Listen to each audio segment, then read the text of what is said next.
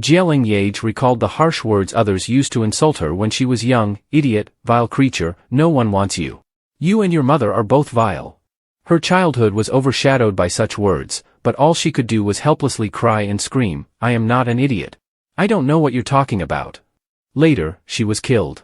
Her untimely death gave her a chance to be reborn, which meant starting everything over. In this reincarnation, she gained a miraculous space in the Hong Mong heaven. It belonged to her golden fingers. Clenching her fists tightly, she remembered those who had bullied her, like the cousin who ordered people to bully her, catch that idiot. Those who had humiliated her, pointing at her and cursing, what are you? Just an idiot daring to oppose this young master. She vowed to repay them tenfold. Using her martial arts, she fought back against those who bullied her, charging bravely and shouting, die. A single strike from her sent the person crashing into the wall. She coldly swore, I, Leng Yeaj, will never lose to anyone. In a room, Leng Yeaj was surrounded by a group of people, her hands restrained. The leader shouted, idiot, vile thing, hold her tight for me. Leng Yeaj couldn't resist them and could only cry helplessly. Then the leader forced something into her mouth, eat it. Eat all of it for me. Leng Yeaj clutched her throat in pain and was subsequently killed by him. Leng Yeaj jolted awake, panting. Nanny Lu, outside the door, asked, Miss, what's the matter? Leng Yeaj calmed herself and replied, Nanny Lu, it's nothing, just a bad dream. You can go rest now. Nanny Lu, reassured, said, yes. Leng Yeaj held her forehead, thinking, why do I keep dreaming of that time? She looked at the mark on her hand, clenched her fist, and muttered to herself, I'm no longer the idiot I once was. Those who bullied and humiliated me will pay 100-fold. So she sat cross-legged and practiced her internal martial arts. Early in the morning, Nanny Lu came to wake her, Miss, it's time to get up and wash. She smiled and replied, yes. She was Leng Yeaj, 13 years old, the third young lady of the Jie family. Just as she finished dressing, a group of people kicked the door open. The leader sneered, oh, I heard you've regained your senses. Truly a vile person with a vile fate. Even after being beaten half to death, you still managed to regain your senses. He was Jie Treng, 12 years old, the sixth young master of the Jie family. Nanny Lu, hearing him speak, exclaimed, Sixth young master, how can you speak to the third young lady like that? She is your aunt by blood. Jie Treng angrily retorted, what do you mean by blood, aunt? She's nothing more than a worthless creature, bringing shame to the Jie family. Behind Nanny Lu, Leng Yeaj frowned and asked, say that again. Jie Treng laughed loudly, what if I say it 100 more times? You're an idiot. Your father beat your mother seriously for another woman, drove her out of the house, and brought shame to our Jie family. You and your mother are unwanted vile creatures. Leng Yeaj, enraged, clenched her fists, recalling the insults from her past life, idiot, vile thing, just an idiot. Eating just like your mother, both are vile. Idiot, vile, unwanted. You're just as vile as your mother. She shouted in anger, if I don't beat you today, I'm not Leng Yeaj.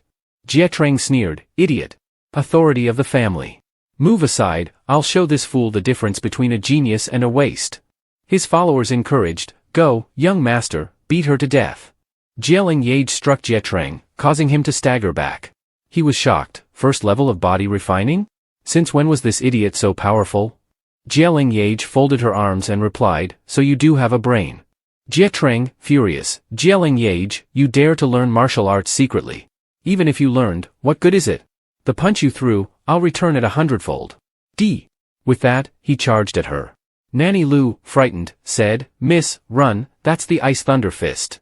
Leng Yeaj thought, I've been waiting for you. But before she could block, a force sent Jie Treng flying. Everyone was startled, Jie third young lady. Jie Treng was thrown against the wall, coughing up blood. He clutched his injured arm, angrily saying, Jie Huangwei, how dare you hit me? My father won't forgive you. Jie Huangwei, furious, replied, who is your father? If he comes, I'll hit him just the same. Jie Treng was helped up by his servants and left. Before leaving, he threatened, wait. I'll tell Grandpa. Jie Huangwei didn't respond, indifferently watching him leave. Behind her mother, Leng Yeaj stuck out her tongue, making a face at him.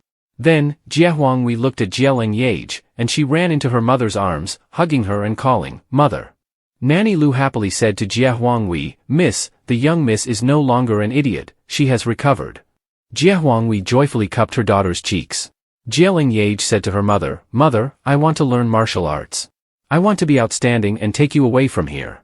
Jie Huanghui, moved to tears, said, martial arts training is very tough, it's not something that can be achieved overnight.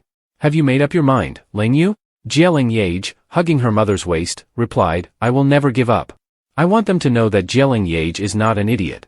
That night, as Leng Yeaj was preparing to sleep, Jie Huanghui knocked on her door. Leng Yeaj, are you asleep? She opened the door to see her mother holding a potted plant. Jie Huanghui said, I have a essence-gathering herb. It can absorb the essence of heaven and earth. Keep it in your room, it will help with your cultivation. She placed it on the windowsill. Leng Yeaj said, Mother, essence-gathering herb is so precious, and your injuries are not healed yet. You should keep it. Jie Huanghui patted Leng Yeaj's head and said, essence-gathering herb has no effect on your mother's injury, only a 5th-grade pill can cure it. Leng Yeaj asked her, if we have a 5th-grade pill, will my mother's wound heal?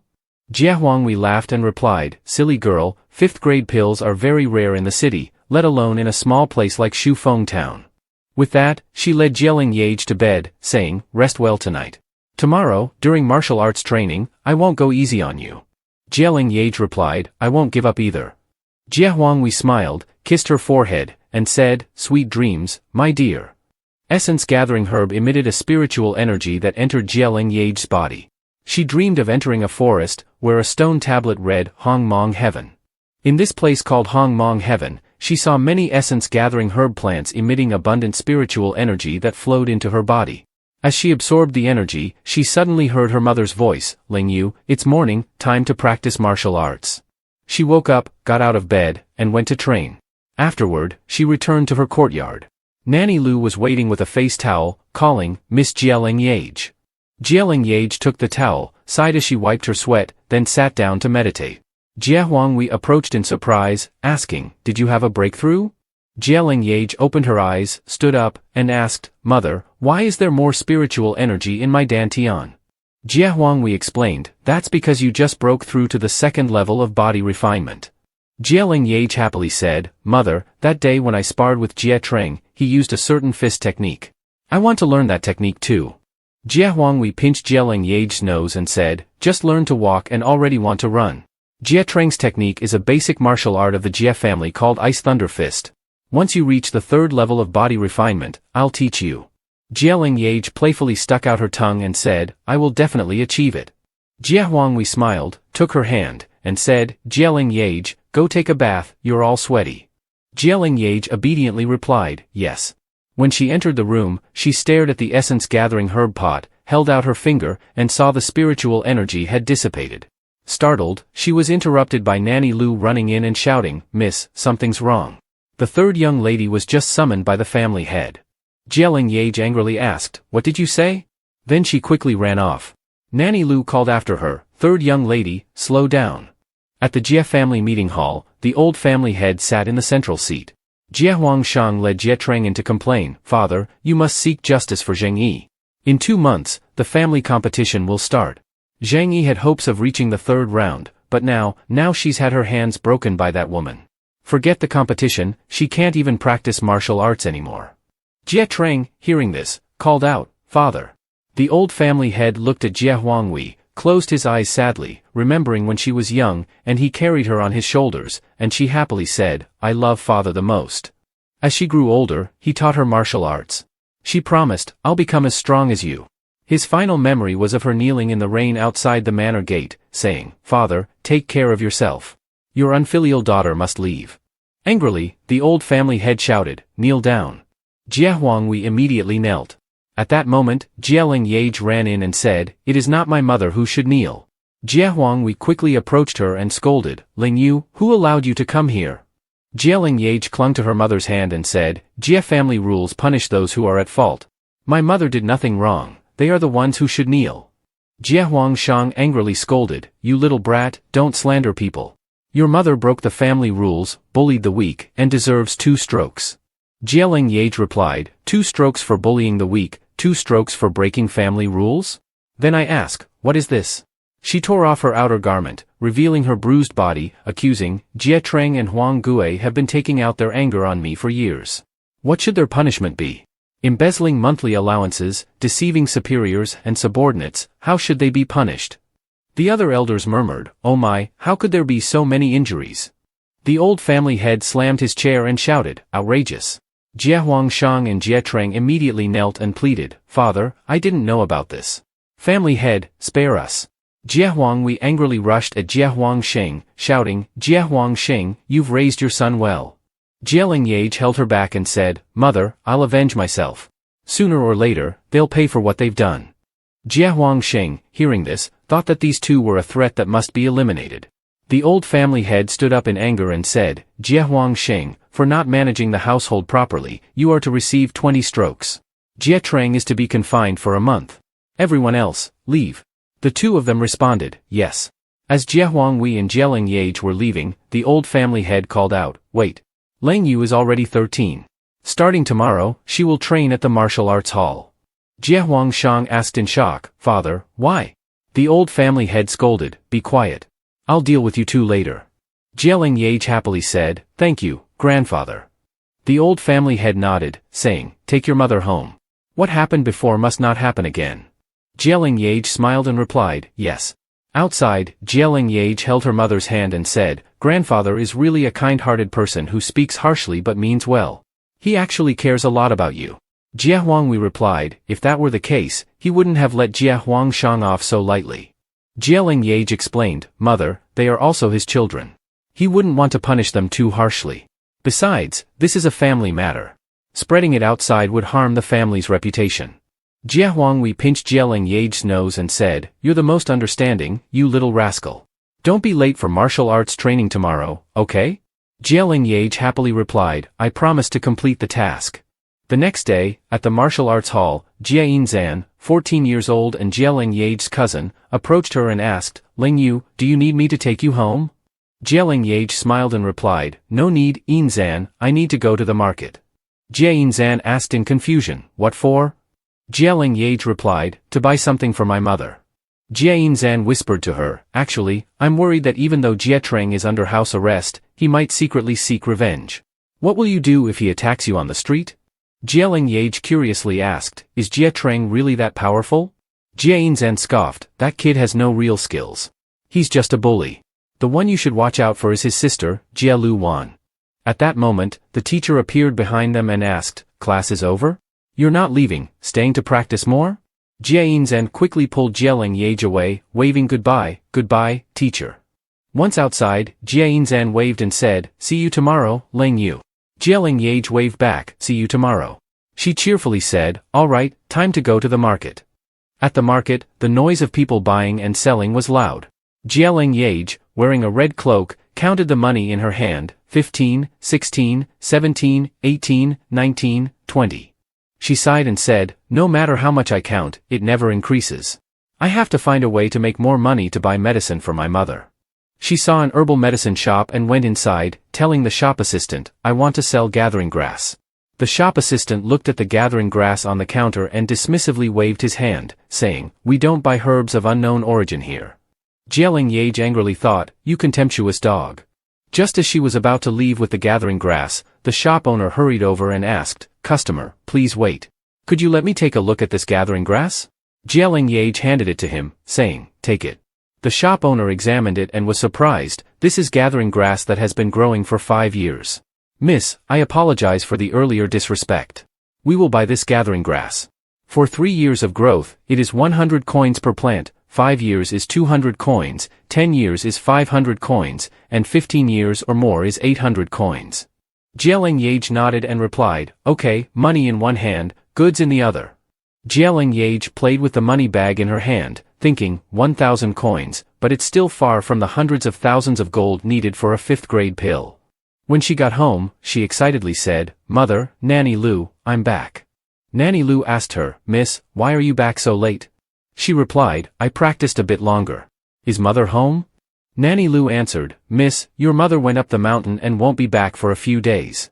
She told Nanny Lu, I'm all sweaty, I want to bathe. Can you prepare the water for me? Just as she was about to undress, Nanny Lu stopped her, don't take it all off, you'll catch a cold. I'll go heat the water for you. Half an hour later, she went to the bath, took out a prepared bottle of herbal medicine, poured it into the tub, and got in. After soaking for a while, spiritual energy flowed into her body, but then she suddenly spat out blood. Half a month later, Leng Yeaj continued to bathe in the medicinal water. Spiritual energy kept entering her body, and as soon as she opened her eyes, the spiritual energy burst forth, causing the tub to explode. Nanny Lu worriedly asked, "Miss, what happened?" Leng Yeaj put on her clothes and told Nanny Lu, "It's okay, I broke through again." Jia Huanghui, hearing the noise, came in, extremely surprised, body refining 3rd level. Leng Yeaj happily told her mother, "Mother, I broke through, I'm now at the body refining 3rd level and can learn basic martial arts." Jia Huanghui patted Leng Yeaj's head and smiled, "No rush today, you just stabilized. Rest well, and we'll practice tomorrow." Leng Yeaj nodded, "Yes." The next morning, in the yard, Jia Huanghui explained, "In our dynasty, martial arts are divided into 9 grades. Today I will teach you Thunderbolt Fist. It is a 9th grade martial art, a unique fist technique created by our ancestor.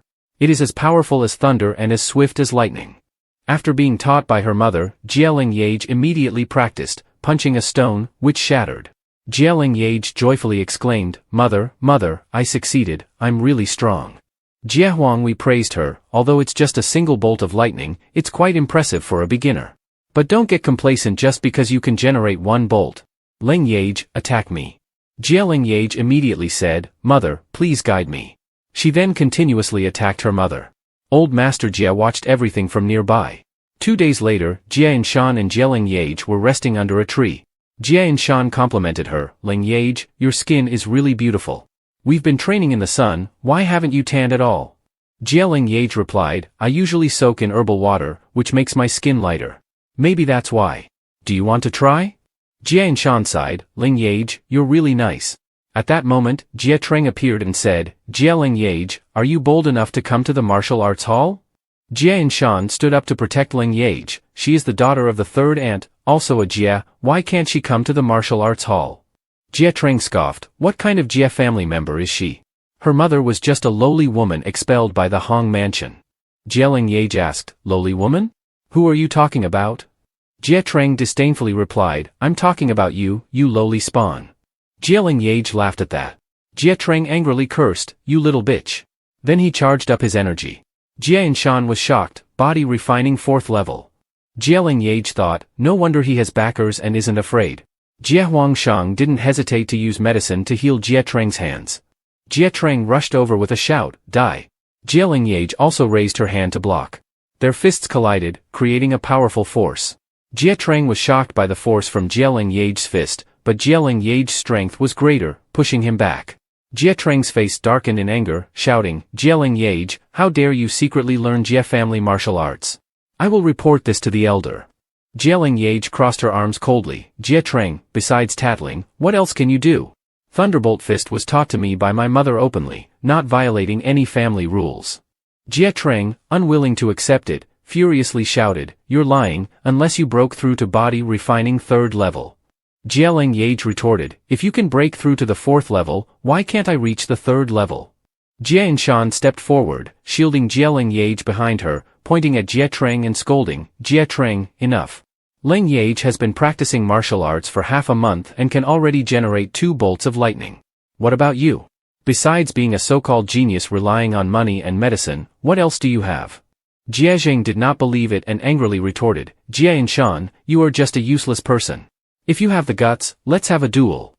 At that moment, the teacher appeared among the students and asked loudly, "What's going on here? Daring to cause trouble in the martial arts hall, are you asking for a beating?" The other students were startled when they saw him. Jia Zheng immediately restrained herself, not daring to act wildly anymore. The teacher scolded, "Are you all here for fun? Disperse at once."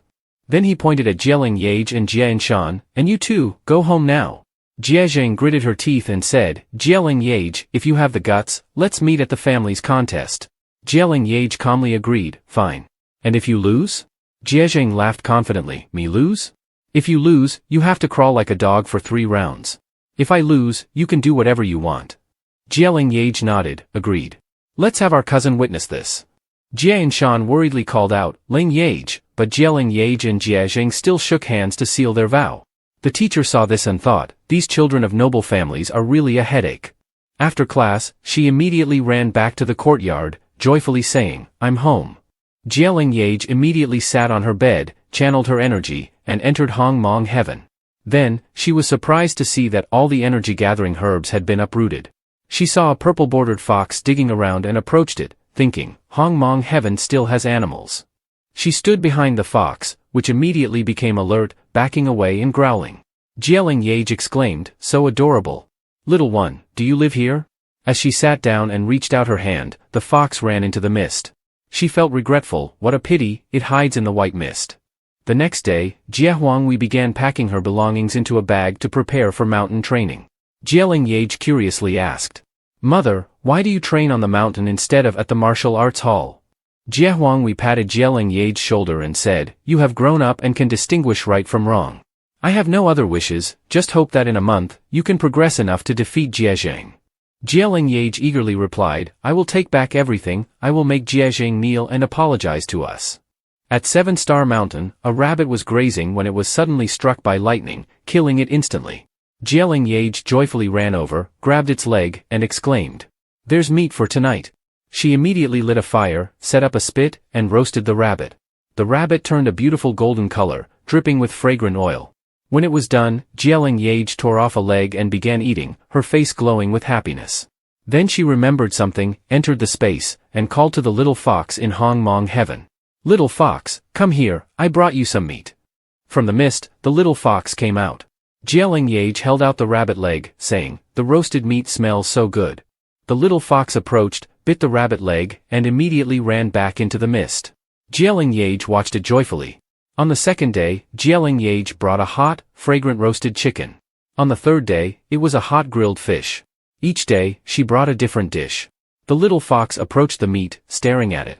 As Leng Yeaj reached out to touch its ear, it squeaked and arrogantly turned away. It even lifted its leg and urinated on her shoe. Then it grabbed the meat and ran into the mist. Leng Yeaj stood frozen, then laughed angrily, this creature. After that, Leng Yeaj exited Hong Mong Heaven. As soon as she came out, something attacked her. She turned and saw the Iron Arm Monkey, a high-ranking carnivorous beast with a strong territorial instinct, growling at her. Leng Yeaj thought, it seems I accidentally entered the Iron Arm Monkey's territory. The Iron Arm Monkey immediately swung its claws at her. She dodged, causing its claws to pierce through a tree trunk. The Iron Arm Monkey, even angrier, broke the tree and attacked her again. She ran away. The Iron Arm Monkey chased her madly. They fought all over the mountain, creating loud noises. Leng Yeaj kept running from the Iron Arm Monkey until she saw a hole in a tree trunk. She immediately crawled in. Inside the trunk was an empty space, which surprised her, and she fell. The Iron Arm Monkey roared angrily outside. Leng Yeaj fell to the bottom, landing painfully on her butt. She found a torch, looked around, and saw many jars of wine. She approached one, opened it, and murmured, could this be the Iron Arm Monkey's storage? She smelled the wine and remarked, I didn't expect it to be so potent. This is good stuff. She immediately drank the whole jar. After drinking, she felt dizzy and burped. She then fell asleep. 3 days later, Leng Yeaj woke up groggily, rubbed her eyes. She looked at her hands and exclaimed, filthy. What happened? She moved her arm but accidentally hit the wall, causing it to dent. She was astonished, body training stage 5. I broke through 2 stages at once. I have to thank the Iron Arm Monkey for this. She grabbed a jar of wine. While walking, she heard a roar behind her. The Iron Arm Monkey rushed towards her. She dodged it and thought, after just 3 days, why is the Iron Arm Monkey so slow? She dodged it. Before it could turn around, she punched it, knocking it out. The Iron Arm Monkey was hit by lightning and fell, sticking its butt in the air. In Hong Mong Heaven, the little fox lay on the ground, bored, waiting for Leng Yeaj. Its stomach growled with hunger. Then it heard footsteps and ran to Leng Yeaj, whining sadly. Leng Yeaj petted the little fox, gave it a piece of meat, and said, sorry, I haven't come for a few days and left you hungry, right? The little fox happily licked her hand. Leng Yeaj said, consider it me raising you. Unexpectedly, the little fox bit her hand, making her cry out, ouch. Then a magic circle appeared between the little fox and Leng Yeaj. She looked at her hand, realizing it was a spiritual mark. Leng Yeaj looked around and saw Hong Mong Heaven had upgraded. The little fox ran around her legs. Suddenly, golden letters appeared before Leng Yeaj. She looked up at the letters and then at the fox mark on her hand, astonished. The little fox bit her pant leg and pulled her. Leng Yeaj asked, what's wrong? The little fox ran off. Leng Yeaj quickly followed, asking, "Little Chit-Chit, where are you going?" The little fox ran off and led her to a small house. Leng Yeaj opened the door and saw many books on the shelf. She picked up a book from the top, which was titled The 13 True Forms of the Ghost Gate. Then, Leng Yeaj read through the books on the shelf and sighed, "I never expected that the Hong Meng space would have two masters, both skilled in both poison and medicine, one who kills, and one who saves. How interesting. Since I've come across these books, it seems I'm fated to have a connection with these two seniors." Leng Yeaj expressed her gratitude to the two seniors and then knelt down, clasped her hands, and bowed before the bookshelf. Outside Jie Huangsheng's study, Jie Treng walked in and asked, "Father, did you call for me?" Jie Huangsheng turned around and asked Jie Treng, "I heard that you made a bet with that fool." Jie Treng was startled and was about to explain. Jie Huangsheng said, "Zhengyi, don't be afraid. Aren't you confident about this clan test?" Jie Treng smiled confidently and said, "That Leng Yeaj wants to make a name for herself in the clan test, but unfortunately for her, she ran into me." Jie Huangsheng patted Jie Treng on the shoulder and said, "I naturally trust your abilities. Practice well over the next few days, I believe in you." Jie Treng immediately responded, "I will not disappoint your expectations." At Leng Yeaj's residence, after finishing trimming the trees, Jie Huangwei anxiously asked Nanny Lu, "Has Leng Yeaj not returned yet?" Nanny Lu brought tea and replied, "Not yet." Jie Huangwei smiled and said, "She must still be practicing, let's not disturb her."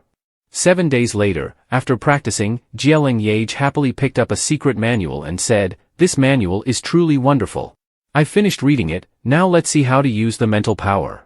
In the Quaji forest, Leng Yeaj approached a tree, touched it, and murmured, "Greenwood fruit, greenwood fruit, greenwood fruit." But the tree did not move. Leng Yeaj then sat down and sighed, "I'm so tired, I was indeed a bit too hasty." She picked up a leaf and thought, "It seems I should start with smaller things first." So she moved the leaf. Leng Yeaj stood up, motivated, and said, "Let's continue practicing." At the competition arena, after Jie Treng defeated the next opponent, he called out, "Where is that fool Leng Yeaj? It's been 3 days and she hasn't shown up." Jie Family's elder, who was sitting in the stands drinking tea, opened his eyes and looked down when he heard Jie Treng call out about the fool Leng Yeaj. Jie and Shan in the crowd shouted, "Jie Treng, don't be too excessive." Jie Treng disdainfully smiled and said, "It's been 3 days, could it be that she's going to flee the battlefield? Jie and Shan, if you guarantee she won't run away, then dare you say Leng Yeaj won't escape?" Jie and Shan immediately jumped onto the stage and said to Jie Treng, "Don't be too unreasonable. Since Leng Yeaj is not here, I will fight you on her behalf." Meanwhile, in the Quaji forest, Leng Yeaj finally absorbed the greenwood fruit. She joyfully exclaimed, "I did it. I succeeded." The little fox, seeing its master's joy, also jumped up happily. Suddenly, Leng Yeaj realized with a start, "Oh no, I forgot the clan test is today." At the martial arts arena, Jie and Shan was pushed back by Jie Treng and sat down, gasping for breath. Jie Treng continued using the ice thunder fist, smiling maniacally as he charged and shouted, "You're asking for death." Jie Family's elder, sitting in the stands, looked down, and although he said nothing, his hand made a movement to deflect Jie Treng's ice thunder fist, saving Jie and Shan. Jie Treng clicked his tongue in frustration when he missed his attack. At that moment, Leng Yeaj's voice rang out from below, "Jie Treng, your opponent is me." Jie Treng looked over upon hearing this. The crowd murmured, "Is this Leng Yeaj? Why does she look so dirty? I heard she's the foolish daughter of Jie 3rd Mississippi." Jie and Shan, seeing Leng Yeaj return, joyfully said, "Leng Yeaj, you're back." Leng Yeaj jumped onto the stage, approached, and helped Jie and Shan up, saying, "In Shan, I've caused you trouble." Jie and Shan replied, "It's okay, it's good that you could come." Jie Treng disdainfully said, "Leng Yeaj, you dare to show up? Unfortunately, you're too late. Today is the last day of the clan test, you've lost for sure." Jie and Shan stepped down from the stage to make way for Leng Yeaj. Leng Yeaj then said to Jie Treng, "That's not necessarily the case. The clan test allows newcomers to choose the top 10 challengers at will. The winner can replace the first challenger, which is you." Jie Treng immediately charged forward using the ice thunder fist. Leng Yeaj also fought back. Jie Treng soon realized the 5 elements thunder, and was immediately knocked off the stage. His jade pendant was broken, and he spat out a mouthful of blood, murmuring, "How could this be? 5 elements." Leng Yeaj, on the stage, said, "Jie Treng, if you dare to make a bet, you must accept defeat. Where's the promised compensation?" Jie Treng, enraged, said, Leng Yeaj, don't push your luck. Leng Yeaj frowned and asked, Jie Treng, do you want to go back on your word? Leng Yeaj approached and picked up Jie Treng's jade pendant. Jie Treng, furious, shouted, Leng Yeaj, after all, we are cousins. Leng Yeaj walked closer to Jie Treng and coldly asked, cousins? When you insulted me back then, why didn't you mention being cousins? Did Jie Huangshang teach you this way? Hearing this, Jie Huangshang clenched his fists in anger. Leng Yeaj held the jade pendant and taunted Jie Treng. However, this matter is not entirely unnegotiable. Jie Treng angrily shouted, my jade pendant. Leng Yeaj tossed the jade pendant up and then caught it, saying, if you want this jade pendant, then crawl 3 laps and bark like a dog, and I'll return it to you. Jie Huangsheng, unable to contain his rage, attacked Leng Yeaj, angrily cursing, despicable. Release the Xianyuan jade immediately. As the attack was about to hit Leng Yeaj, Jie Family's elder immediately stood up and asked Jie Huangsheng, what are you doing? Just as the attack was about to hit Leng Yeaj, a force stopped it. It turned out to be Jie Huangwei, who stood in front of Leng Yeaj to protect her and simultaneously attacked Jie Huangsheng, causing him to stagger. Jie Huangshang angrily asked Jie Huangwei, on what basis do you act so arrogantly? Jie Huangwei replied, based on the fact that I once knocked you off the stage with a single punch. Jie Huangsheng's eyes widened in anger. Just as she appeared, the people below the stage began to discuss, Jie Huangwei, the third miss of the Jie family. It is said that the third miss was also a talented individual. Why is she here today? Jie family's elder angrily asked, what is going on? Leng Yeaj, Jie Treng, both of you explain. Jie Huangshang responded, Father, it's just a childish joke, it shouldn't be taken seriously.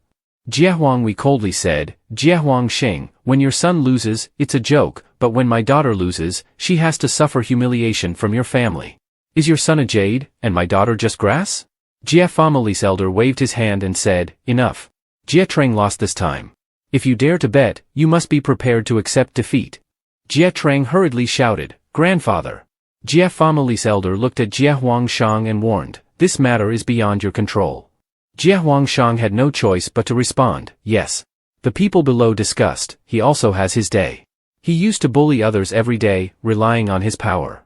As Jie Treng struggled to get up, he spat out blood again and fell down. Jie Huangshang immediately went to carry him and angrily said to Leng Yeaj and her mother, you've gone too far. He then left. Jie Huangwei patted her daughter's head and praised, today you did very well. Leng Yeaj replied, Mother, you were also very impressive. At this moment, a girl appeared and said, I am Jianing. I hope to learn from you, Leng Yeaj. Leng Yeaj was surprised, you want to spar with me too? Jianing replied, yes.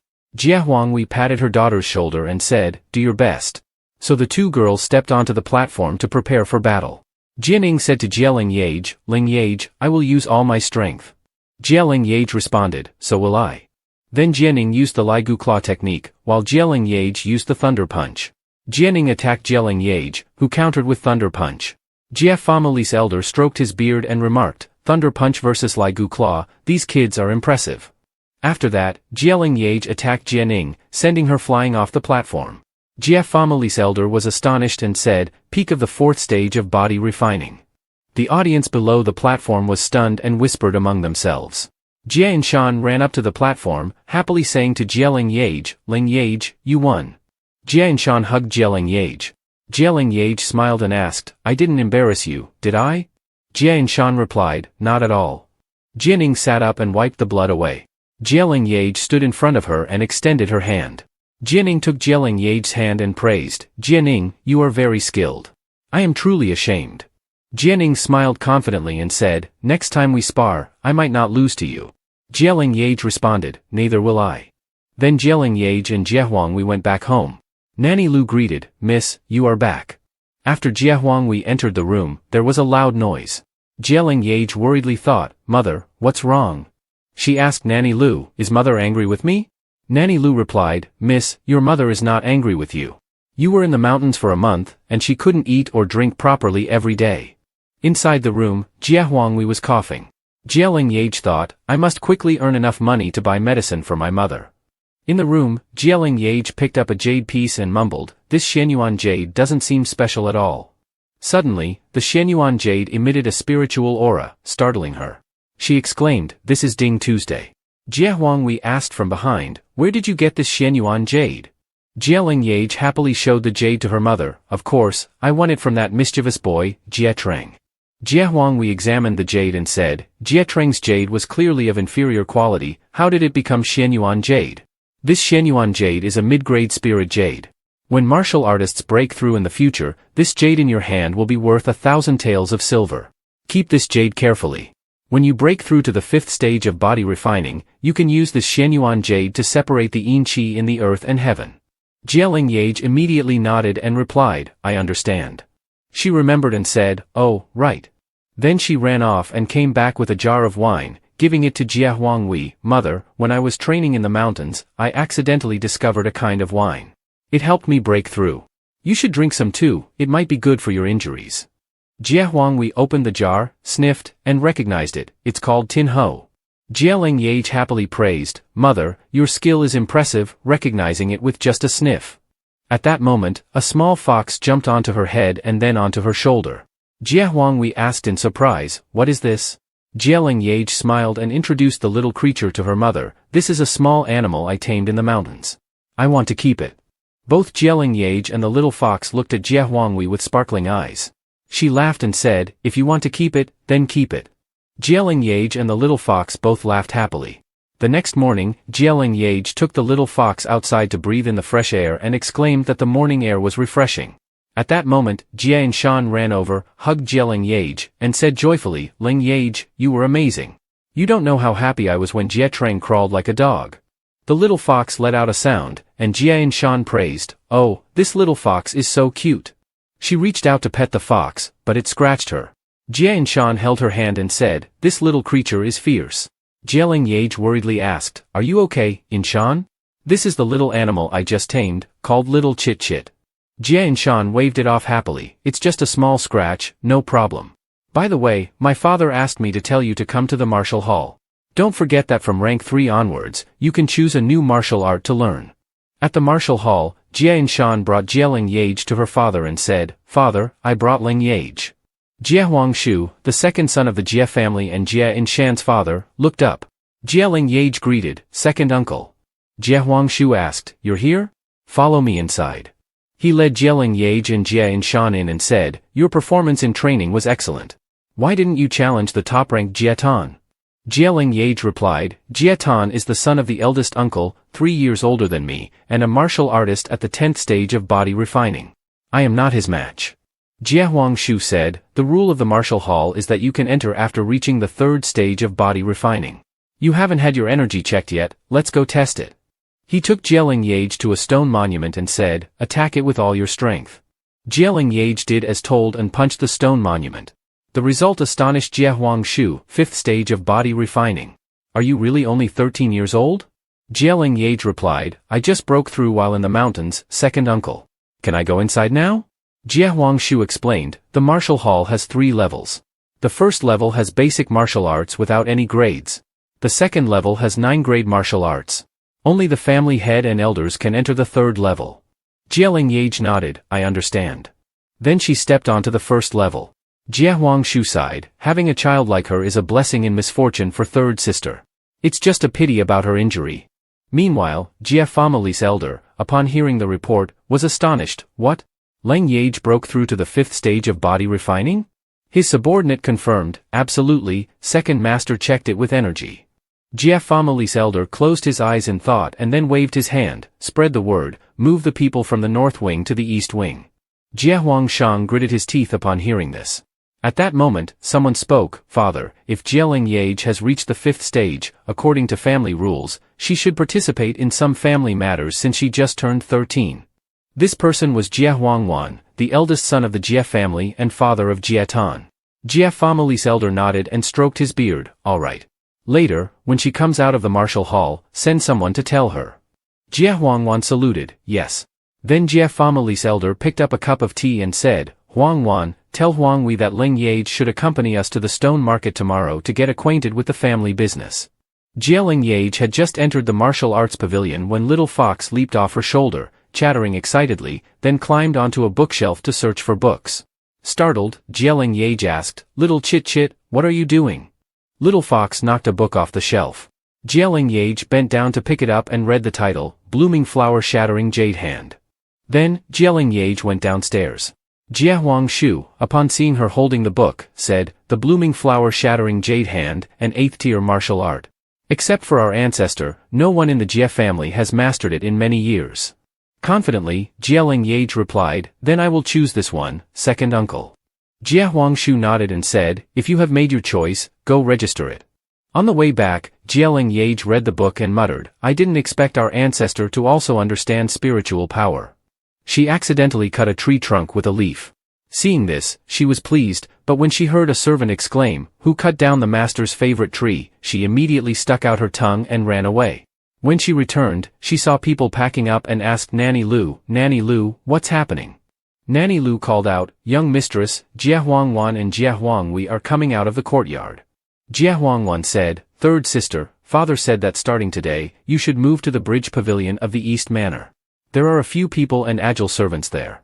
Seeing Leng Yeaj, he asked, Leng Yeaj, did you choose a basic martial art today? Leng Yeaj proudly showed him, Uncle, I chose the Blooming Flower Shattering Jade Hand. Huang Wan laughed, Did you know that your mother chose the same book when she first entered the martial arts pavilion? Leng Yeaj asked, Really, mother?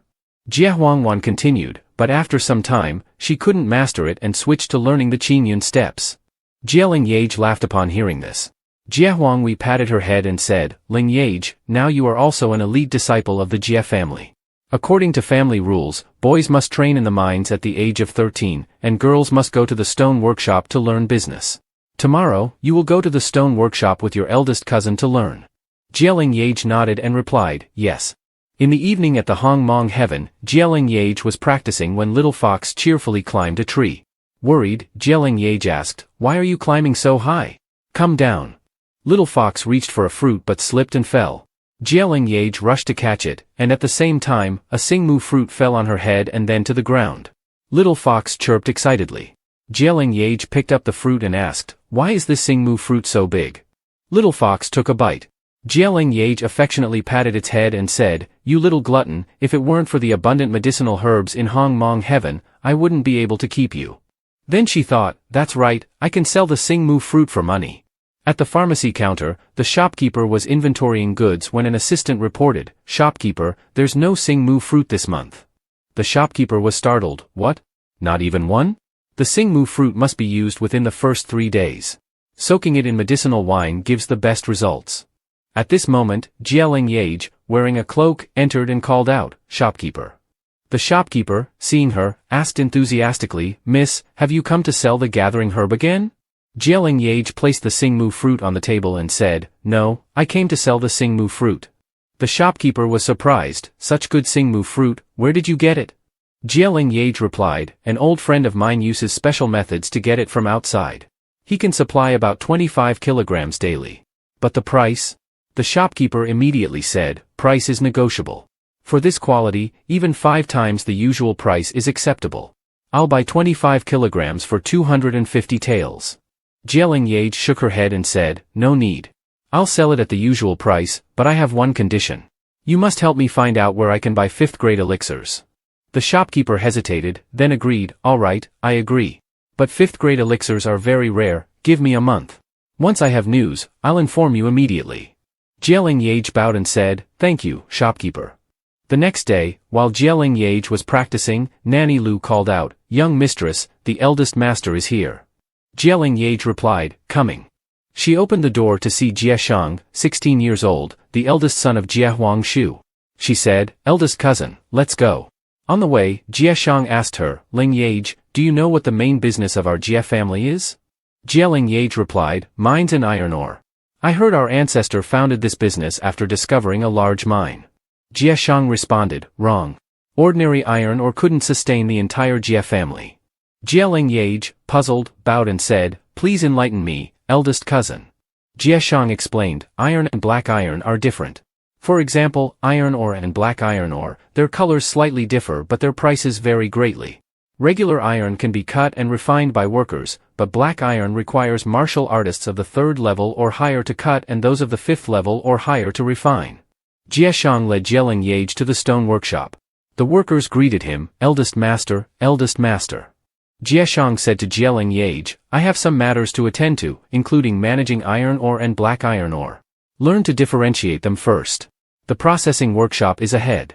Then, Jieshang left. Leng Yeaj looked around the stone workshop, where workers were diligently forging and refining. She picked up an ore and felt it, then exclaimed, 5% purity, impressive. At that moment, a merchant arrived at the stone workshop's gate with a crate of black iron ore for sale. He introduced his goods to Jieshang. The purity and quality of this black iron ore are top-notch, not seen in 10 years. If I didn't need money urgently, I wouldn't sell to Jie family's stone workshop. Even the Song family contacted me, offering to buy. I have only 500 kilograms, and it can be yours for 20,000 taels of gold. Jieshang pondered briefly and agreed, we'll take the black iron ore, but the stone workshop can't pay 20,000 taels up front. How about a 5,000 tael deposit? The merchant immediately agreed, fine, fine. Jieshang continued, the remaining amount will be paid within 3 days. Noticing the merchant's sly smile, Leng Yeaj interrupted, wait, eldest cousin, may I examine the ore? Pushing Jieshang aside, she ran to the goods. Jieshang scolded, Leng Yeaj, what are you doing? Ignoring him, Leng Yeaj immobilized Jieshang with a pressure point technique. She picked up a piece of black iron ore, felt it, and thought, such sophisticated forgery. Then she crushed the stone and asked, is this really black iron ore? Why does it crumble like tofu? Seeing this, Jieshang angrily shouted, how dare you cheat us? Guards, arrest this swindler. The fraudulent merchant, realizing his scam was exposed, bit down on poison and died at the Jie family's main hall. Jie Lord, furious, threw a teacup at the kneeling Jieshang, who bowed deeply in apology. Jie Huangshang spoke up to defend, Father, we can't entirely blame Jieshang for this. I've seen those counterfeit black iron ore stones myself, they're indeed quite peculiar. Jie Huangwan also spoke, the logistics department has already cleaned up. Even the merchant who ate it was highly poisoned. It's hard to find the one who ordered this. Another elder of the Jie family added, fortunately, we have Leng Yeaj. Otherwise, the loss this time would have been substantial. Old Master Jie then asked Leng Yeaj, how did you discover that there was something wrong with those ore stones? Leng Yeaj scratched her head, feigning silliness, and replied, Patriarch, I prefer to err on the side of caution rather than miss anything. I'm not as skilled as elder cousin. I just felt that the look of that person was off, so I tried once. I didn't know it would hit the mark by chance. Old Master Jie thought to himself, could it be that this girl just got lucky? Then he smiled and said, no matter what, this time you've done a great service. What reward do you want? Jie Huangshang was angry upon hearing this and thought, this little girl cannot be kept around. Leng Yeaj stepped forward, performed a ceremonial bow, and confidently asked, Patriarch, if possible, I would like to help classify the ores in the stone workshop in the future. Old Master Jie was taken aback but then said, of course, that's possible. Go to your eldest uncle and get a token. From now on, you can freely enter and exit the stone workshop. After resolving everything, Leng Yeaj stepped outside and took a deep breath. Jieshang approached her and respectfully said, Leng Yeaj, thank you. Leng Yeaj was startled and quickly waved her hand, saying, elder cousin, there's no need to be so formal. We're family, there's no need to speak of gratitude. Jieshang told her, if you ever need anything in the future, just tell elder cousin. Leng Yeaj happily replied, in that case, I will obediently comply. In Shufang town, at the Tong family residence, the head of the Tong family, upon hearing his subordinate's report, slammed the table and asked, what? The plan failed? What kind of work are you doing? Master Lin stepped forward to console him, Master Tong, there's no need to be angry. Master Tong said in a panic, Master Lin, I'm sorry to make you laugh. Master Lin raised his hand and replied, it's not a big deal. Since I took the money, I must do the job. If we agreed to help you eliminate the Jie family, if it doesn't work this time, there's always the next. Master Tong smiled obsequiously and said, of course, with you here, what is the Jie family? On Jiegu 55th birthday, I will trouble you once again. With that, the two of them looked at each other and laughed. The next day, at the stone workshop, Leng Yeaj checked the ore stones and felt that her peak essence was increasing day by day. A month later, when Leng Yeaj went to the stone workshop, all the workers greeted her, little mistress, you've arrived. Good morning, little mistress. She waved back.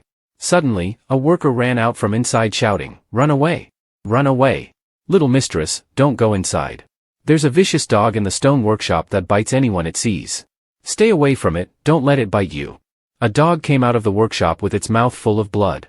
The little fox immediately popped out from Leng Yeaj's clothes. Leng Yeaj hurriedly called, "Little Chit Chit." The little fox didn't listen and quickly ran to the dog, squeaking. The little fox howled at the dog, and the dog immediately lay down on the ground. The little fox then returned, bit Leng Yeaj's skirt, and pulled her away. Leng Yeaj asked, "Little fox, what are you doing?" The little fox continued to bite her skirt and pull her towards the dog, then squeaked again. Leng Yeaj squatted down, stroked the little fox's head, and asked, "Are you saying it's sick? Let me take a look." The little fox bit Leng Yeaj's finger and pulled it towards the dog. Leng Yeaj placed her hand on the dog and asked, "Little fox, do you want me to treat it?" She extended her hand, felt something, and asked, "What is this?" Then she transferred her energy into the dog. After a while, she wiped her sweat and sighed, "Finally done." At this moment, the workers arrived with sticks and asked, "Where's the vicious dog?" Seeing Leng Yeaj, they asked, "Little mistress, why are you here? And this vicious dog?" Leng Yeaj stood up and waved her hand at the workers, saying, "Don't worry, this dog won't bite anyone anymore." The little fox happily agreed, squeaking twice. On the roof, a green-haired man in a mask observed the scene and remarked, "This little one is really interesting." Then, Leng Yeaj looked at her hand and thought, "So the peak essence can also heal." She looked at the dog and thought, "If I can cure you, I can cure my mother too." So, Leng Yeaj immediately ran back to her courtyard and called for her mother. When she entered, Nanny Lu greeted her, "Little mistress, you're back early today." Leng Yeaj ran to Nanny Lu and said, "Mama, can you give me your hand for a moment?" Nanny Lu, puzzled, asked, "What does little mistress want to do?" but still extended her hand. Leng Yeaj took Nanny Lu's hand and transferred her peak essence. After a while, she sighed and thought, "I need to keep trying." That night, in a small house in Hong Mong Heaven, Leng Yeaj continued studying books. Early in the morning, she sat down to meditate, channeling her energy and spiritual power into the Hong En she wore around her neck. She immediately felt her power increase, reaching the 6th level. Excitedly, she stepped out of the wooden house and punched forward. Seeing the result, she joyfully said, "The 6-path thunder and ice fist is finally complete." She was so happy that her hands trembled, shouting, "I did it, I finally succeeded." Then, Nanny Lu called from behind, "Little mistress, breakfast is ready." Leng Yeaj replied happily, "Okay, I'll bring it to mother." She ran off. Nanny Lu watched her go and sighed, "My little mistress is really adorable, such a good child." In the kitchen, Leng Yeaj looked around and took out a medicine bottle, thinking, "A little each day won't be noticed. Even if my mother's body can't be completely healed, it will still help a bit." She opened the bottle, poured some into her mother's food, and thought, "Mother must get well soon." Outside the study, Leng Yeaj brought the food over and happily said to Jia Huanghui, "Mother, it's time to eat." She set the food on the table and said, "Mother, eat first, then continue reading." Jia Huanghui put down her book and replied, "All right." Then she sighed. Leng Yeaj worriedly asked, "Are you looking at the books? Is there a problem with the Zhao Su one?" Jia Huanghui replied, "In a few days, it's the 50th birthday of the patriarch. I'm thinking about what to prepare for the celebration." Leng Yeaj hugged her and said, "Mother, don't worry, I'll prepare a grand gift for the patriarch." Jia Huanghui smiled, pinched her cheek, and said, "Little rascal, what good thing can you prepare?" Leng Yeaj replied, "Mother, you'll see on the birthday." 5 days later, at the main gate of the Jia family, the servants welcomed the guests, "Please come in." The guests brought gifts, saying, "Congratulations to the Jia patriarch." Inside the house, Leng Yeaj said to Jia Huanghui, "Mother, your outfit is too plain. Today is the patriarch's birthday, ordinary colors like this are not suitable." Jia Huanghui smiled and said, "Leng Yeaj, let's just leave it." Leng Yeaj insisted, pushing her mother forward, "No, no. Mother, look and then decide." Jia Huanghui looked at herself in the mirror and was stunned. Leng Yeaj asked, "Isn't the outfit I prepared for you beautiful?" Jia Huanghui replied, "Yes." In the Jia family courtyard, the guests were noisily congratulating, "Happy birthday to the Jia patriarch." Just then, a servant announced, "Third mistress of the Jia family has arrived." Jia Huanghui and Leng Yeaj, dressed beautifully and carefully made up, appeared. Everyone exclaimed, "Since when did Shu Fang Town have such beautiful people? That's the third mistress of the Jia family and her daughter. I didn't expect them to attend today's birthday celebration. Could it be the famous virtuous guest of Shu Fang Town? And isn't that the great Xia Hong household next to her?" Leng Yeaj glared at the gossipers, and they quickly hushed. Suddenly, Jia Huangshang appeared and said, "So it was third sister who came. No wonder the magpies were chirping non-stop this morning. Leng Yeaj and Jie Treng exchanged hostile glares. Jie Huanghui ignored Jie Huangsheng and turned away. Jie Huangsheng, angered, yelled, "What do you mean by oi?" Then the servant announced, "The guests are all here, the banquet begins." Inside, Jie Huangsheng's family all performed the ceremony and said, "Father, Huangsheng has brought the whole family to wish you a happy birthday. Here is the birthday gift we present to you." When the old master Jie opened the gift, he was startled, 5 parts pure black iron. Everyone started talking. This piece of black iron must have taken Master Tithar from Mineral Mountain 3 days and 3 nights to refine. It's incredible to achieve such a high purity. The old master Jie happily said, "Good, good, I'm very pleased." Then, Jie Huanghui stepped forward and said, "Daughter Jie Huanghui wishes father a happy birthday." The old master Jie remembered when she was little and asked, "Father, is my new dress pretty?" The old master Jie replied, "Yes, quickly stand up." Jie Huangsheng next to him asked, "Sister, for father's birthday, everyone brought gifts, why did you come empty-handed? Did you forget to prepare something?" Jie Huanghui angrily scolded, "Jie Huangsheng, you." Leng Yeaj tugged at her mother's sleeve and said, "Mother, don't worry, he's about to eat his words." Leng Yeaj brought a wine bottle and said, "How could we come empty-handed? This is a fine wine that mother specially prepared for grandfather." Jie Huangsheng sneered, "A small bottle of wine like that, isn't it just something bought from the town?" Ignoring him, Leng Yeaj cheerfully said to the old master Jie, "Leng Yeaj wishes grandfather a long life like the eastern sea and longevity like the southern mountains. Please open it and see." When the old master Jie opened the wine bottle, he was astonished. "This wine." Leng Yeaj happily explained, "This is by Nianhou tree, mother went up the mountain for 3 months just to get this one bottle for your grand birthday." Everyone started talking. It said that by Nianhou tree can prolong life and increase inner strength. It's truly a rare treasure. Today, the old master is very fortunate to receive this wine. The old master Jie handed the wine bottle to a servant, laughed heartily, and said, "This gift is the best one I've received today. Huanghui, take Leng Yeaj to her seat." Leng Yeaj smiled and replied, "As long as grandfather likes it," while Jie Huanghui nodded, "Yes." Jie Huangsheng, seeing this, angrily thought, "That mother and daughter?" After Leng Yeaj sat down, Jie Inshan waved and called her over, "Leng Yeaj, over here." Leng Yeaj sat down next to Jie Inshan, who cheerfully said, "You two were amazing just now, did you see fourth uncle's face? It was hilarious." Leng Yeaj replied, "It's fine to be happy, but don't say it out loud." Jie Inshan whispered to her, "I wanted to tell you about the fake black iron or last time." Just then, a group of people entered and said, "How could you not inform me about old brother Jie's big birthday, so I came uninvited for a drink." It was Tonghua Shu, head of the Tong family. The old master Jie said, "Brother Tong is known to be very busy, it's just a small birthday party, how could I trouble you?" Jie Inshan continued, "I wanted to tell you, it was him. The fake black iron or last time caused brother Jie Shang to be punished because of him." Leng Yeaj asked, "Does he have a grudge against our family?" Jie Inshan replied, "Our Jie family and the Tong family have been mortal enemies over the 7-star mountain iron mine for years. If not for the town chief, we would have fought long ago." Leng Yeaj looked at the person and thought, "This person."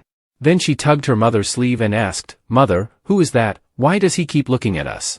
Her mother blocked her view and said, "Just a random person, Leng Yeaj, don't pay attention." Tonghua Shu stepped forward and said, "Brother Jie, I came in a hurry and didn't prepare a good gift. Here is a small token, please don't laugh at it." He handed over a box.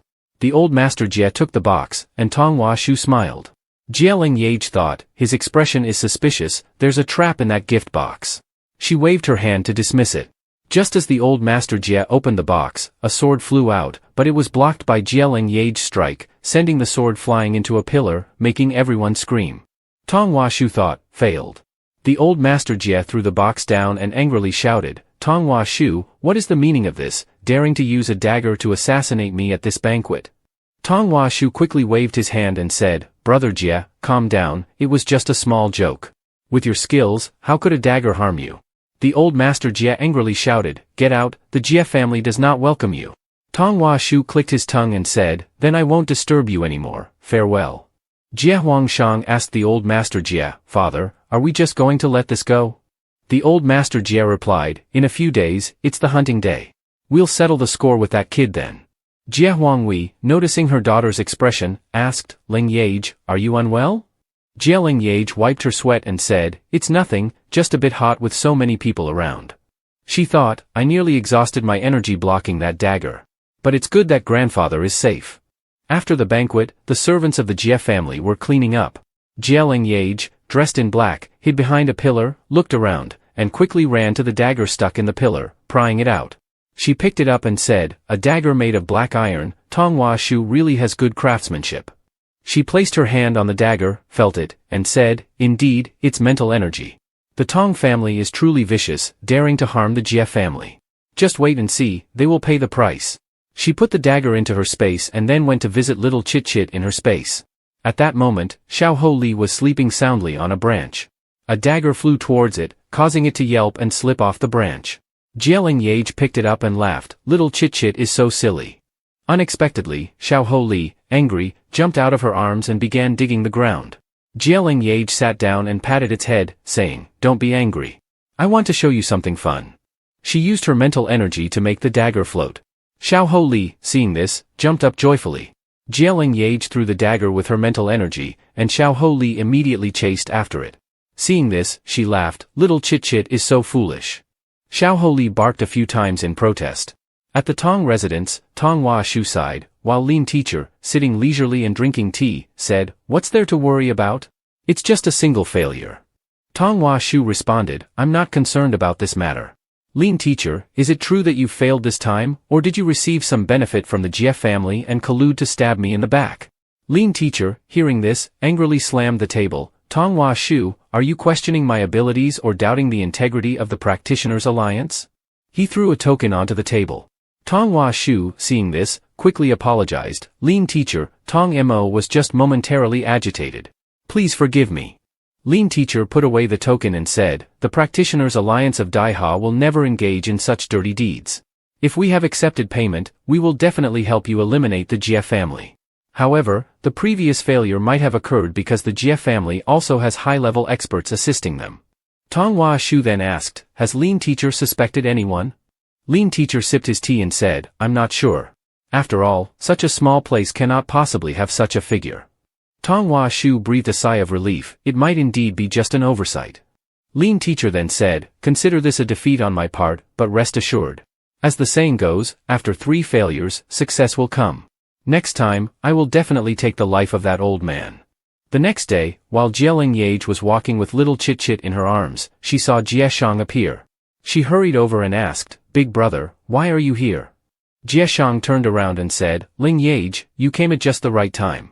I have something to tell you. In 5 days, the 3-yearly hunt of Shu Fang Town will take place. This time, I will lead the Jie family's disciples to participate. Leng Yeaj, you should prepare to go as well. I plan to nominate you to join us." Leng Yeaj, hearing this, said, "But I heard that the quota for participants is already full." Jie Shang replied, "Don't worry, I still have 1 nomination left, reserved for you." Leng Yeaj joyfully asked, "Really? That's great. Thank you, big brother. You are so kind.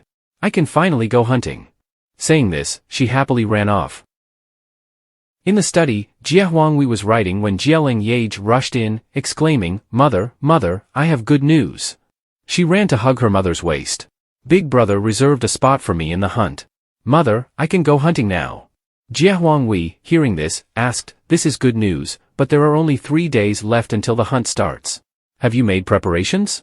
Leng Yeaj replied, "Of course, I'm always ready. Don't worry, mother.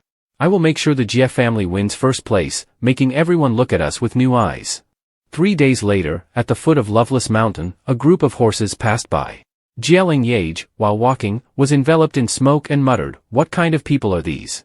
At the foot of the mountain, Jie Treng and Jie Ning were standing there. Tong Han, the son of Tonghua Shu, rode up and said, "Oh, I thought it was someone important, but it's just the useless Jie Treng. I heard you lost to an idiot in the clan trials. Do you still have the face to join the hunt?" Jie Treng, angry, cursed, "Tong Han, who are you calling useless?" Tong Han dismounted his horse and said, "Oh, still not happy? Jie Treng, if it weren't for your sister protecting you, would you be in the position you are now?" He snapped his fan shut, bent down, and lifted Jie Ning's chin, saying, "Jie Ning, you should come with my team. Going with a useless person who can't even defeat an idiot will only hold you back." Jie Ning pushed him away and asked, "Tong Han, what do you want?" Jie Treng, with a clenched fist, rushed forward, saying, "Get your filthy hands off." Leng Yeaj arrived just in time to see Tong Han block a blow from Jie Treng and mock, "A useless person is indeed useless." With that, he mounted his horse and asked Jianing, "Do you really want to go with this useless person?" Seeing this, Leng Yeaj threw a stone at Tong Han's horse's legs, causing him to fall off. He cursed, "Who is plotting against me?" Leng Yeaj stepped in front of him and said, "Oh, second young master Tong, earlier you called someone who couldn't even defeat an idiot useless. So what are you called now?" Tong Han immediately got up and shouted, "Leng Yeaj, do you want to die?" With that, he and his subordinates charged. Leng Yeaj quickly stepped back, grabbed the collar of one of the nearby guards, and threw him towards Tong Han. She exhaled and said, "Second young master Tong, you are inferior to others, and now you even use your guards as shields." Two other guards rushed in, but Leng Yeaj swiftly avoided them, causing them to collide. Tong Han, coming from behind, shouted, "Want to die?" Leng Yeaj raised her fists and said, "Let's see who really wants to die." The two fought, and Tong Han was knocked down by Leng Yeaj, his face hitting the ground. Leng Yeaj stepped on his back, and he cried out, "It hurts so much, let me go." Leng Yeaj arrogantly replied, "Beg me to let you go." Tong Han hurriedly pleaded, "Please, let me go." Jianing and Jie Treng were astonished.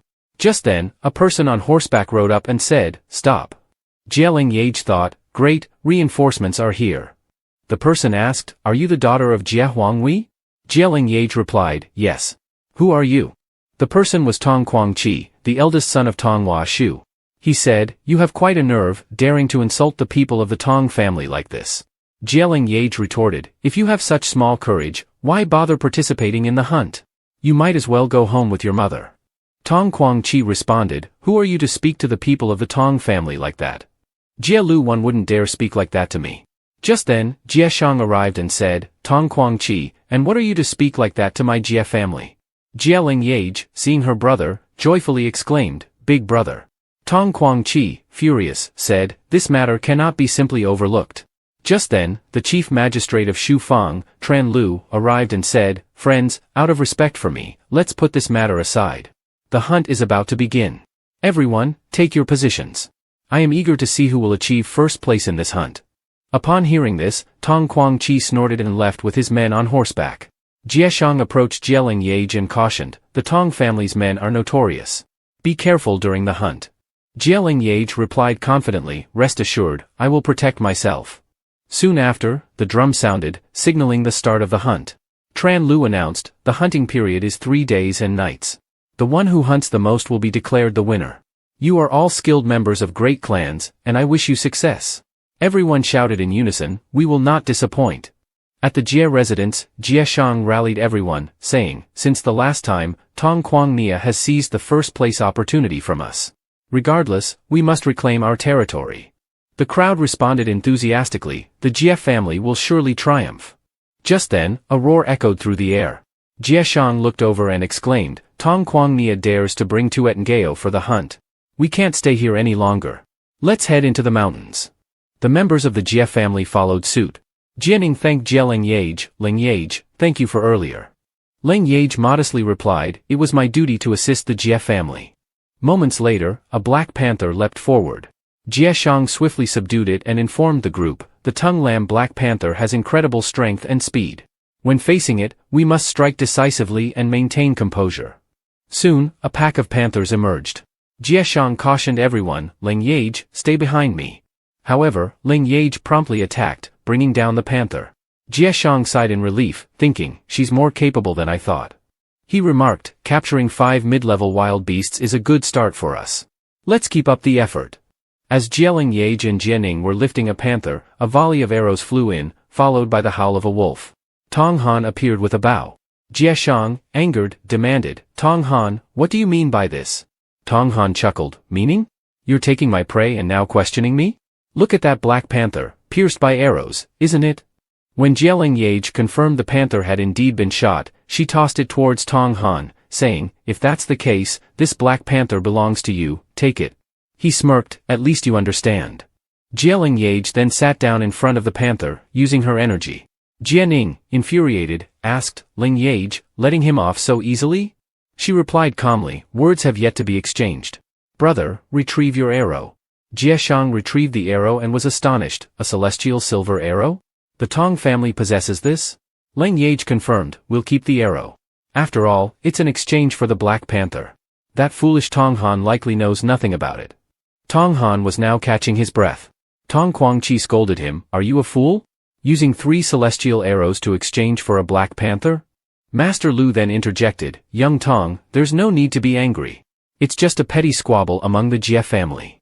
Tong Guangqi retorted, Master Lu, the Jie family has a formidable woman. She's not to be underestimated. Even your arrows might not catch her. Master Lu chuckled, oh, my arrows can't catch her? Seems like she's quite skilled. Tong Guangqi proposed, if the Jie family wants to ascend the mountain, I would like Master Lu's help. Let's set a few beasts on the mountain to attack them. Master Lu agreed, that's not difficult. Tong Guangqi then added, consider it a favor to you, Master Lu. If the Tong family wins this battle, you will receive 3 shares of the mining income. On the mountain peak, the mysterious figure with green hair and a mask appeared again, observing, the 7-spirit mountain, with someone from the Union of Knights sneaking in. How interesting. At the 7-spirit mountain peak, Jie Shang instructed, everyone, rest. I'll keep watch. Subsequently, everyone entered the tent. Jie Shang stood guard outside. Leng Yeaj lay down on a mat, saying, I'm so tired. She cuddled the little fox and urged, little one, sleep now. 3 hours later, as Leng Yeaj dozed off, she heard a commotion. She woke up to see Jie Treng shouting, he's running towards the cliff. Quickly, chase after him. Leng Yeaj stopped Jie Treng, saying, don't. The cliff is treacherous, and there are many fierce beasts. It's very dangerous. Jie Tin ran ahead, saying, if you're afraid of dying, don't come here. Leng Yeaj had no choice but to follow hurriedly, scolding, you fools, it's clearly a trap. As they reached the cliff, a hawk flew in and attacked Jie Tin. Leng Yeaj shouted from behind, it's a trap, everyone scatter. Leng Yeaj whistled, and the little dog aggressively chased away all the eagles. Among them, an arrow shot down one of the eagles. The chit-chit sound kept coming from Leng Yeaj's shoulder, and she became alert. At that moment, Tong Han was driven to this side by the little dog. Leng Yeaj picked up a piece of paper with some powder on it, examined it for a while, and concluded, this is a powder used to attract wild beasts. Tong Han, do you want to lure us up the cliff? Tong Han, who was now cornered by the little dog at the edge of the cliff, did not forget to retort, Leng Yeaj, don't spit venom. Jie Treng, supporting her injured shoulder, angrily shouted, Tong Han, how could you use such a cruel scheme? Tong Han arrogantly admitted with a cheerful smile, it's just a bunch of useless fools. Before he could finish speaking, a golden claw eagle king flew from behind him and grabbed his coat, dragging him away. Tong Han screamed, help, to the remaining people, who quickly formed a defensive formation. Leng Yeaj calmly commanded, Jianing, immediately send a distress signal. Everyone be aware of your surroundings, and break through the encirclement. Tong Han's screams continued to echo. Leng Yeaj, seeing no other option, said, Tong Han, you brought this upon yourself. If you die, it's deserved. Suddenly, an eagle screeched loudly, and a chilling gust of wind followed. Leng Yeaj was also grabbed by an eagle. Jianing screamed in horror, Leng Yeaj. In midair, Leng Yeaj calmly used her skill Fai Tui, causing a knife to appear and stab the eagle's heart. Blood gushed out along with its agonized cries. The eagle veered off course and fell into the abyss with Leng Yeaj. Jianing rushed to catch her but was quickly pulled back by Jie Treng, who said, this is a cliff, do you want to die? Below, Leng Yeaj fortunately managed to grab a sturdy vine. She thought, this is really dangerous. Luckily, I managed to hold on to the vine. I wonder where that eagle king fell to. Leng Yeaj said, little one, help me a bit. The chit-chit sound continued, and Leng Yeaj struggled in midair, trying to gain momentum to grab another vine, but things didn't go smoothly. She missed the vine and fell. A deep sound echoed as she and the object landed successfully in a cave. Leng Yeaj painfully clutched her head, saying, it hurt so much. Suddenly, she noticed the hawk from earlier was also there. It had fallen into the cave as well. She took out her knife and grinned wickedly, you're mine. Suddenly, Chit-Chit rubbed against Leng Yeaj's leg. Confused, she asked, what's wrong? It quickly ran into a small nearby cave. Leng Yeaj chased after it, saying, little one, don't run around. Leng Yeaj caught up and held Chit-Chit in her arms.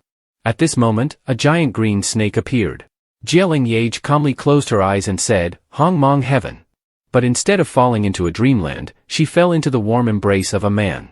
He swiftly severed the snake's head with a single strike. Leng Yeaj paid no attention to the situation before her and stared intently at the masked man, her face turning red. Devil. Truly a devilish charm, she thought to herself. The man looked down at the person in his arms and smiled slightly. You're too weak. Feeling struck at her weakness, Leng Yeaj puffed her cheeks and said, don't laugh. Suddenly, the man turned around, grabbed her hand, and leaned his face close, saying, saving your life isn't repaid like this. Leng Yeaj pushed him away, her face flushed with anger. Shameless. The sound of chit-chit rang out, and the man reached for chit-chit's tail, intending to take it away. Leng Yeaj felt a bit embarrassed, thinking, so he just wanted to catch the little fox. I thought he wanted something else. The masked man looked at Chit-Chit with interest, saying, the ancient beast clan has fallen to the point of needing to sign a pact with humans. Chit-Chit protested with a cry, and the masked man glared at it, causing it to cry. Leng Yeaj, seeing its pleading gaze, quickly pulled it back, saying softly, give it back to me. She comforted it in her arms, saying, don't be afraid, don't be afraid. The masked man reminded her, it's a male. Don't hug it in the future. Leng Yeaj stuck out her tongue, what does that have to do with you? Suddenly, he turned and walked inside, saying, if you want to live, follow me. Leng Yeaj had no choice but to follow, saying, where are we going? It's so hot. He suddenly stopped and said, we're here. Leng Yeaj, drenched in sweat, looked down at the flames below. In the middle of the lava pile was a rock. On it grew a plant. Leng Yeaj couldn't help but exclaim, I can't believe it's the 5th grade wild Lingqiao Zichjung Sam. It seems the monster is protecting this. Seeing that there were 2 fruits on the plant, she thought, they're about to ripen. Then, she watched in shock as the masked man decisively pulled out the plant. As soon as the plant was uprooted, the 2 fruits suddenly exploded. The masked man was taken aback, this is bad, it's highly toxic. He fell down without any strength. Leng Yeaj quickly used her skill Nim Hoa Tuinok Thursday to pull him back. He used magic to push off the air, flying back and landing on the ground. He staggered, unsteady. Immediately, Leng Yeaj seized the opportunity to take the Zichjung Sam for herself. The masked man fell and landed on top of the young woman. Leng Yeaj's face turned red. The masked man said imperiously, how dare you steal from me, woman? Leng Yeaj replied with a forced smile, what stealing? Zichjung Sam is a no-owner item, and anyone who finds it has a right to it. She thought to herself that the Zichjung Sam had just released red toxic smoke, so this person wouldn't last long. Contrary to her expectations, he ruthlessly grabbed her by the neck. I will make you die. Leng Yeaj struggled, biting his hand at the opportune moment. The masked man remained calm and coldly said, let go, woman. Don't force me to act. Leng Yeaj stubbornly bit harder, causing fresh blood to flow. She growled, don't even think about it. He gently withdrew his hand, leaned in close, and without hesitation kissed her lips. Leng Yeaj felt a bit dazed. As he moved his tongue, she realized his hand was feeling around for her Zichjung Sam. She frowned and then closed her eyes, enjoying the imprint on her hand and extracting some of the Zichjung Sam. Chit-Chit rushed in, and taking advantage of his momentary distraction, she quickly pushed him away. The masked man stared at her. Leng Yeaj wiped her lips, panting, and thought, he took so much advantage, and I managed to extract some of the Zichjung Sam, so we're even. The masked man confirmed, did you save me? Leng Yeaj responded, one favor deserves another, we are even. Chit-Chit interposed between them, making a fuss. The masked man smiled, I am Vutrong Leng Yeaj, remember my name. Black smoke appeared around him and then vanished. Leng Yeaj stomped her feet in frustration, you villain, who cares about remembering your name? Then she contentedly thought, Zichjung Sam has no medicinal properties, let's see how you use it. Suddenly, the imprint on her hand turned bright red, not good, the original power is fully gathered. She quickly sat down to practice her cultivation. Elsewhere, Tong Guangqi repeatedly shouted, just an idiot, a despicable creature. So what if he died? My younger brother is the young master of the Tong family, and he's dead too. What abilities does she have to compare with my brother? Jietan, holding his injured shoulder, calmly replied, the Tong family's reputation is indeed great. But does that mean the Jie family is not considered at all? The Jie family will not let this go. Elder Lu stood in the middle, constantly mediating, please stop arguing. The deaths of Miss Jie and the young master were accidents. We have sent people to search, arguing like this won't help. Tong Guangqi continued to shout, arguing now won't change anything. Elder Lu, let's tally the hunting results. Once we get the top position, I'll show the Jie family. Jietan looked at everyone calmly. Elder Lu turned to assign tasks to his subordinates. Alright, let's quickly tally the results. In the cave, Leng Yeaj was still cultivating. Suddenly, there was a loud boom, and Leng Yeaj excitedly hugged Chit-Chit. Little one, I've reached the 8th level of body cultivation. Chit-Chit cried out in joy. She happily placed it on her shoulder. Let's head back quickly. We should make it in time for the results. Meanwhile, Elder Lu stood on the stage and announced the results clearly. The Tong family hunted 5 high-grade beasts, 20 medium-grade beasts, and 50 low-grade beasts. Tong Guangqi sneered, the Jie family will never catch up with the Tong family. Elder Lu continued, the Jie family hunted 3 high-grade beasts, 2 medium-grade beasts, and 2 low-grade beasts. Jianing anxiously asked, cousin, what should we do? Jie Tan bit his lip, saying nothing. Elder Lu continued, Vo Chuan Truong Fong hunted. Leng Yeaj raced through the forest, catching a glimpse of the results. In the once every 3 years hunt, the winner this year is. Leng Yeaj shouted while running, wait, the final results are still being counted. Jianing cheerfully called out, Leng Yeaj. Everyone quickly ran to her. Jianing excitedly grabbed both her hands, Leng Yeaj, you're all right. Jie Tan beside her sighed with relief, it's good that you're fine. Leng Yeaj smiled and assured, don't worry, cousin. We've definitely won. Tong Guangqi gritted his teeth when he saw her. Leng Yeaj, as usual, ignored him. She took out something from her robe and held it up, declaring, this is the silver claw of the Eagle King, and there's also an unnamed monster. I hope the town leader will examine it. Elder Lu was astonished, this is a G-grade spirit beast, the 4th grade phoenix snake. Miss Jie, tell me where you found this spirit beast? Tong Guangqi below angrily said, is the town leader mistaken? The 7-star mountain has never had spirit beasts before. Elder Lu growled, are you saying I misjudged? I declare that the first place in the once every 3 years hunt belongs to the Jie family. Jianing and Leng Yeaj excitedly hugged each other, we won, we really won. Jie Tan smiled wryly but firmly nodded, yes. Suddenly, Leng Yeaj lost her balance. The man cheerfully helped her onto his shoulders, let's take our little hero back to the Jie family. Jianing happily said, let's go home. Jie Trang couldn't help but speak up, Leng Yeaj is very impressive. Leng Yeaj smiled, thank you.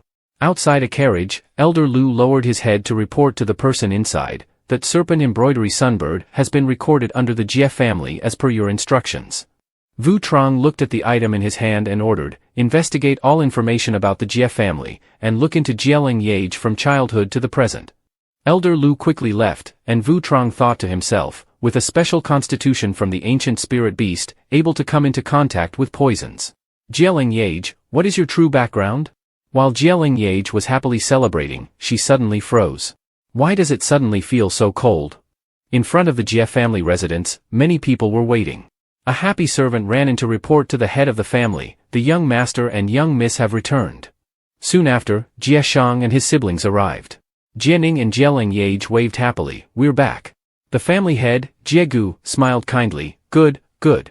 This time you have made a great contribution. Jie Shang performed a bow, we have not let down the head of the family's expectations. Jie Gu smiled, this time, those who participated in the hunt will receive double the monthly allowance. Additionally, you may choose a weapon from the Jie family's treasure pavilion. They quickly expressed their thanks, thank you, grandfather. Thank you, grandfather.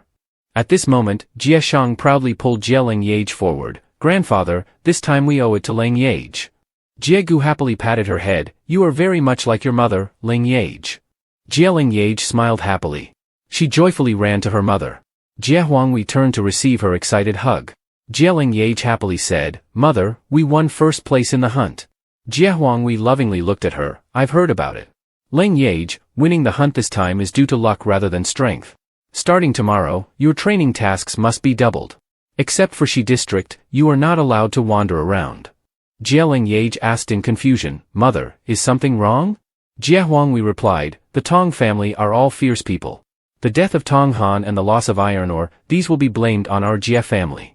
Especially you, Leng Yeaj. Tong Han fell off the cliff with you, and you emerged unharmed. The Tong family will vent all their anger on you. Leng Yeaj smiled and remained unfazed. She continued to be as affectionate as usual, mother, don't worry so much. I will definitely take good care of myself. Her mother frowned, you will grow old very quickly if you keep this up. In the room, Leng Yeaj had her mother sit on the bed, while she began to warm up her hands. Mother, I recently learned a technique to clear the meridians. Let me try it on you. Jie Huanghui lovingly stroked her child's nose. Where did you learn all these tricks? Of course, she didn't believe that her daughter could cure her difficult illness, but she went along to make her happy. After a while, Leng Yeaj began meticulously using her abilities through her mother's clothes. She saw strange black spots on her mother's back.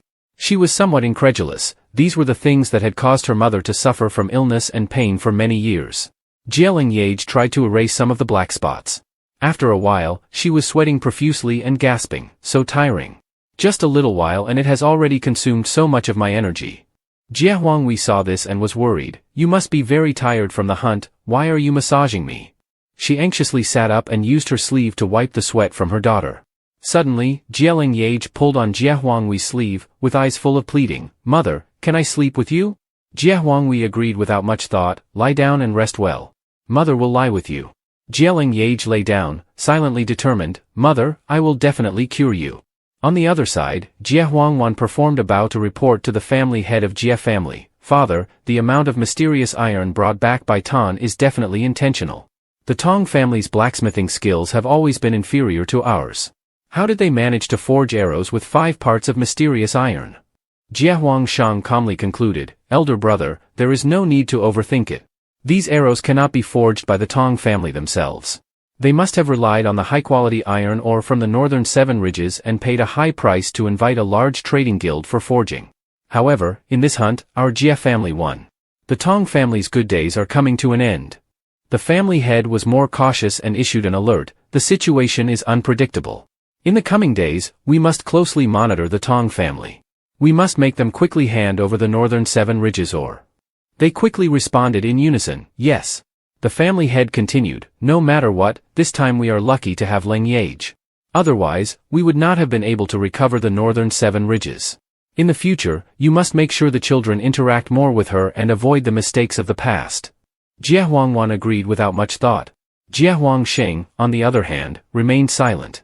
On their way back, Jie Huangshang saw his son standing there, looking dejected and calling out to him. He shouted angrily, useless. What are you still standing here for? He continued to scold as he walked ahead, you can't even beat a fool. If your sister were here, how could a useless person like you show off and be so arrogant? After a moment, Jie Huangshang looked up at the sky with a sigh of relief and said, fortunately, Liu Van will return in less than half a year to finish her training. By then, I want to see how Leng Yeaj will continue to be so boastful. These words directly struck at Jie Treng's pride. The young boy bit his lip and clenched his fists, thinking, in my father's eyes, only my sister matters. What am I considered? As the twilight descended, Leng Yeaj went to the apothecary as usual. The shopkeeper welcomed her warmly. Are you here to deliver the Lingji mushrooms today? Please come in, please come in. Leng Yeaj, holding the lantern tightly, asked, shopkeeper, have you heard any news about 5th grade elixirs? The shopkeeper, looking flustered, replied, not yet. Please have a seat. At that moment, a voice interjected, shopkeeper, where is the frostroot herb I needed? The shopkeeper quickly responded, I'm sorry, I have some urgent matters to attend to. He hurried to the door to greet, young Master Tong, Master Lin, the frostroot herb is ready. Would you like to take it yourself, or should I deliver it to the Tong residents? Seeing this, Leng Yeaj was puzzled, frostroot herb? Why would the Tong family personally come to buy a first-grade calming herb used by wealthy families? It's quite strange. Tong Guangqi addressed the shopkeeper, 1,000 frostroot herbs, deliver them all to the Tong residents. Remember, do not disclose this to anyone. The shopkeeper accepted the money, nodding vigorously, yes, yes. Master Lin then spoke with a stern tone, wait a moment. Leng Yeaj noticed his deep gaze and was startled, pulling her hat lower, oh no, is my identity about to be revealed? The mark on her hand suddenly glowed red. Contrary to Leng Yeaj's fear, Master Lin directly passed by her, his attention focused on the Lingji mushrooms on the table with interest. These Lingji mushrooms are not bad. I want to buy them all. Make sure to send them along with the frostroot herbs to the Tong residents. Leng Yeaj breathed a sigh of relief, finally, they're leaving. The shopkeeper lamented, it's so hard to get these Lingji mushrooms, and now I've run out of stock again. Leng Yeaj comforted the shopkeeper, don't worry about the Lingji mushrooms. I'll bring more in a couple of days. She then voiced her curiosity, but who is the person next to young Master Tong? Why are you and young Master Tong so respectful towards him? The shopkeeper explained, you might not know, but Master Lin is from the Alchemist Guild in the county. Small sects like ours naturally cannot afford to offend them. He added, the Alchemist Guild is the only force in Daiha that can rival the Daiha military. Their status is equivalent to the high officials of Daiha. However, selecting alchemists is very strict. If you don't have the capability, you can't even step through the door.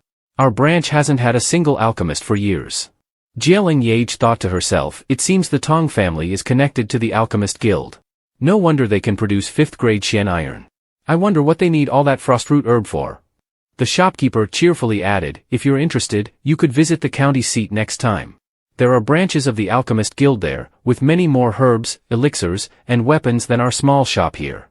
Leng Yeaj smiled, thank you for the information, shopkeeper. On her way home, Leng Yeaj was deep in thought. Staring at her money pouch, she suddenly heard a voice from behind, Leng Yeaj, you've just been hunting. Why don't you take a break and rest? Leng Yeaj quickly turned around and replied, Uncle, I'm fine. Where are you all hurrying off to?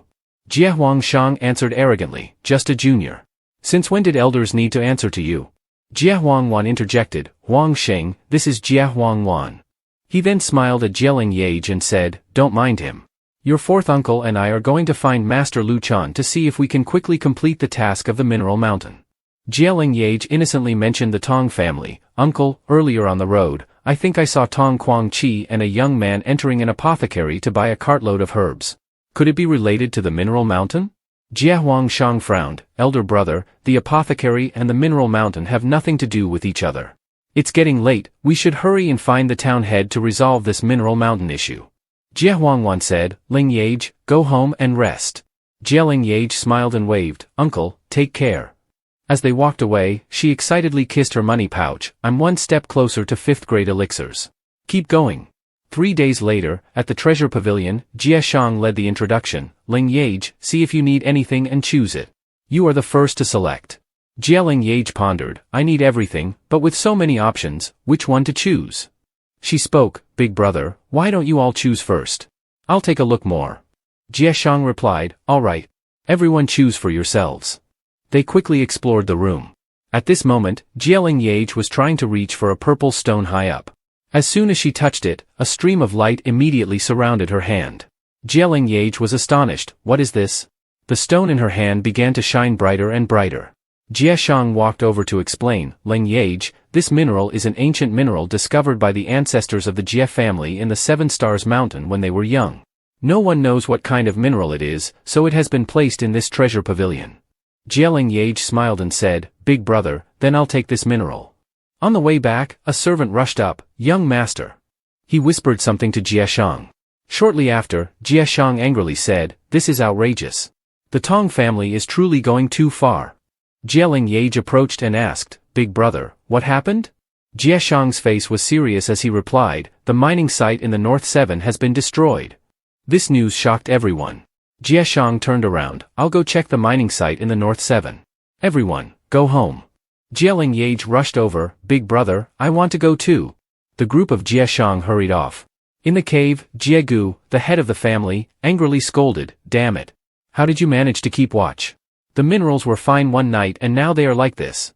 Jie Huangshang firmly wanted to prove his innocence. Father, I swear that when Dai Xie and I took over the minerals in the cave, everything was still fine. At this moment, Leng Yeaj rushed over and asked urgently, Grandfather, what's happened to these minerals? Jie Huangshang rejected her inquiry, go away. What are these children doing in the cave? Leng Yeaj directly sat down to investigate. She picked up a handful of moss. Why is there so much moss? In the distance, there were also frostgrass plants. She approached, picked a branch, and asked, Brother Dai Q, why is there frostgrass everywhere in the cave? Jie Huangwan replied indifferently, what is frostgrass? It's just weeds, no need to pay attention. Leng Yeaj anxiously said, this is not just weeds. Frostgrass is a type of plant that condenses moisture. Planting it in the cave overnight can cause the cave to grow moss and a large amount of moss spots. Jie Gu was astonished, Leng Yeaj, is that true? Leng Yeaj coldly continued, yesterday I saw Tong Quang-chi buy a lot of frostgrass. Jie Gu was completely furious, punching the stone wall beside him, damn Tong family. I will never forgive them. Leng Yeaj suggested, Grandfather, now is not the time to seek revenge on the Tong family. The urgent task is to find a way to remove the moss and start reprocessing these minerals from scratch. Jie Huangshang snorted disdainfully. It's easy to say, but now we need high-grade fire to remove it. Only some large merchant guilds and royal alchemy houses in Daiha have this kind of fire. Even if the Jie family went bankrupt, we couldn't afford the cost.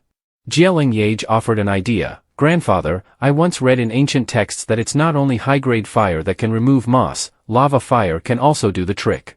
Jie Gu replied, the temperature of lava fire is similar to high-grade fire. But where can we find lava fire now? Leng Yeaj smiled, as long as we can confirm that lava fire can remove the moss, then there's a way. Grandfather, do you believe me? Jie Gu ordered, first, remove all the frost grass. Then he asked Leng Yeaj, do you know where to find lava fire? Leng Yeaj smiled, there is a volcano right under the 7 Stars mountain. When I fell from the cliff, I grabbed a vine and discovered the volcanic cave. That snake was also discovered in that cave. She added, Grandfather, I will draw a map for everyone later. Please go there and have a look. Jie Gu happily laughed, it's truly a blessing from heaven for our Jie family. That old man Tonghua Shu, this time he will regret it so much it will twist his insides. Leng Yeaj, you are indeed the lucky star of our Jie family. Leng Yeaj playfully stuck out her tongue, it's what Leng Yeaj should do. Jie Gu looked at her with some sadness, after all these years, I have wronged you and your mother. You too have suffered. Leng Yeaj smiled, the Jie family took in me and my mother, and I remember all the kindness. Jie Gu sighed, we are all family, no need to mention these things. Leng Yeaj, for now, don't let anyone know that we can remove the moss. Tonghua Shu wants to see us in dire straits, right? This time we will show him who will die first. He turned and ordered, go and call Huang Shu here, tell him I have something to instruct. Leng Yeaj turned to see everyone removing the frost grass. She approached Dai Bucie and asked, what do you plan to do with the frost grass? Jie Shang firmly said, I plan to burn it. Leng Yeaj continued, big brother, could you give me some of this frost grass? Jie Shang was a bit surprised, these things can't be eaten, what do you need them for? Leng Yeaj winked, I have my own use for them. Jie Shang smiled, if you want them, then take them. Leng Yeaj turned around, waving her hand as she left, not forgetting to say, thank you, big brother. Someone, take this frost grass to the Zhao Su Wen. Jie Shang watched her leave with a happy thought, Leng Yeaj is indeed the lucky star of our Jie family. At the Zhao Su Wen, Leng Yeaj excitedly looked at the thriving frost grass in front of her. She extended her hand and said loudly, collect. The sound startled Chit Chit and Xiao Ka.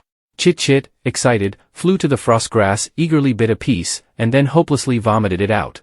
Seeing Chit Chit's adorable actions, Leng Yeaj lovingly hugged it and said, you glutton, you can't eat this. These are all protective measures I use to deal with the Tong family. At this moment, an anxious subordinate reported, Cho Fu has just discovered a sealed well nearby. As soon as it was opened, an ant came out and bit him. Leng Yeaj sat down to examine it, using a knife to cut open the skin, revealing purple blood. She concluded, the poison is indeed strong. She stood up and ordered, you all carry the sick ones to get treated first, I'll be back soon. Leng Yeaj approached the well and calmly picked up an ant to examine it. She said, to untie a knot, you need to find who tied it. According to the book in Hong Mong, once poisoned, you need to find the source of the poison. For snakes, use scorpion blood, for ants, burn them and apply the ashes to the wound. She used magic to turn the ant in her hand into dust. Leng Yeaj was excited, it worked. Outside, the servants were delighted to see her come out, Miss is out. Leng Yeaj handed over a small bag, apply this to the wounds. Observe carefully, and when the poison is gone, wash with salt water. The servants happily accepted, yes, yes. One servant asked, Miss, should we seal the well? Leng Yeaj replied cheerfully, no need. I'll check the situation first, and you come to help. With that, she turned and went back inside. A short while later, at the well, everyone worked together using magic to seal the well. Leng Yeaj thought to herself, this cold air is unexpectedly powerful. No wonder the Tong family sealed it off deliberately. Fortunately, my magic can control the spreading cold air. The well was now uncovered, and Leng Yeaj stood up, alert, everyone, step back. I need to go down. Without hesitation, she jumped down. The worried servants tried to stop her, Miss. Quickly go inform the master. Below the well, Leng Yeaj, holding a torch, looked around, it's fortunate that I have the magic and red sun ginseng, otherwise, I would be doomed. Before her were sparkling mineral veins. Suddenly, an ant crawled up from behind her. Just as she was puzzled by the strange cold stones below, Chit Chit jumped from her and quickly exterminated the ant. Leng Yeaj joyfully hugged it. Little Chit-Chit is so amazing. I'll reward you with a chicken leg when we get out. Chit-Chit snuggled against her, claiming its reward. Leng Yeaj returned to the matter at hand, looking around and assessing. The energy below the well is indeed strong. Sensing something, Leng Yeaj turned around and used her sword to sever a poisonous vine reaching out. Before her was a giant scorpion encased in mineral rocks. Leng Yeaj exclaimed in surprise, "What it is?" The scorpion advanced toward her step by step. Leng Yeaj continuously threw her throwing daggers. "Go away." Above, Jiegu, the head of the family, looked at the well in shock. "Leng Yeaj, this child is really reckless." Jie Huangshang beside him remarked, "It's her own fault." Suddenly, they fell silent as Leng Yeaj climbed back up the well, dazed. Jiegu quickly supported her and scolded, "Leng Yeaj, you were too reckless." Leng Yeaj cheerfully responded, "Grandfather, there is a black misty jade vein below the well." Jiegu was astonished. "What? Leng Yeaj, are you sure it's a black misty jade vein?" Recalling her memory, Leng Yeaj kicked the scorpion in frustration. It was really hard to handle. She turned to Chit-Chit, "Did you find anything?" Little Chit-Chit then led her to a place where Leng Yeaj was amazed. "Heavens, it's a black misty jade vein." With that memory concluded, Jiegu, Jie Huangsheng, and Jie Huangwan also descended into the well. Seeing the scene before them, they were stunned. "I didn't expect it to be real. With this jade vein, the Tong family will definitely not be able to compete with us." Jie Huangshang looked around in admiration. "Not bad. With the black misty jade here, just by selling it outside, not only will we secure the Fengzhen, but even people in the city won't dare to underestimate the Jie family." Jiegu suddenly declared, "I don't plan to exploit the jade vein extensively." Jie Huangshang asked in confusion, "Why not?" Jiegu stroked his beard and said, "Not bad. I plan to exploit a small portion of the black misty jade vein and send it to Huintan to make black misty pills, which will benefit the family's disciples who have reached the 5th level of body training and above. From now on, any disciple of the Jie family who breaks through, including all of you, will need to enter the jade vein for secluded training." Jie Huangwan bowed. "Father is right. The black misty jade vein must be kept strictly confidential. I will inform Leng Yeaj later." Jiegu patted his shoulder. "Huangwan, this time going to Huintan, I plan to let Tan Ni and Leng Yeaj go along." Jie Huangwan naturally had no objections. Where no one could see, Leng Yeaj triumphantly held the jade piece. With such a long jade vein, taking a few thousand pieces shouldn't be a problem. After all, it's a vein I discovered. Leng Yeaj began to slowly refine the jade in her hand. However, the magic in her hand turned the jade directly into dust. Leng Yeaj was incredulous. "Failed?" But she quickly regained her confidence and tried again. Half an hour later, Leng Yeaj carefully used her power to finally change the last piece of jade. She excitedly exclaimed, "It's the Black Misty Dan." Second-grade Black Misty Dan, though a bit ugly, is still impressive to refine. 7 days later, in Jie Huangwei's room, Leng Yeaj joyfully looked around to ensure no one was present, then examined the black misty pill in her hand, marveling, "It's worth the time I spent refining this pill. Mother will recover quickly." She placed the pill into a teapot, thinking, "Mother, you must get better soon." At that moment, someone came in and called her name. Leng Yeaj, covered in dust, turned around. Jie Shang smiled and said, "Tomorrow, you and I, along with father, will go into the city." Leng Yeaj asked in surprise, "Into the city?" Jie Shang replied, "Yes, the head of the family said we should go to broaden our horizons and also learn how to buy and sell mysterious." Leng Yeaj performed a bow. "Thank you, cousin, for letting me know."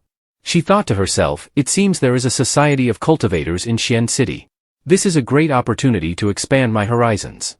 The next morning, outside the mansion, Leng Yeaj hugged Jie Huangwei and instructed, "While I'm away, please take good care of yourself." Jie Huangwei affectionately hugged her. "I know, you little rascal." Jie Shang, in the carriage, lifted the curtain and reminded, "Leng Yeaj, it's time to set off." Leng Yeaj ran while waving, "Take care, mother." Jie Huangwei smiled and waved back, "Be safe." She was secretly happy, thinking, Leng Yeaj has really grown up. At the Song family, Tong Wanshu asked angrily, "Did Jie Huangwan take the carriage to Dark City? How strange, the North Workshop has been destroyed. Did the Jie family sell there or?" Master Lin, while blowing on his tea, answered, "It must be or from the storeroom from previous years. The Song family need not worry, I have some spies in the city. We'll find out soon enough." Tong Guangqi frowned and said, "Father, I heard that the idiot who caused the death of the second younger brother is also in that convoy." should I go and deal with her? Tong Wanshu's face darkened as he replied, such matters don't need you to handle personally. She's just a lowly being. When the time comes, have someone in Dark City destroy her dantian and sell her to a pleasure house to make a fool of the Jie family. Tong Guangqi was very satisfied with this plan. As expected, father's methods are brilliant. I'll arrange it immediately. He silently swore, Leng Yeaj, I will make you pay with blood for the blood debt and use your head as a sacrifice for my second younger brother. At this moment, Leng Yeaj was completely unaware of the impending danger and looked forward to Dark City with anticipation. At a rest stop, Jieshang approached and asked, little cousin, why is your carriage so cool? Leng Yeaj, while eating melon and handing another piece to him, replied, it's all thanks to the ice-condensing grass that my eldest cousin gave me. Jieshang took a bite, the melon is really sweet. Where did you get it? Leng Yeaj answered, you can't buy this melon on the street. Suddenly, a voice came from afar, oh no, someone has fallen into the water. On a nearby boat, there was indeed the sound of something heavy falling into the water. Leng Yeaj and Jieshang ran to the boat. People were bustling around the person who had been rescued. Quick, find a doctor. To the shore, hurry. An elderly man with white hair shouted, heroes, is there anyone among you who is a physician? Our young master has fallen into the water. Is there anyone who knows how to perform first aid? Jie Huangwan spoke up, old man, we have a doctor in our group, but he only knows about treating external injuries. The old man anxiously replied, a doctor is fine, quickly invite him onto the boat. A moment later, Leng Yeaj and her group stood in front of the room. Leng Yeaj stepped forward, lifted the curtain, and saw the flawless, chiseled face of the unconscious man, which made her blush and exclaim, he looks quite handsome. The doctor quickly took his pulse, falling into the water for about 15 minutes, it's too late to save him now. The old man was shocked, what should we do? Leng Yeaj spoke up, eldest cousin, I read in a book about a method to save someone who has fallen into the water. Why don't I give it a try? Jie Huangwan asked, Leng Yeaj, can you do it? The old man, not thinking much, urgently agreed, young lady, if you have any way, please try. Our young master must not come to harm. Leng Yeaj approached the bed and ordered, the surroundings of the person who fell into the water must be cleared of unrelated people. The old man quickly responded, everyone, out. Out now. Once the people had left, Leng Yeaj began using her abilities. The man on the bed frowned slightly, and Leng Yeaj's abilities were suddenly repelled. She was a bit surprised. The old man at the door spoke, Miss, I forgot to mention, our young master has been suffering from a cold physique since childhood, lower than those with hot physiques. Leng Yeaj moved closer and pulled his clothes away. The old man couldn't help but say, Miss, men and women should not touch each other. Leng Yeaj angrily retorted, what time is it to still worry about such matters? She placed her hands correctly on his chest and pressed, 1, 2, 3. She called out, eldest cousin, my strength isn't enough, you do it. Jieshang quickly entered. Leng Yeaj instructed, press down on this spot until he expels the water. Jieshang responded, got it. Half an hour later, the person on the bed finally showed some signs of life. He coughed continuously, and the old man shouted, young master. Where are the people? He struggled to sit up, coughing out water. A pill was quickly brought to him. Leng Yeaj, witnessing this scene, thought, isn't this the red ginseng from before? Did the masked person seek the red ginseng to save this unfortunate young master? The frail man spoke up, Master, I apologize for causing you concern. I only stepped outside for a breath of fresh air because I was feeling uncomfortable on the boat. I don't know if it was because of the strong wind, but I suddenly fell into the water. He looked up at Leng Yeaj and said, thank you for saving me. However, upon seeing her, his face turned bright red, and he stammered, Master Mu, please give some gold leaf to this young lady. Leng Yeaj was not polite, thank you then. He introduced himself, I am Feng Zhen. I am currently recuperating in Li City. If you have time, you are welcome to visit the Fuang residence on Z Bamboo Street. Jie Huangwan clasped his hands, then we will not disturb you further. Tan Ni, Leng Yeaj, let's go. Leng Yeaj waved goodbye, hope to meet again. Feng Zhen smiled and said goodbye. In the main hall, Master Mu scolded loudly, you wretches. Young master fell into the water today, where were you all? The servants below had no excuse, hoping to be forgiven. Feng Zhen also spoke up, Master, they were just negligent. The servants seemed to have anticipated this and breathed a sigh of relief. Master Mu said loudly, young master, the country has its laws, and the family has its rules. The regulations of the Fuang residence must not be ruined by them. Feng Zhen, with an unchanged expression, ordered, since that is the case, take the three of them away for a warning. Take them away. The three people pointed out turned pale, one of them loudly pleaded, young master, spare us. We are innocent. Today was not our watch. Feng Zhen approached them, speaking calmly, if it was not your watch, why did all three of you appear on the boat at the same time? The person was shocked by this keen observation. After Feng Zhen finished speaking, he turned and ordered, take them outside and beat them to death. Master Mu beside him quickly shouted, hurry, take them away. After a while, as Feng Zhen was resting with his eyes closed, Master Mu spoke up, young master, do you need another piece of red sun ginseng? Feng Zhen opened his eyes with an expressionless face, I don't know if my cold has worsened, but I feel like this red sun ginseng doesn't have the same effect as before. Master Mu said, young master need not worry, the celestial doctors will eventually cure this cold.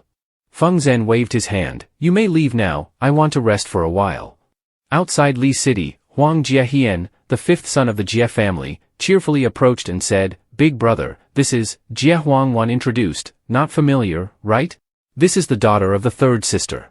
Father instructed me to bring her into the city to broaden her horizons. Jia Shang also spoke to Leng Yeaj, you should address him as the fifth uncle. Although his cultivation is not high, he has great talent in business and is responsible for the transactions of black iron ore in Li City. Leng Yeaj thought to herself, he seems friendly and easy to get along with. Huang Jiahian extended his hand, welcome to Li City.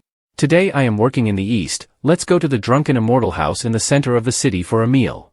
Then he turned to Leng Yeaj, Leng Yeaj, if you want anything to eat later, feel free to order, don't be polite with the fifth uncle. Leng Yeaj smiled, thank you, fifth uncle.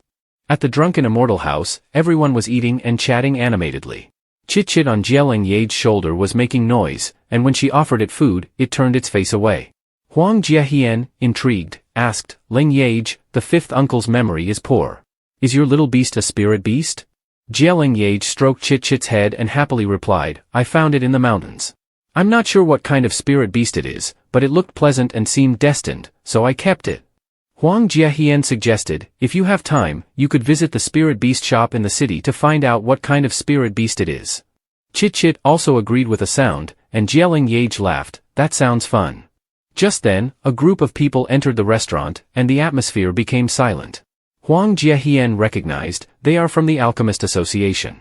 One of them arrogantly said, this table is reserved for Master Huang.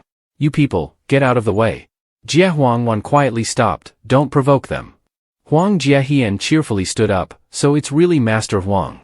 I'm sorry, we'll move to another table. Master Huang, also known as Huang Qi, mocked, I thought it was someone important, but it's just Huang Jiahian. So, is the Jia family bringing black iron ore into the city again? Let me tell you, don't bring Jia family's trash to the Alchemist Association. We won't accept any black iron ore that's below 5 parts quality. Leng Yeaj frowned and stood up, secretly using her ability to spread something on the chair. Then she left with everyone, thinking to herself, let's see how you deal with this. At the restaurant, Huang Jiahian sipped his tea, put it down, and explained, that person is an alchemist from Li City, named Huang. Previously, when the Jia family sold black iron ore to the Alchemist Association, he was the one in charge. Since we refused to give him any benefits, he has always made things difficult for the Jia family. Jia Shang frowned slightly, and Leng Yeaj also looked up attentively. Meanwhile, Huang Qi and his group were happily eating and drinking, counting 1, 2, 3, then raising their glasses. Leng Yeaj watched Huang Qi with interest. One of them said, Miss Zhou is very beautiful, next time I'll bring you. Suddenly he stopped, his face contorted, what's going on? Why is it so itchy? Huang Qi kept scratching his back, and those around him were worried, what's wrong, Master Huang? Huang Qi scratched more vigorously, crying out in pain, it's so itchy. It's unbearable.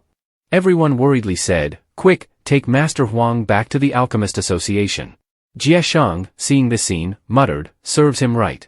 Leng Yeaj covered her mouth and secretly smiled, this is freezing poison. Just a little contact makes you itch all over. By then, you'll be living in hell. At the Feng residence, Master Mu asked worriedly, how is young Master's condition?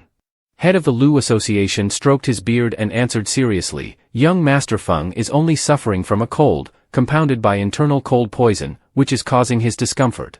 Master Mu was at a loss for words, then what about the cold condition of young Master? Head Lu sighed, there's nothing more I can do, Feng Zhen, lying on the bed, weakly smiled, "Master, don't make it difficult for head Lu. I have my own plans for my health." At that moment, a paper crane flew in through the window and landed on head Lu's hand. He opened it and read, "This is a message crane from the Alchemist Association." Feng Zhen said, "I've heard that the Alchemist Association's method of transmitting messages is very special. It's indeed novel to see it today." The paper crane had the message, "Master Huang's body seems to be poisoned. Please return to the Alchemist Association urgently." After reading it, he made the crane disappear and bowed, "I'm truly sorry, both of you. The Alchemist Association has an urgent matter, I must return immediately." Feng Zhen smiled, "It's fine, head Lu. If you have urgent matters, please go ahead." Head Lu then brought out another paper crane. "It seems young master is very interested in these message cranes. I have an extra one that I don't need. If young master doesn't mind, I'd like to give it to you." Feng Zhen accepted it without hesitation and examined it. "Thank you, head Lu." At the Alchemist Association, the attendant saw head Lu and hurried over. "Head, you've finally returned."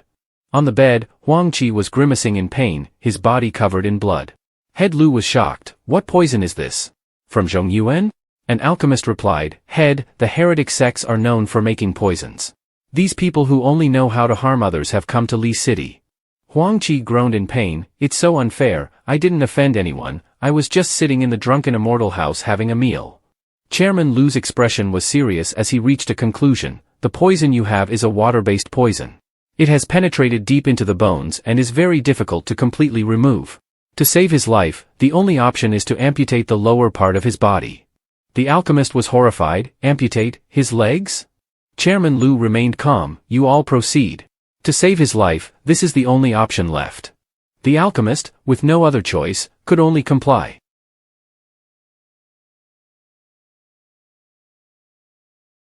The next morning, Jie Huangshang led the way, and Jie Zheng followed behind, unable to contain his curiosity and asked, "Why do we need to go to the Alchemist Association for the transaction?"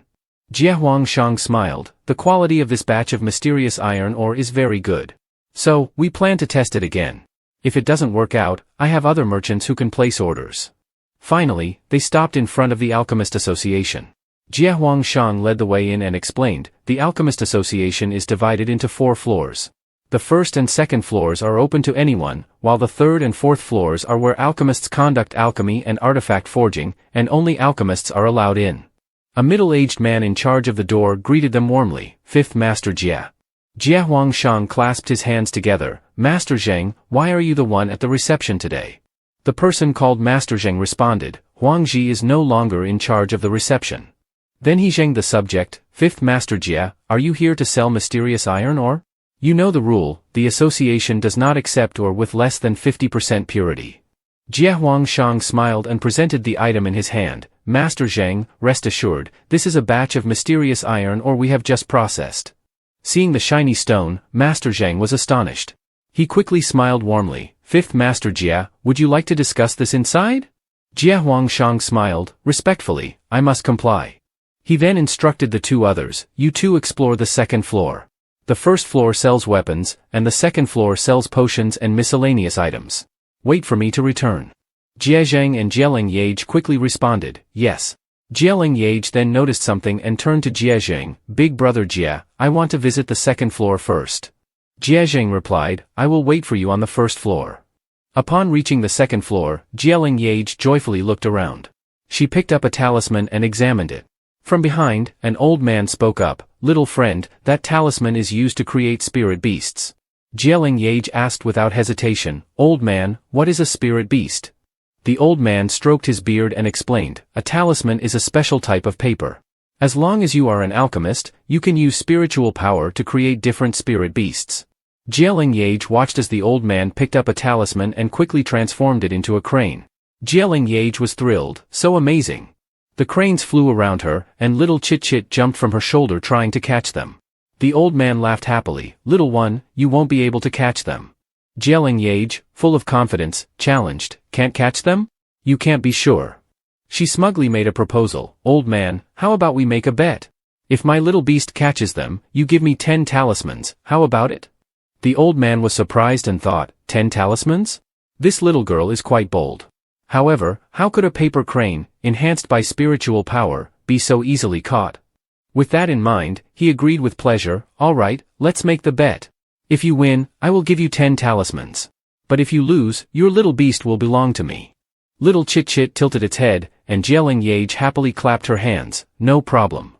The old man started maneuvering the paper cranes. Leng Yeaj confidently pointed at a crane, little Chit-Chit, listen carefully. If you don't catch the paper crane, you'll belong to the old man. No meat, no fruit, no playing with Darhuang and your master. Little Chit-Chit growled and jumped high towards the paper crane. The old man directed the crane in another direction. Little Chit-Chit chased after it and managed to catch the crane, then jumped back towards Leng Yeaj triumphantly. This scene stunned the old man, who was expecting an easy win. Leng Yeaj happily hugged little Chit-Chit and praised, little Chit-Chit is so great. She turned to the old man and mischievously stuck out her tongue, old man, you lost. The old man smiled and laughed heartily, I concede the bet.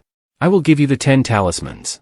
He then patted Leng Yeaj's head, however, you are not an alchemist, so you won't be able to use these talismans to create spirit beasts. I will also give you a basic set of instructions. Practice well, and if you master it, you can come back to the Alchemist Association to find me. Leng Yeaj nodded obediently, thank you, old man. She then happily hugged the pile of talismans and left. A nearby alchemist was puzzled, Chairman, why did you casually give the alchemy instructions to a stranger? The old man smiled, it's fine, I find this child quite interesting. He looked at Leng Yeaj with satisfaction. Leng Yeaj cheerfully asked, Fifth uncle, big brother Jia, what's the good news? Jia Huangshang replied joyfully, the transaction this time was successful. Jia Zheng asked, but fifth uncle, the Alchemist Association offered a price lower than 2 other trading firms. Is this transaction not a loss? Jia Huangshang patted his shoulder, you foolish boy, the recognition of the Alchemist Association is worth much more than the money. He explained excitedly, once we become a supplier for the Alchemist Association, we will be able to buy weapons and potions from them at an 80% discount. Although you don't feel it now, you will understand the value of their weapons and potions when you reach the later stages of cultivation or even the primordial stage. On the street, Leng Yeaj looked at a store sign with confusion and then turned to them, Fifth uncle, big brother Jia, I want to stay and buy some local specialties to take back for the other cousins. Why don't you go ahead? Jia Huangshang waved his hand, alright, remember to be safe. Leng Yeaj smiled sweetly, no problem. She then turned and entered the store, thinking to herself, as fifth uncle said, if I want to buy herbs or potions, only Exquisite Pavilion will do.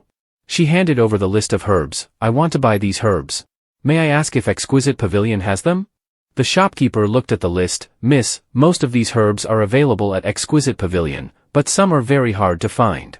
He pointed to one line on the list, especially the Fire Fortune Serpent Egg. Leng Yeaj asked, what if I am willing to pay a very high price for it? The shopkeeper was stunned by the gold coins she offered, and then pointed her in the direction, Miss, Exquisite Pavilion does not have the Fire Fortune Serpent Egg. However, the Treasure Gathering Hall of Exquisite Pavilion recently held a small treasure gathering event. I heard someone was selling a batch of Fire Fortune Serpent Eggs. Leng Yeaj, at a loss, said, then I will go to the Treasure Gathering Hall to take a look. She took out the pills she had just refined from her sleeve and placed them on the table. Please sell these for me here. The shopkeeper agreed, all right, miss, please leave your contact information. A short while later, Leng Yeaj entered the room, which was now packed with people. She quickly found an empty seat and sat down. A young girl next to her, seeing that she had just arrived, took the initiative to start a conversation. Sister, is this your first time at the residence of the Fallen Leaf? Leng Yeaj replied frankly, I just arrived in Li City. I heard that the residence of the Fallen Leaf has many good things, so I came to take a look. The young girl happily said, then you came to the right place. The items at the residence of the Fallen Leaf are quite good. Just like this treasure gathering hall, as long as you have enough money, you can get whatever you want. At this moment, the host stepped out and announced loudly, ladies and gentlemen, welcome to the 23rd treasure seeking auction. The items presented in the first half are consigned by customers at the treasure gathering hall. Each item is of low value.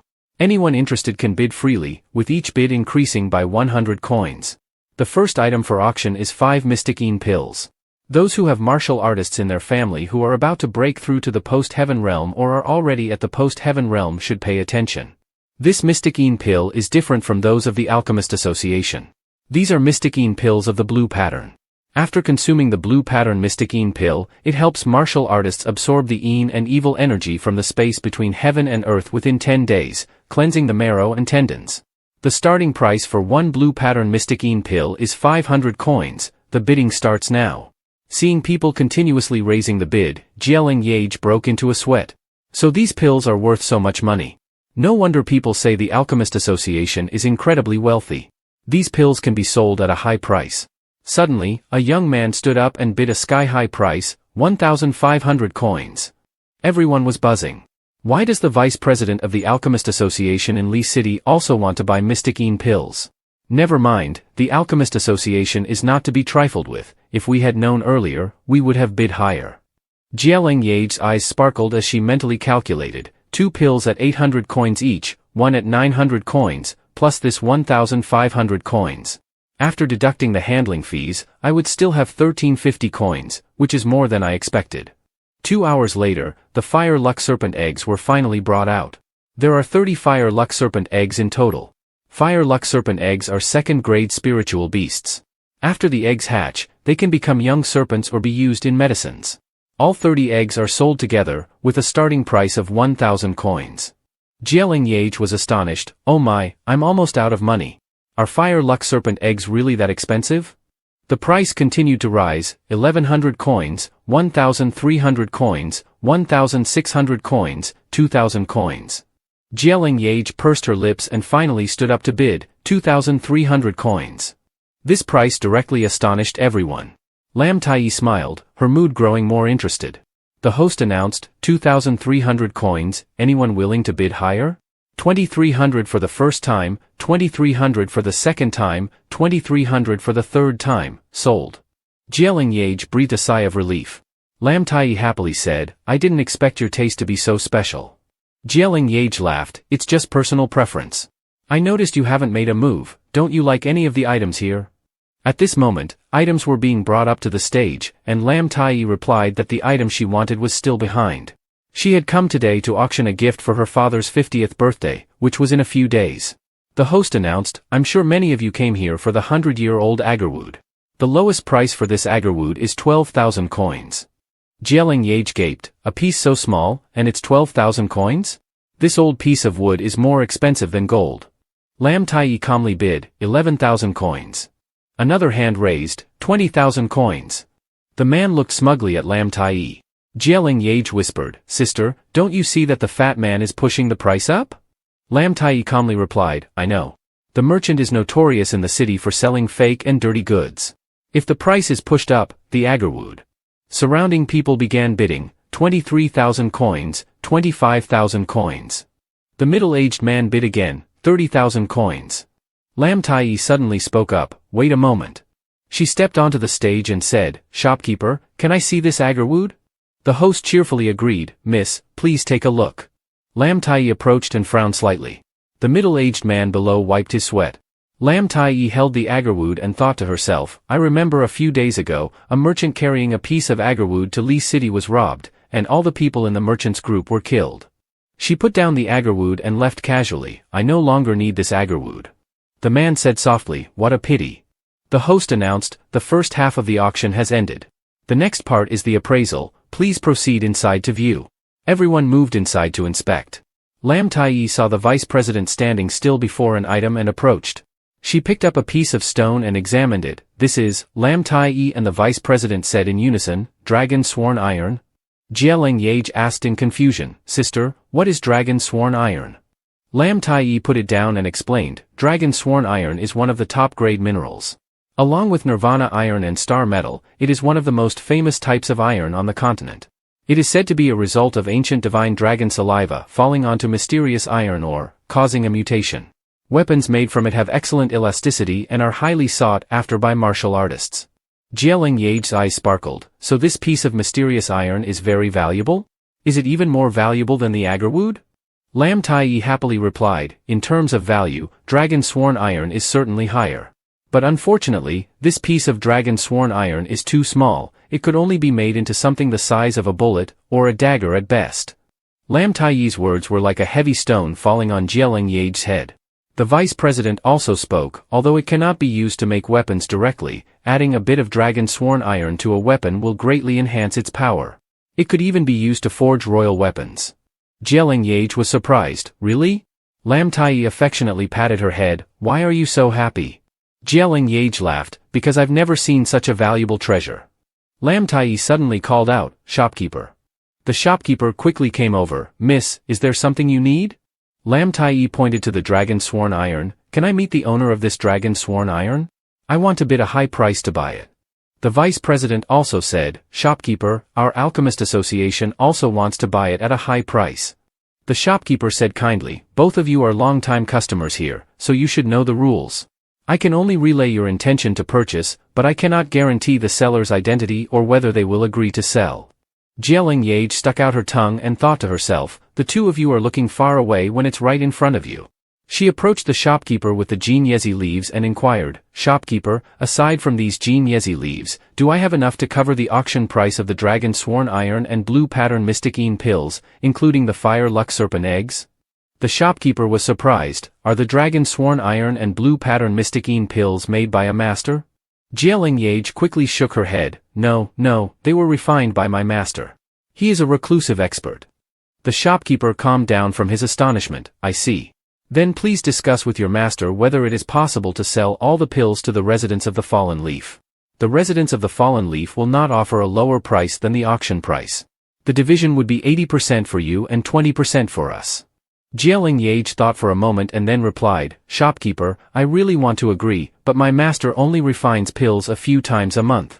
I can only provide you with mysticine pills once a month, 50 pills each time. The shopkeeper smiled. Thank you, miss. Leng Yeaj continued, by the way, I also want the residents of the Fallen Leaf to help me refine the dragon sworn iron. The shopkeeper replied, please give us 3 days. The residents of the Fallen Leaf will inform you of the specific refining process at that time.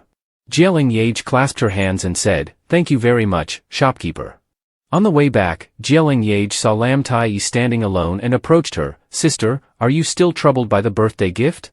Lam Tai smiled wryly. Yes, I've been thinking for over half a month. Lee City is so large, yet I can't find a gift that suits the person. Leng Yeaj beamed sweetly. Since we've just met and gotten close, I have 100-year-old precious fruit at home. If you don't mind, I can give you some. Lam Tai smiled. The 100-year-old wine? Is it really at your home? Leng Yeaj replied, if you have time, just send someone to the Jie family at Tui Ho Port to collect it. Just mention my name, Leng Yeaj. Mentioning names, Lam Tai said, thank you then. I almost forgot to introduce myself. I am Lam Tai, 20 years old this year. You can call me Lam elder sister. I'll come visit you once I'm done with my busy schedule.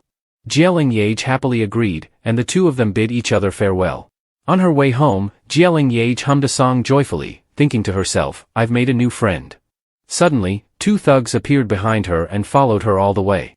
Feeling the persistent footsteps behind her, Leng Yeaj started to quicken her pace. Then she began to run frantically, with the 2 men chasing after her, soon cornering her in a dead-end alley. Leng Yeaj anxiously shouted, what do you want from me? The long-haired thug tilted his head and grinned maliciously. What do we want? Little girl, who told you to provoke someone you shouldn't? The fat thug grinned lecherously. Big brother, this girl looks delicate and pretty, why don't we have some fun with her first and then sell her? Before he could finish, he was kicked away by a powerful force, his throat slashed and blood splattered. The remaining thug stared in shock. Leng Yeaj was still in fighting stance. The thug charged at her. You bitch. Leng Yeaj chanted, graceful jade hand skill. With a single strike, she forced him to the ground. Leng Yeaj's voice was stern. Who sent you? The thug stubbornly replied, no one sent me. His arm was immediately broken and then Leng Yeaj lightly kicked him away. He screamed in pain and fell down, mumbling, if you have the skill, just let me die comfortably. Leng Yeaj stepped forward with a cold expression and presented a vial of medicine. Do you see your good buddy here? She then threw the vial at the fat thug, who turned into a puddle of water. Seeing this, the remaining thug was terrified. Leng Yeaj took out the other vial and approached him. Do you see clearly now? If you don't talk, you'll end up like him. The thug quickly answered, I will tell you. I will tell you everything. It was Tong Daithu from Shu Fang Town who sent me.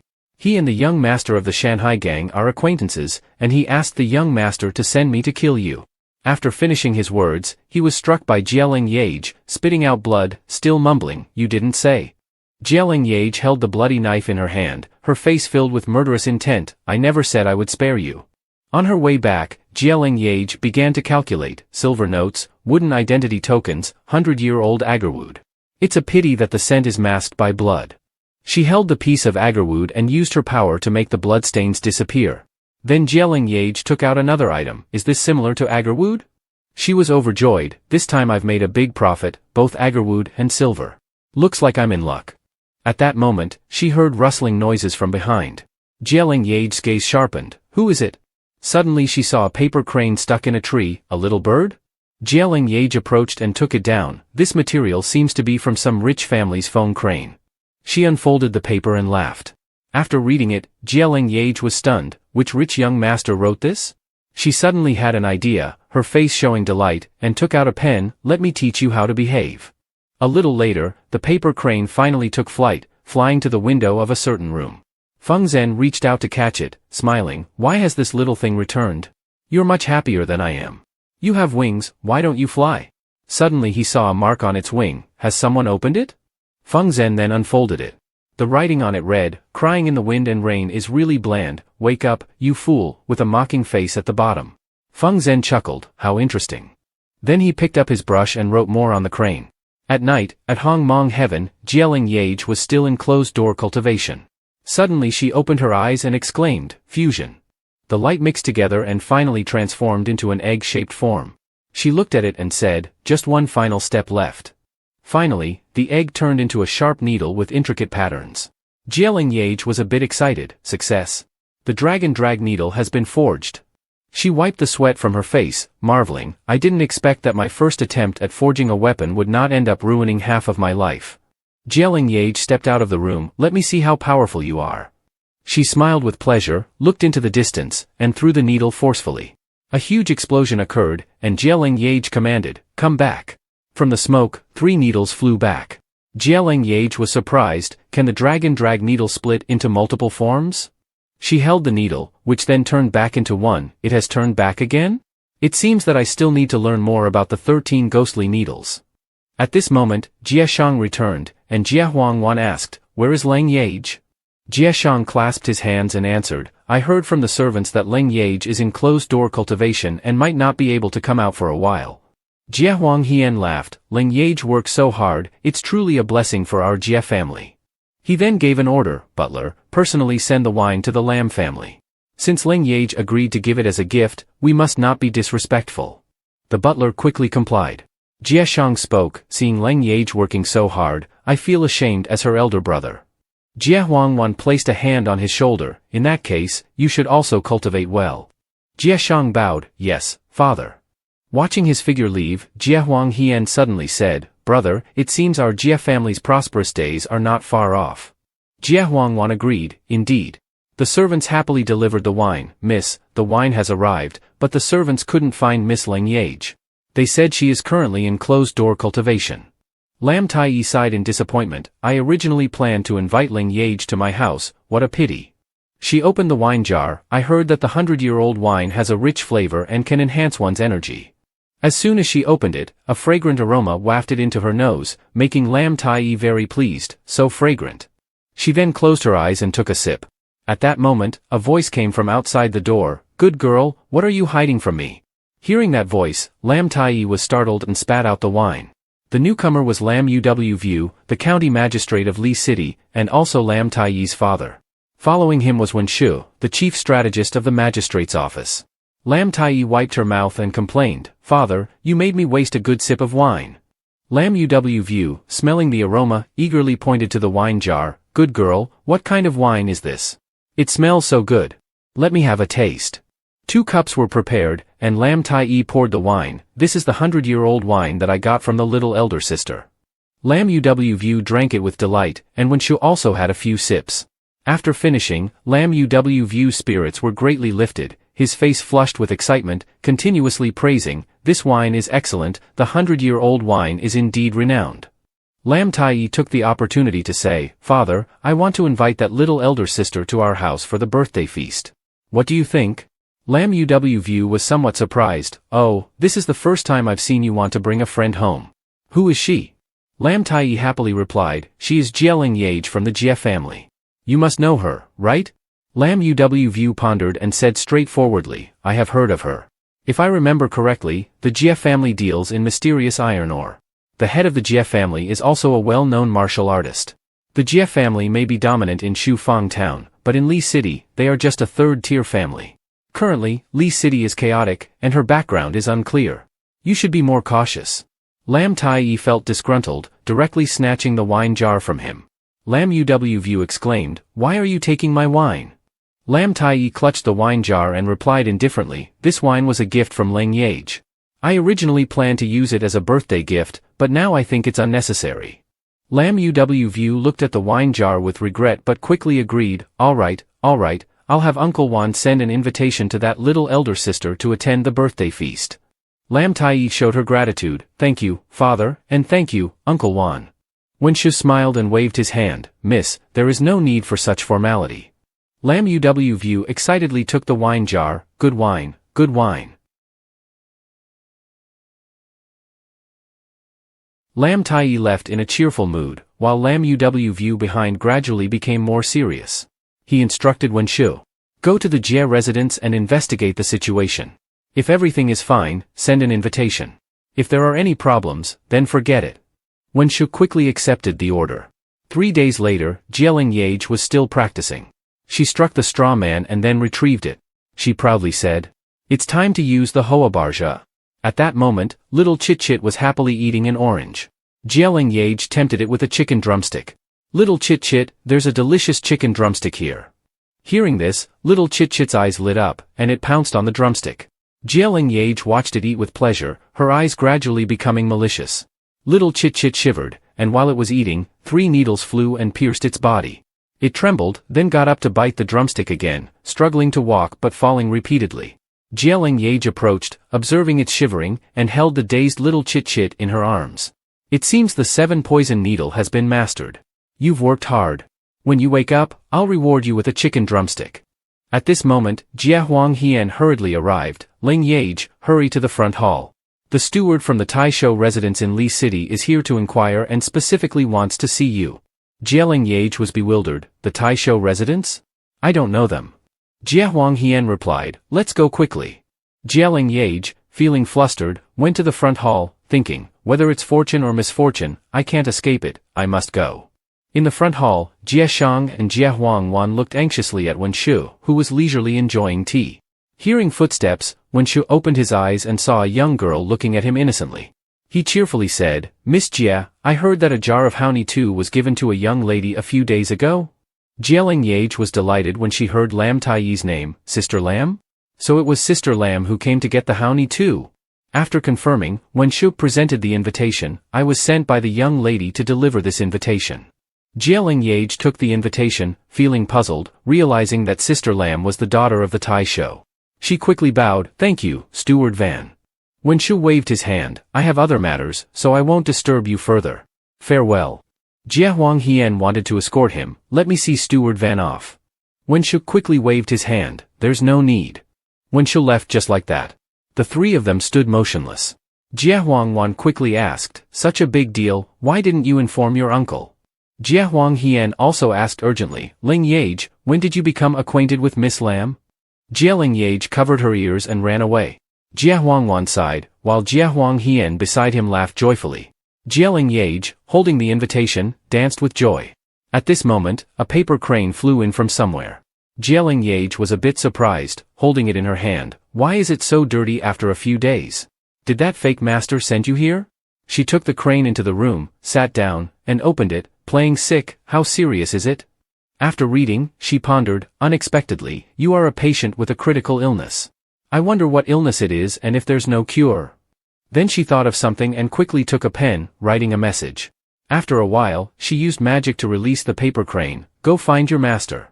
On the other side, Feng Zhen was still standing by the window waiting for the paper crane. Suddenly, he started coughing continuously, and a maid quickly came to close the window. "Young master, it's windy outside. Let me close the window." Feng Zhen turned and went inside. "Close it then." He thought to himself, "It seems she is too lazy to talk to a sick person like me." Suddenly, there was a sound of knocking on the window. Feng Zhen quickly ordered, "Open the window." The maid immediately opened the window, stunned as a paper crane flew in. Feng Zhen happily received the crane, but his vision gradually blurred. Finally, he collapsed. The maid screamed, "Someone, the young master has fainted." Feng Zhen fainted, but he still clutched the paper crane tightly. Butler Mu, at this moment, angrily reprimanded, "Damn it, how could you all neglect the young master like this?" The maid fearfully replied, "I had already advised the young master not to open the window on such a foggy night, but the young master insisted on staying because of the paper crane." Butler Mu scolded loudly, "If the young master doesn't want to, couldn't you proactively close it? The young master is unconscious, and you still dare to make excuses. Get out of here." Feng Zhen struggled to sit up. "Old teacher, I'm fine." The servants kneeling below also pleaded, "Steward Mu, please spare us. We won't dare do it again." Feng Zhen spoke, "I feel like my cold energy seems to have been suppressed." At this moment, a subordinate ran in, "Steward Mu, Head Mo Tran has arrived." Head Mo Tran entered and examined Feng Zhen. Butler Mu asked, "Head Mac, how is the young master's health?" Head Mo Tran replied, "There's nothing serious with the young master. He just needs a few days of rest." He stroked his beard and continued, "It's strange, compared to a few days ago, the cold energy in the young master's body seems to have decreased a bit. Did the young master take any elixirs or magical medicines recently?" Feng Zhen smiled, "There's no such elixir, just—" He hadn't finished his sentence when he started coughing violently. Feng Zhen struggled to continue, "It's getting late. To trouble the president at this hour, we'll wait until another day when young master Feng Zhen is in better health to come and pay our respects." Mo Tran was worried, but there was nothing he could do. He could only stand up and perform a formal bow, "Young master Feng Zhen, please rest well." Butler Mu spoke up, "I will see the president out." Once outside, President Mo Tran spoke, "Brother Mu, tomorrow is the longevity feast at the prefecture of the Tai Show. Will young master Feng Zhen be able to attend?" Butler Mu sighed, "Young master wanted to come and pay his respects in advance, but his health is not good now. Tomorrow, I will have to represent him instead." Inside the room, Feng Zhen read the words on the crane, "There is nothing difficult in the world. As long as you strive, one can overcome all illnesses. I gift you a crane of blessing, hoping that all your ailments will disappear." After reading, Feng Zhen murmured, "A crane of blessing? If it could really make all illnesses disappear." He held up the crane and gazed at it, not continuing his thought. Meanwhile, Leng Yeaj pondered over the letter. Is this all the information about Lam Tai Shou and his son that fifth uncle mentioned? She began to read. Lam Ungvo, due to a foot ailment, stepped down from his position as general and became the Tai Shou of Li City. In just 1 year, he made the pirates in Li City completely disappear. The 3 major powers in Li City, the Fang Six Association, the Siu Kai Lao, and the Shanhai Gang, had to bow and acknowledge the Tai Shou's authority. Lam Ungvo's daughter, Lam Tai, also known as the Jiangmen Tiger Woman, was once one of the 10 guards of the imperial capital and is a renowned young expert in Daxia. After reading, Leng Yeaj tightly held the letter. "It seems worth making connections with the Lam family. As long as we maintain a good relationship with them, there will be a day we can return to the imperial capital." She clenched her fists. "As long as we can return to the imperial capital, I will definitely go to greet that red mansion that abandoned my wife and children." Suddenly, the carriage shook. Leng Yeaj peeked out and saw another carriage right next to hers. The sound of cursing came from that carriage. "How dare you block the carriage of the Shanhai Gang?" The owner of that arrogant voice was Sha Cheng, the young leader of the Shanhai Gang. He continued to boast, "Don't know whose carriage this is? Oh, it's from the Jie family." "What? The Jie family also wants to attend the Tai Shou's feast to flatter them? The gate of the Tai Shou's mansion is high. The Jie family shouldn't come and embarrass themselves with gifts they can't even offer." The coachman was confused. "Miss, should we give way or not?" Leng Yeaj frowned. "Why should we give way?" She stepped out and said loudly, "We will go around." Seeing her, they were stunned. "Is that Leng Yeaj?" He remembered someone had brought a portrait a few days ago and asked for help. "This woman is named Leng Yeaj. Please avenge my younger brother." He had readily agreed, "Not a problem." Recalling this, Sha Cheng charged towards Leng Yeaj and called out her name fiercely. "Sha Cheng is just a small whip, and you want to trap me?" Suddenly, a needle stabbed into his side. He was horrified and shouted, "Why can't my body move?" As soon as he finished speaking, Sha Cheng was thrown away by some force. His body slammed into the wall, making him dizzy. His subordinates quickly ran to support the young leader. For some reason, his voice was affected, and he could only stammer, "Sha Cheng can't believe it," calling Leng Yeaj, You dare to deceive me?" Leng Yeaj smiled mockingly, "Ridiculous, it's broad daylight, with hundreds of eyes watching. How could a weak woman like me deceive a master like you?" Sha Cheng was furious. "I must go to the Tai Shou and argue about this." Leng Yeaj laughed. Wait until your tongue can speak smoothly before you go complain. At this moment, Lam Tai appeared gracefully. Isn't that Sha Cheng, the young leader of the Shanghai gang? It seems my father didn't invite you to the feast. Sha Cheng quickly explained, I am here on behalf of my father. Lam Tai waved her hand. Then I'm sorry, the rank of the Taisho's mansion is very high. Not everyone can enter. She then coldly ordered, someone, please send young Master Sha back the way he came. Sha Cheng frowned. Lam Tai, how dare you? What he received in response was a slap. Lam Tai was unrelenting and shouted, how dare you? Lam Tai is not a name you can casually address? She continued angrily, I am also the adopted daughter of the current empress and the mighty leader of Xia. You dare to call my name directly in this public gathering? If you repeat this, I will beat you until even your father won't recognize you. Her subordinates quickly pulled Sha Cheng away. Let's go quickly. Sha Cheng gritted his teeth. Wait, you two bitches. Lam Tai and Leng Yeaj looked at them fiercely as they left. Once they were far enough, the two exchanged excited looks and took each other's hands. Lam Tai cheerfully said, Sister, we finally arrived. I've been waiting for you for a long time. I'll show you around the Taisho's mansion. Leng Yeaj was happy. Behind her was President Liu, who had been watching everything from start to finish. Lam Tai asked, Sister, what was that move of yours just now? It was impressive, you managed to knock down a post-heaven warrior without lifting a finger. Leng Yeaj answered honestly, just now, I used a hidden weapon to strike Sha Cheng's acupoints. If you want to learn, I can teach you. But this kind of technique needs to be combined with mental force. Lam Tai smiled, so it's mental force. No wonder you could deal with a post-heaven expert. Since it requires mental force, I can't learn it. But how long can your technique last? Leng Yeaj smiled, it lasts for 3 days and nights before it can be undone. During this time, he cannot move, even speaking is a problem. Lam Tai laughed heartily and hugged Leng Yeaj, Sister, you're just perfect. I've been displeased with the Shanghai gang for a long time, especially that little Sha Cheng. Leng Yeaj was pressed against Lam Tai's chest, blushing. Sister, please let me go, I'm almost suffocating. Lam Tai immediately released her, looking at Leng Yeaj with a smile. She quickly pulled Leng Yeaj along. Let's go, I'll take you to the banquet. At the banquet, as Leng Yeaj happily admired the surroundings, she noticed a familiar face across the room. Lam Tai, seeing her staring, whispered, that is President Liu of the Fang Six Association. Leng Yeaj, surprised, covered her mouth and thought, oh, isn't that the elder I met at the Fang Six Association? The elder smiled, young friend, it's been a while. You look quite well. Leng Yeaj quickly stood up and performed a bow, I didn't know you were the president that day. If I offended you, I hope you'll forgive me. The elder smiled kindly, it's all right. The Fang Six Association is always eager to help young talents like yourself. I wonder if you've had a chance to review the basic techniques I gave you that day?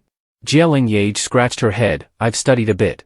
The elder was astonished, have you learned it already? Leng Yeaj replied calmly, I only understand a bit, I haven't mastered it yet. The elder said, that's fine. Tell me what you know. Maybe I can offer some guidance. Lam Tai, who was beside them, spoke up, Leng Yeaj, I'm going to find my father to talk. You can talk to President Liu. Leng Yeaj turned to her, all right. A while later, when the tea was heated again, the elder smiled and stroked his beard, you have a good understanding of alchemy and refining, which makes me feel ashamed. Leng Yeaj bashfully waved her hand, I only know a little, I can't compare to President Liu. At that moment, someone outside called in, the prefect has arrived. Lam Uw and Lam Tai entered. After entering, they greeted the guests repeatedly. Leng Yeaj frowned as she looked at Lam Uw's leg, it seems that the prefect's leg is quite serious. Lam Tai stepped over and patted her shoulder, what are you looking so seriously for? Before she could respond, Lam Tai added, Leng Yeaj, after the party, I'll introduce my father to you. Leng Yeaj was a bit excited, is that okay? Lam Tai affectionately patted her head, you're my little sister. If I don't introduce you to him, who else should I? At night, Lam Uw was dozing on a chair after drinking who knows how much wine. But when he heard Lam Tai's voice, Father, can I come in? Lam Uw immediately composed himself, come in. Lam Tai walked in and introduced Leng Yeaj, Father, this is Leng Yeaj, my younger sister, whom I often mention to you. Leng Yeaj bowed, this humble one, Leng Yeaj, pays respects to the prefect. Lam Uw smiled and stroked his beard, no need to be so polite, just call me, uncle. I've heard from Tiny that the wine you provided was excellent. I have a rather inappropriate question, how much of that wine do you still have at home? While Leng Yeaj was puzzled, Lam Tai explained in a low voice, my father is a wine enthusiast. After tasting the wine, he couldn't forget it. He drinks a bit every day, and if there's any shortage, he's quite distressed. Leng Yeaj understood and replied happily, I also know how to brew the 100-year-old wine. If uncle and my sister like it, I can bring some over another day. She thought to herself, after all, I have the Hong Mong Tian, so 100-year-old wine is no big deal. Lam Tai suddenly took her hand, Leng Yeaj, would you like to sell the 100-year-old wine at the Drunken Immortal Tavern? That's my shop. Leng Yeaj was a bit surprised, Drunken Immortal Tavern is your shop? Lam Tai cleared her throat, not exactly. It's a shop I opened with a few friends in the Imperial City. With your 100-year-old wine, I'm sure it would double the business of Drunken Immortal Tavern. Leng Yeaj naturally agreed to this opportunity. Later, after leaving the mansion, Leng Yeaj casually asked, Sister Lam, I saw that uncle's leg wasn't doing well before.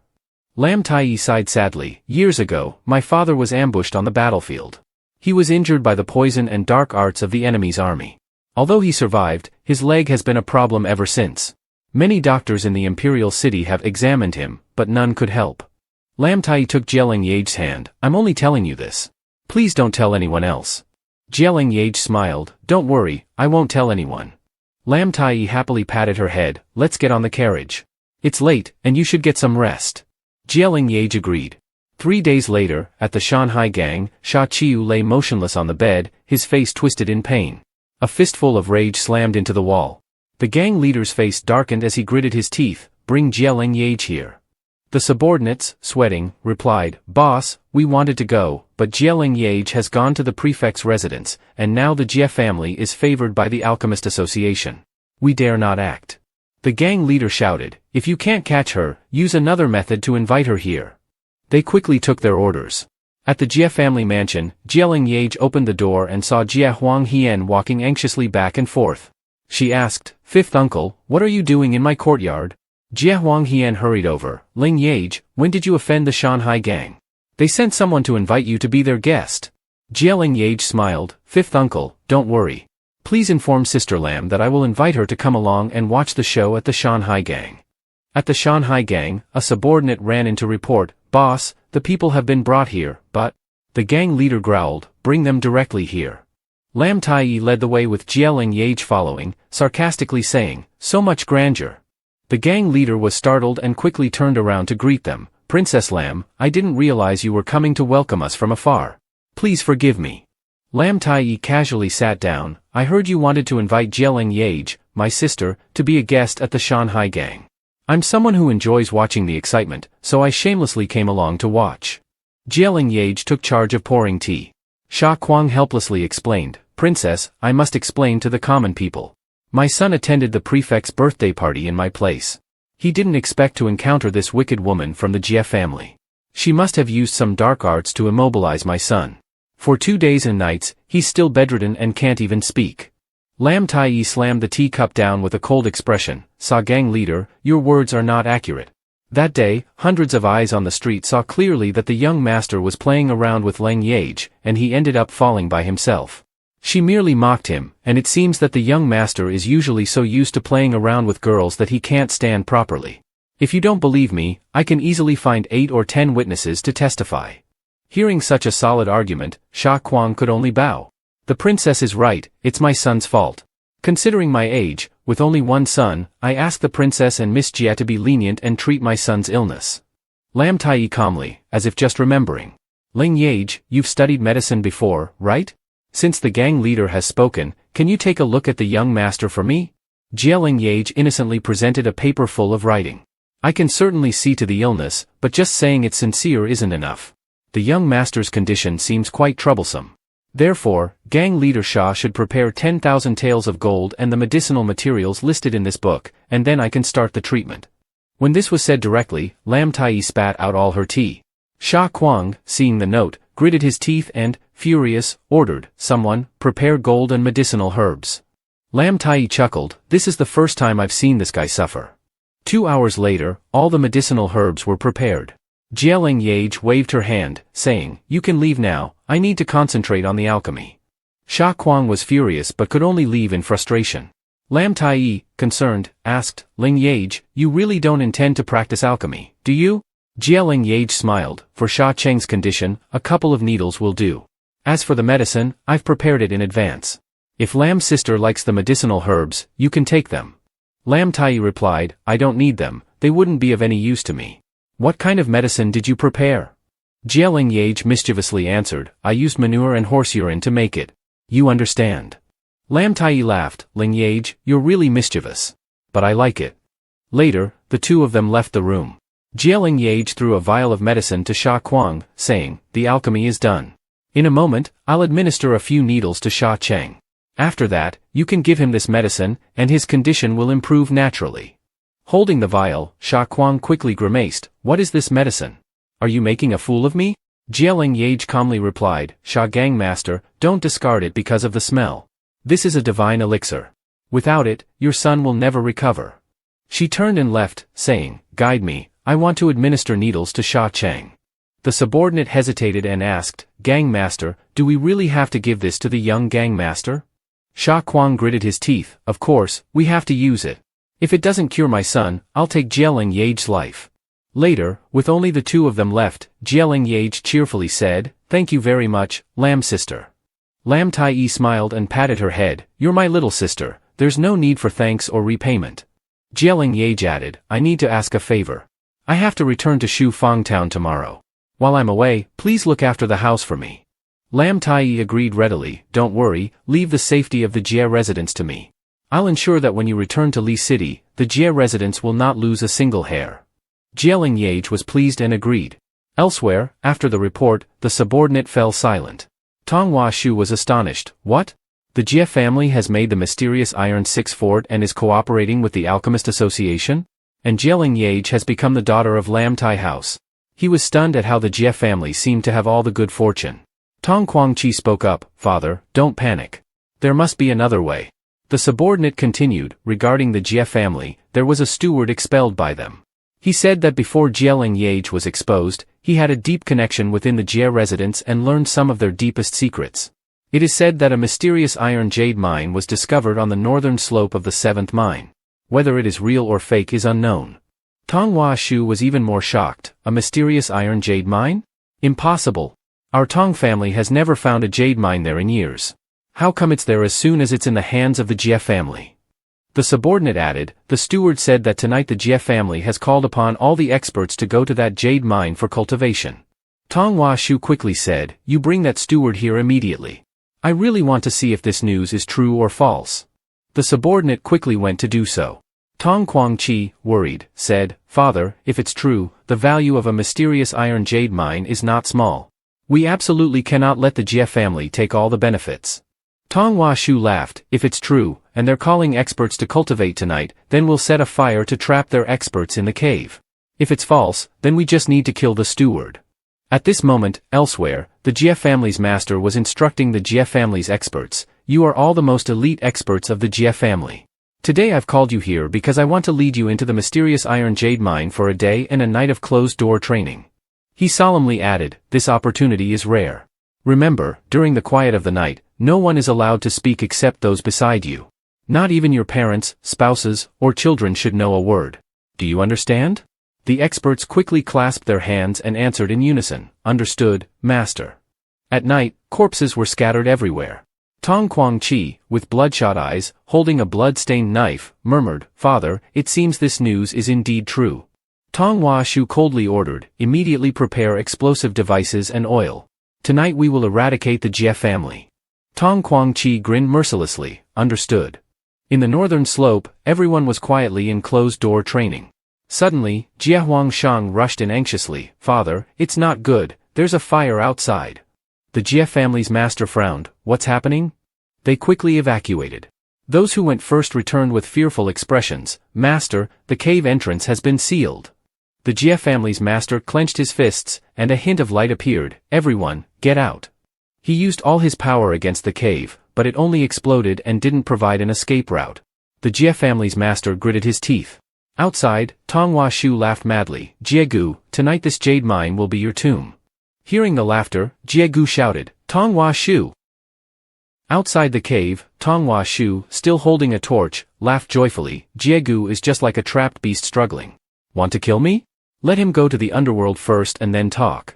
Suddenly, a powerful female voice rang out, then you probably won't see it. Tonghua Shu, following the voice, shouted, who is it? Seeing the figure approaching, he growled, Jie Huangwei. Seeing her, he laughed even more, a woman discarded by the Jie family like you dares to stand alone against our Tong family? Jie Huangwei said coldly, to deal with you, one person is enough. Tonghua Shu quickly attacked, do you think you're still the #1 talent Jie Huangwei from years ago? He used a forceful attack directly at Jie Huangwei, but she easily dodged, her face showing a delighted smile.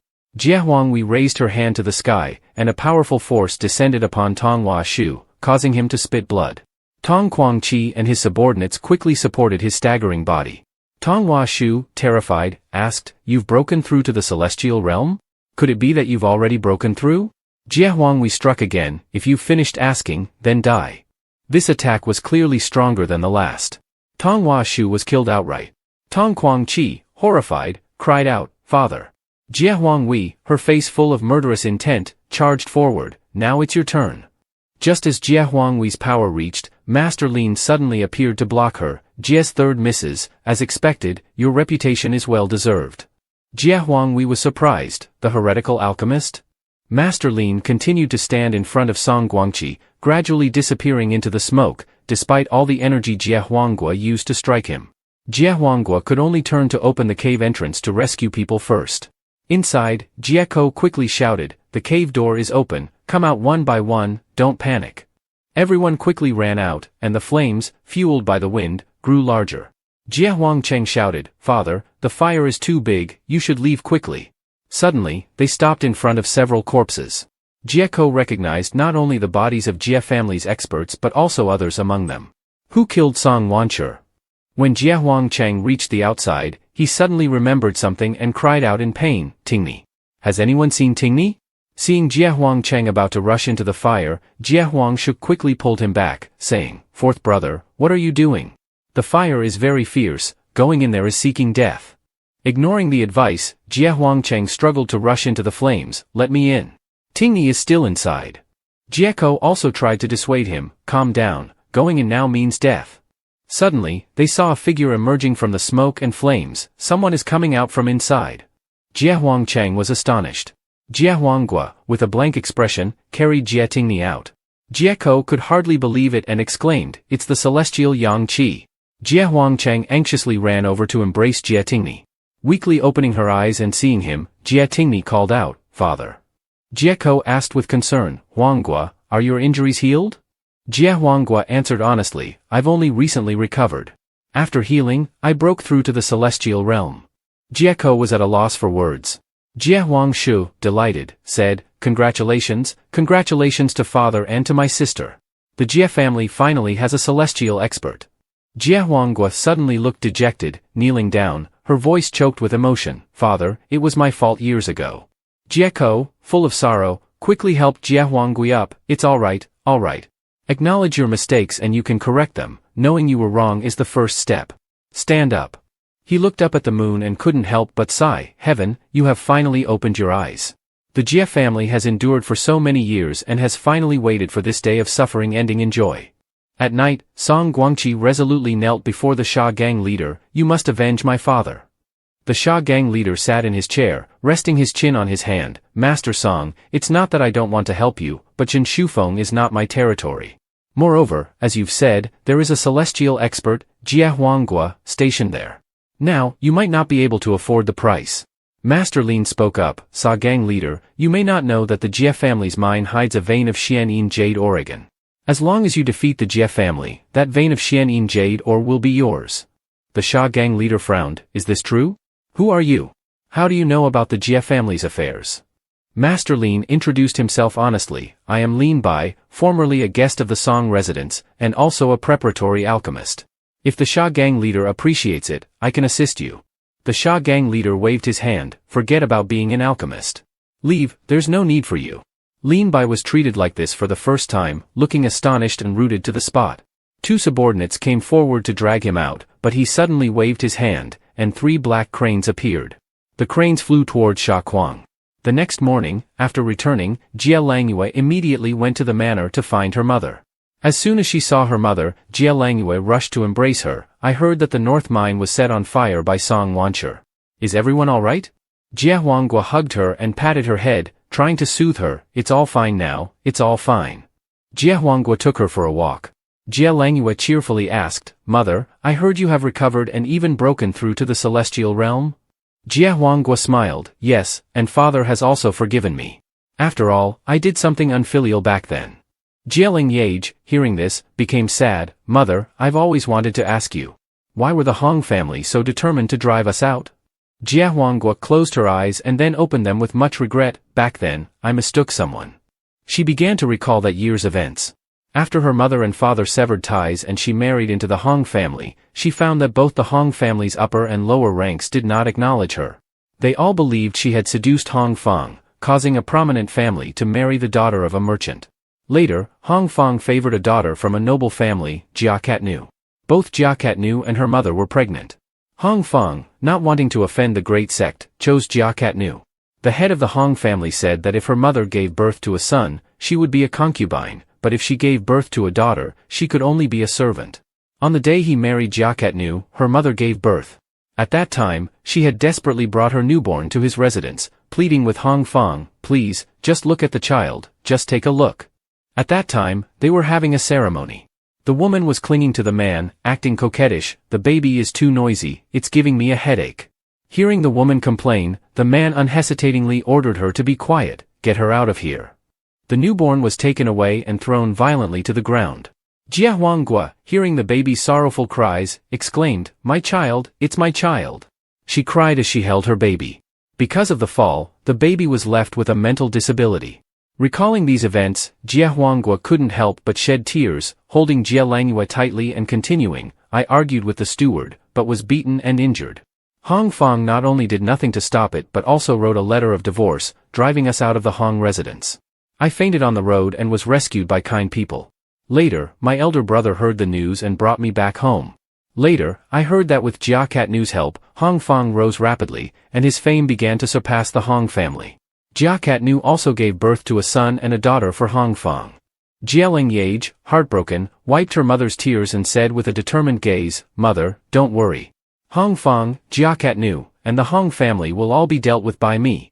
In a small house in Hong Mong Heaven, Jia Langyue was sitting in meditation. The atmosphere around her changed suddenly. At that moment, a small fox ran up to her and cried out. Leng Yeaj quickly caught it and smiled, praising, Good little one. The small fox also joyfully chirped. Behind it was Dar Huang. She asked, Dar Huang, are you coming too? Let's go outside and spar a few moves.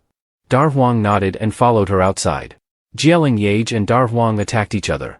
Jia Langyue clenched her fist, creating a burst of lightning, striking powerfully at Dar Huang. The small fox suddenly dashed in between, blocking them. Jia Langyue quickly grabbed the small fox's tail and said, Little chit-chit, Dar Huang and I are sparring. Don't bully him. Suddenly, she thought, oh no, this sparring seems about to break through. So, she released the small fox and threw it towards Dar Huang. The small fox then rode on Dar Huang's back, looking very proud. An hour later, Leng Yeaj opened her eyes. She had broken through to the 9th level of body refining, but she thought to herself, it's still not enough. Hong Feng has a girl named Hong Mingyu who is a Dan realm master. This level of cultivation isn't enough. I need to practice more. 3 days later, in Jie Gu's room, Jia Huangshang said, the time for the Great Wilderness Conference has been decided. It will be held in the middle of this month, in Li City. The champion of this wilderness conference is said to gain the right to supply iron ore from the organizers and can also join the Li City Pharmacist Association. Father, without the interference of the Song family, our Jia family has a very good chance of winning the championship. Old Master Jia replied, I agree. Just then, there was a knock at the door. Leng Yeaj entered, saying, Grandpa, Uncle C, what are you discussing? I've brought some fine wine. Old Master Jia said, I'm discussing the Great Wilderness Conference with your Uncle C. Good girl, what fine wine have you brought this time? Leng Yeaj responded, this is wine I brewed myself, for you to taste, Grandpa. Grandpa, I heard there's going to be a Great Wilderness Conference in the city. May I go and broaden my horizons? Old Master Jia patted her head and said, you want to go to see the Great Wilderness Conference, don't you miss your good sisters in Li City? Leng Yeaj smiled shyly upon hearing this. Old Master Jia continued, all right, you can go with your Uncle C. Leng Yeaj happily replied, thank you, Grandpa. Jia Huangshang asked Old Master Jia, Father, are we really letting Leng Yeaj go this time? Old Master Jia answered, Leng Yeaj is good friends with the daughter of the Li City prefect. It might be beneficial for us if she goes. 5 days later, in Li City, at the Drunken Immortal Pavilion, Lam County Princess angrily asked an County Lord, what do you mean by this? My 100-year-old Hongzi wine is not of high grade and cannot be sold at the Drunken Immortal Pavilion. And Manhua, the second daughter of the Duke of Fuan, replied, Lam County Princess, don't be angry. I'm talking about the wine, not the person. The Drunken Immortal Pavilion is the top tavern in the Great Xia, not a place where a country bumpkin's homemade wine can be served. At that moment, Leng Yeaj lifted the curtain and entered, saying, I heard from the Lam Mansion servants that Miss Lam is here. May I come in? The waiter responded, please follow me.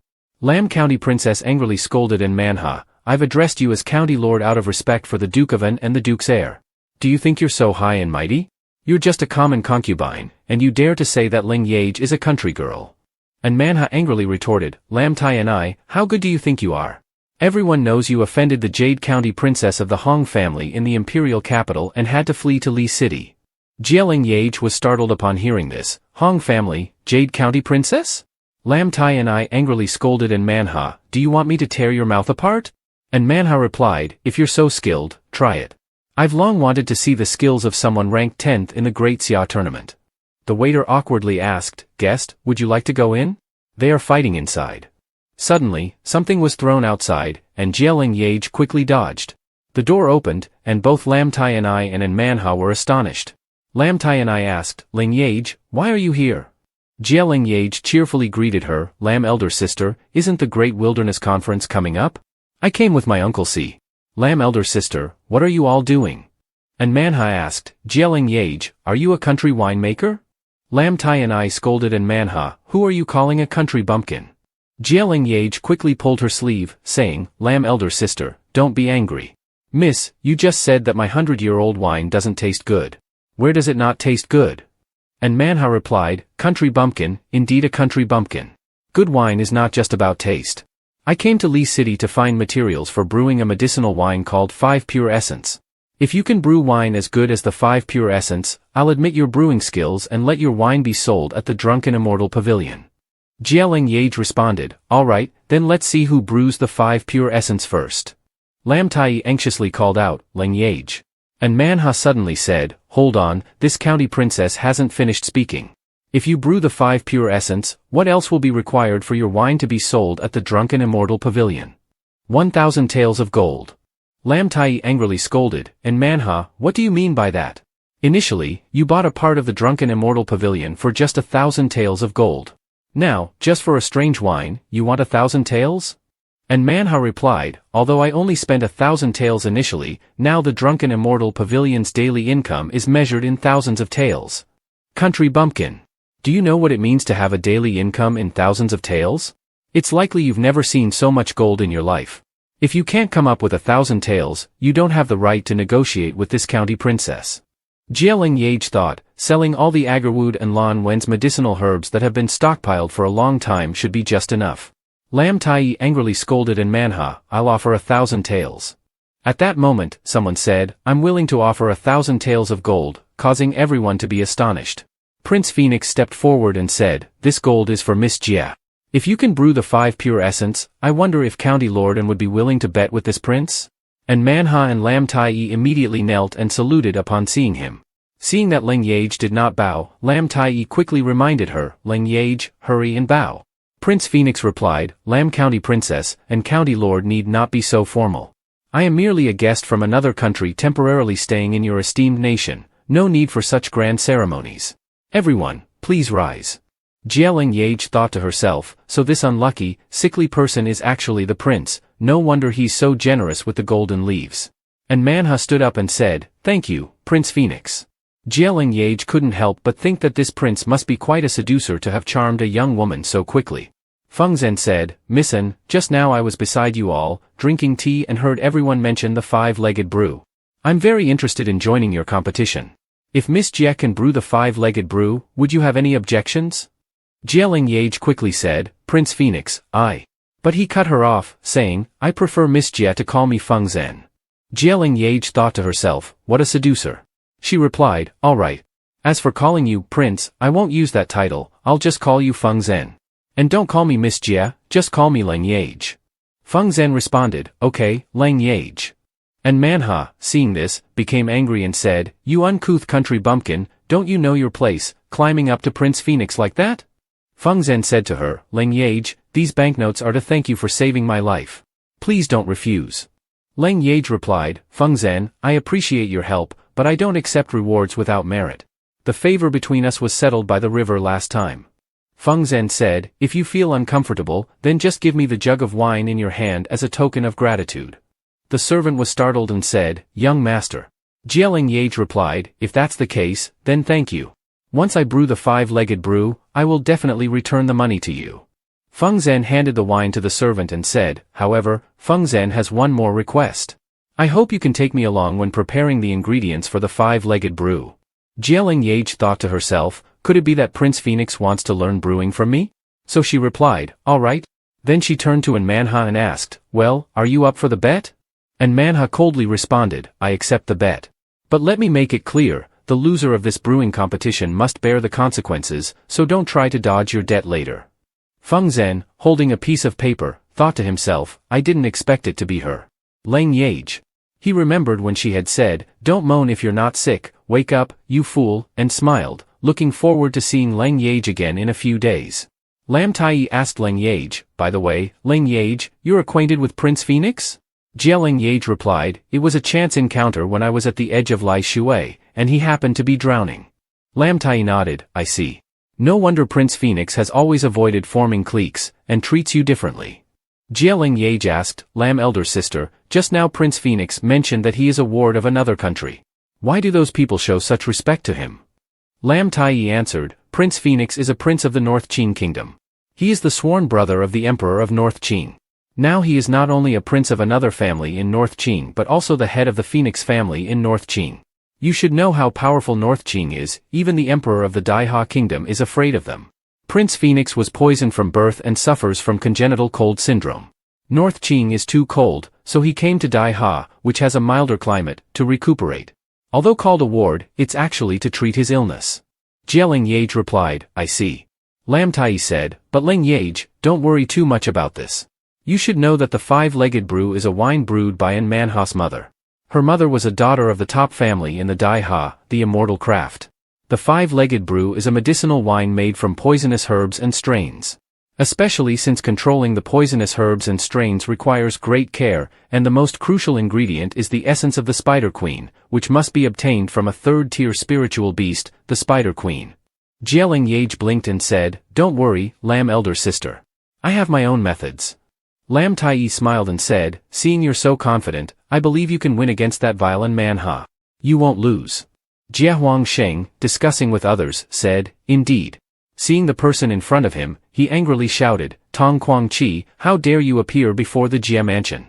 Tong Guangqi responded, Jia Huangsheng, where do you think this is? This is Li City, not a place where you can act recklessly. As he finished speaking, several people rushed forward to attack Jia Huangsheng. Arriving at the mansion, Leng Yeaj waved and said, Lam Tai elder sister, goodbye. Lam Tai waved back, goodbye. As Leng Yeaj entered, someone ran up and shouted, Leng Yeaj, you're finally back. There's big trouble, fifth uncle and the two masters are injured. Leng Yeaj was startled and asked, what? How about fifth uncle? Hurry, take me there. In the room, Jia Huangsheng was lying on the sickbed, and Jia Laungu was sitting beside him, keeping watch. The other servants were busy zhenging the bandages. The imperial physician said, Fifth master, I've done my best. The tendons of the two masters have been severed. Even if treated, it will be hard to restore them to their former state. Jia Huangsheng, hearing this, roared angrily, Tong Guangqi, Jia Huangsheng will never rest until we settle this with you. Jia Laungu quickly said, Fourth brother, calm down. Tong Guangqi has colluded with the Shanghai gang. You alone are no match for them. Fourth brother, it's my fault for not being cautious of the Shanghai gang. At that moment, Leng Yeaj opened the door and said, Don't blame fifth uncle. It's my fault. I had a conflict with the Shanghai gang. They joined forces with the Tong family to seek revenge. Jie Huangshang held his head and replied, "It's useless to say that now. We've lost our chance in this wild training competition." Leng Yeaj asked, "Fifth uncle, I've seen a lot of the process of forging the wild training black iron stones at the stone workshop. I've also done it myself, and the 5-legged brew stone was forged by me." She handed it to Jie Laungu and Jie Huangsheng. They were astonished. Jie Laungu said, "Fourth brother, we can only trust Leng Yeaj now. You should rest and recover. When the wild training competition starts in a few days, we'll see the situation then." Leng Yeaj said, "Fifth uncle, trust me. I won't let the Jie family lose face." Jie Huangshang nodded and said, "Mm." 4 days later, at the Pharmacist Association, upon seeing Leng Yeaj enter, the young master of the gang shouted angrily, "It's that little ungrateful wretch again.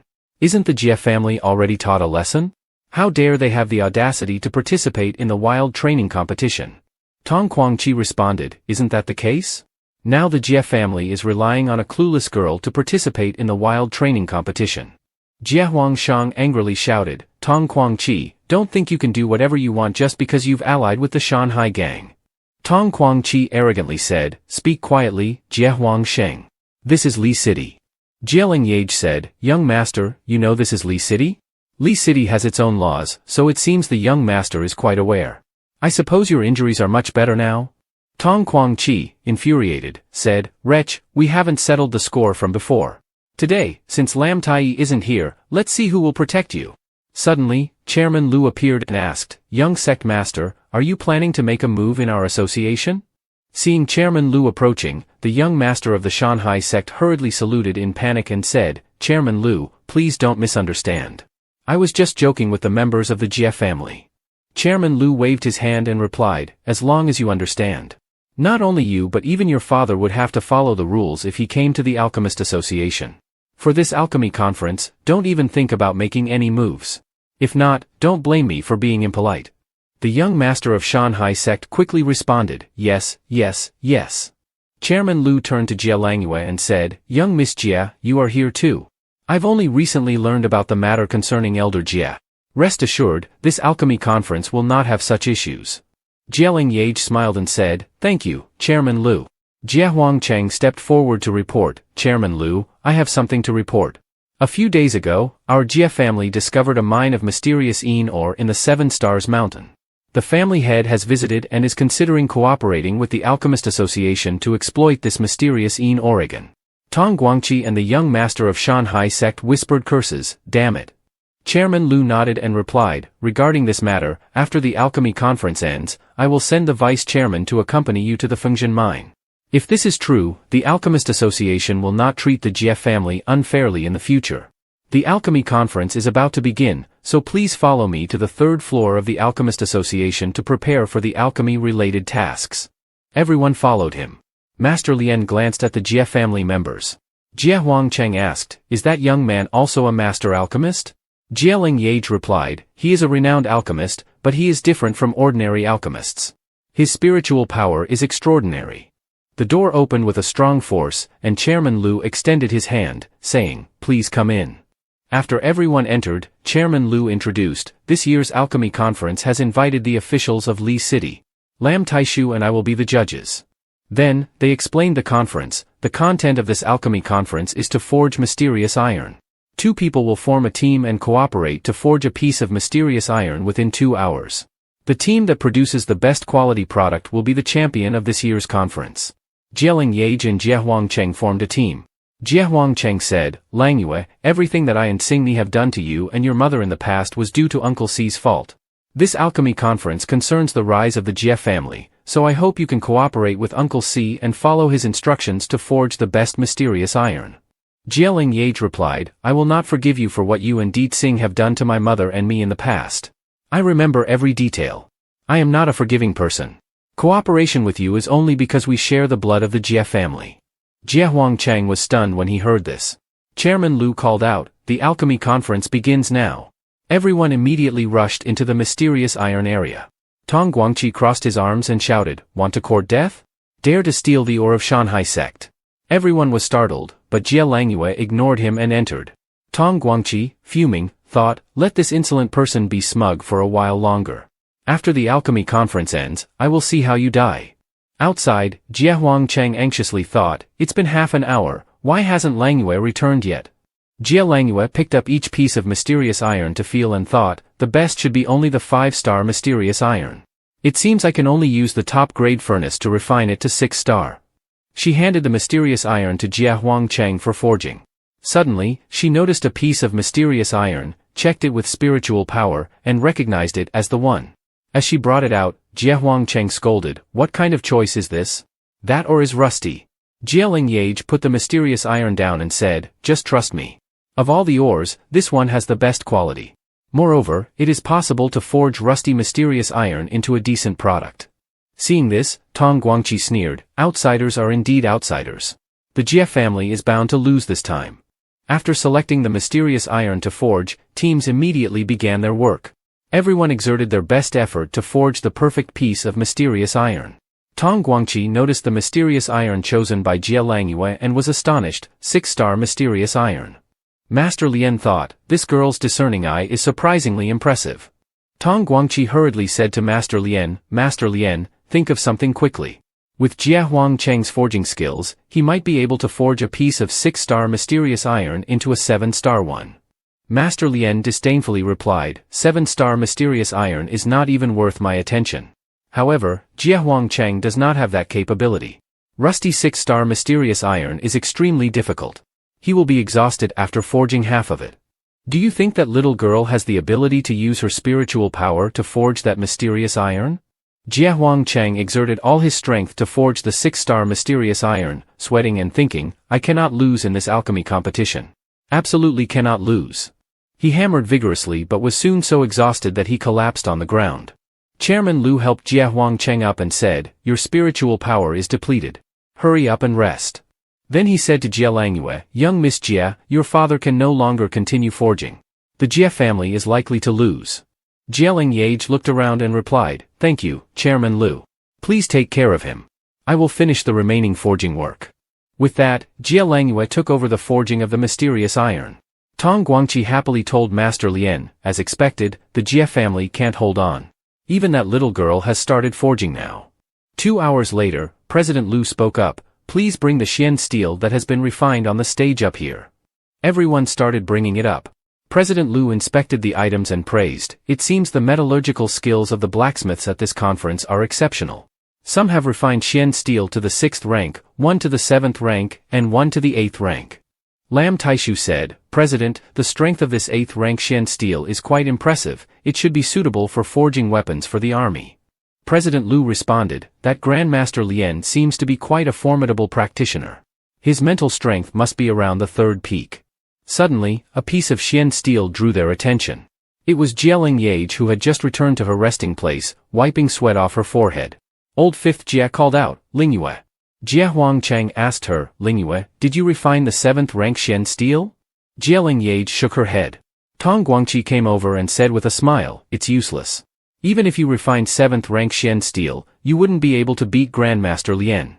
We refined 8th rank Xian steel, which is extremely rare.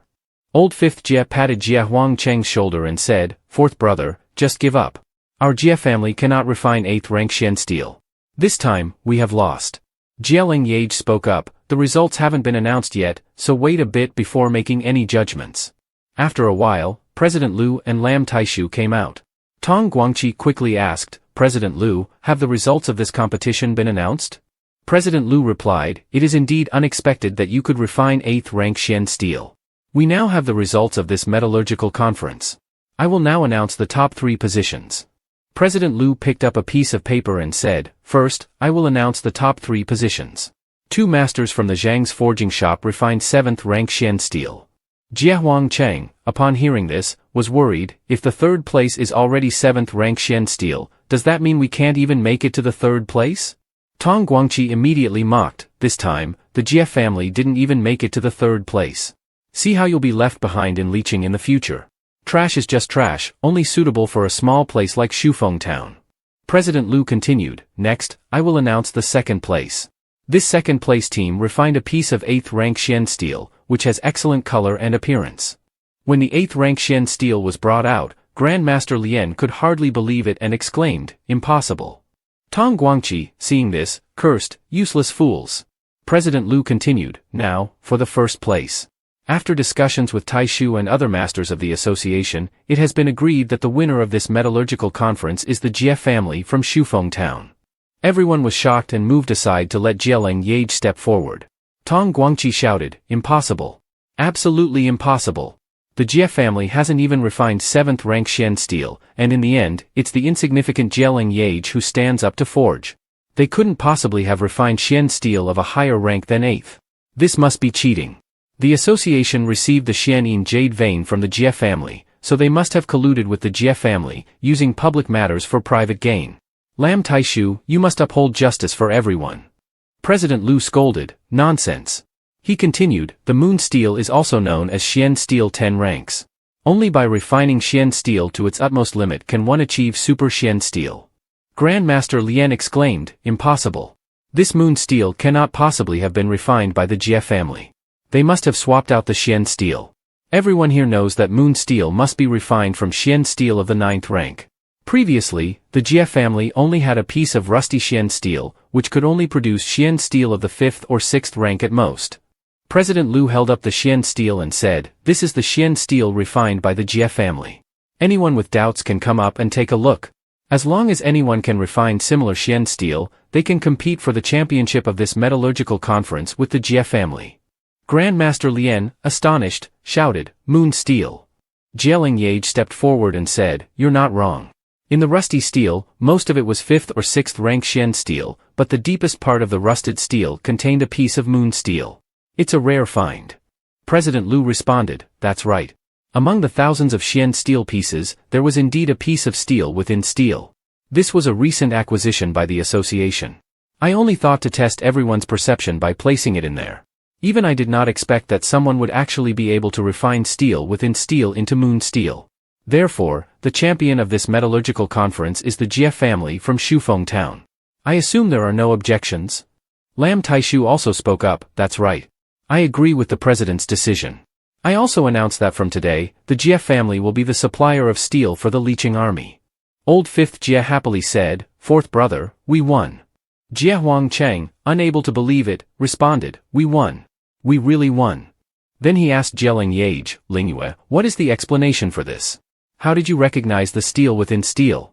And how did you refine it into moon steel? President Lu approached and said, young friend, it turns out you have been cultivating your mental strength for a long time? Leng Yeaj replied, President Lu, you flatter me. Leng Yeaj is just a novice. I only gained some insights from your guidance during that banquet. President Lu nodded in approval, Leng Yeaj, I have a favor to ask. I want to join the Association of Masters to conveniently test my mental strength level. At the Association of Masters testing area, President Lu led Leng Yeaj to the cauldrons and said, this is the heavy cauldron for testing. The more cauldrons you can lift using your mental strength, the higher your mental strength level. Leng Yeaj asked, President Lu, you are an 8 cauldron master, so does that mean you can lift cauldrons weighing over 1,000 pounds just with your mental strength? President Lu replied, wrong, young friend Jie. To become an 8 cauldron master, one must first lift 7 cauldrons and then the 8th cauldron. So you need to lift a cauldron weighing nearly 2,000 pounds. Leng Yeaj was stunned at the mention of 2,000 pounds. President Lu immediately demonstrated, saying, young friend Jie, watch this. He lifted all 8 cauldrons. Leng Yeaj was amazed, impressive. Truly impressive. Then Master Lu descended, wiped the sweat from his brow, and said, young friend Jie, don't be too surprised. In fact, the Liuli Apothecary Association is just an insignificant branch of the Daiha Apothecary Association.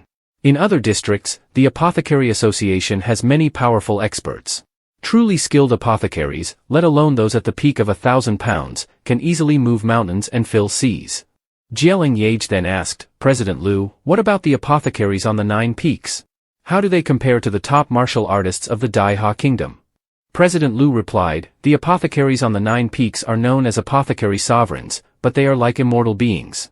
Very few emperors or sect leaders from other countries have had any contact with them. As for who is stronger between an apothecary at the summit and a top martial artist, I'm not sure. Young friend Jie, once you're ready, we can begin the test. Leng Yeaj replied, President Lu, the 3rd cauldron is my limit. Master Lu said, young friend Jie, you've done very well. He thought, in just a few days, Leng Yeaj has managed to lift the 3rd cauldron.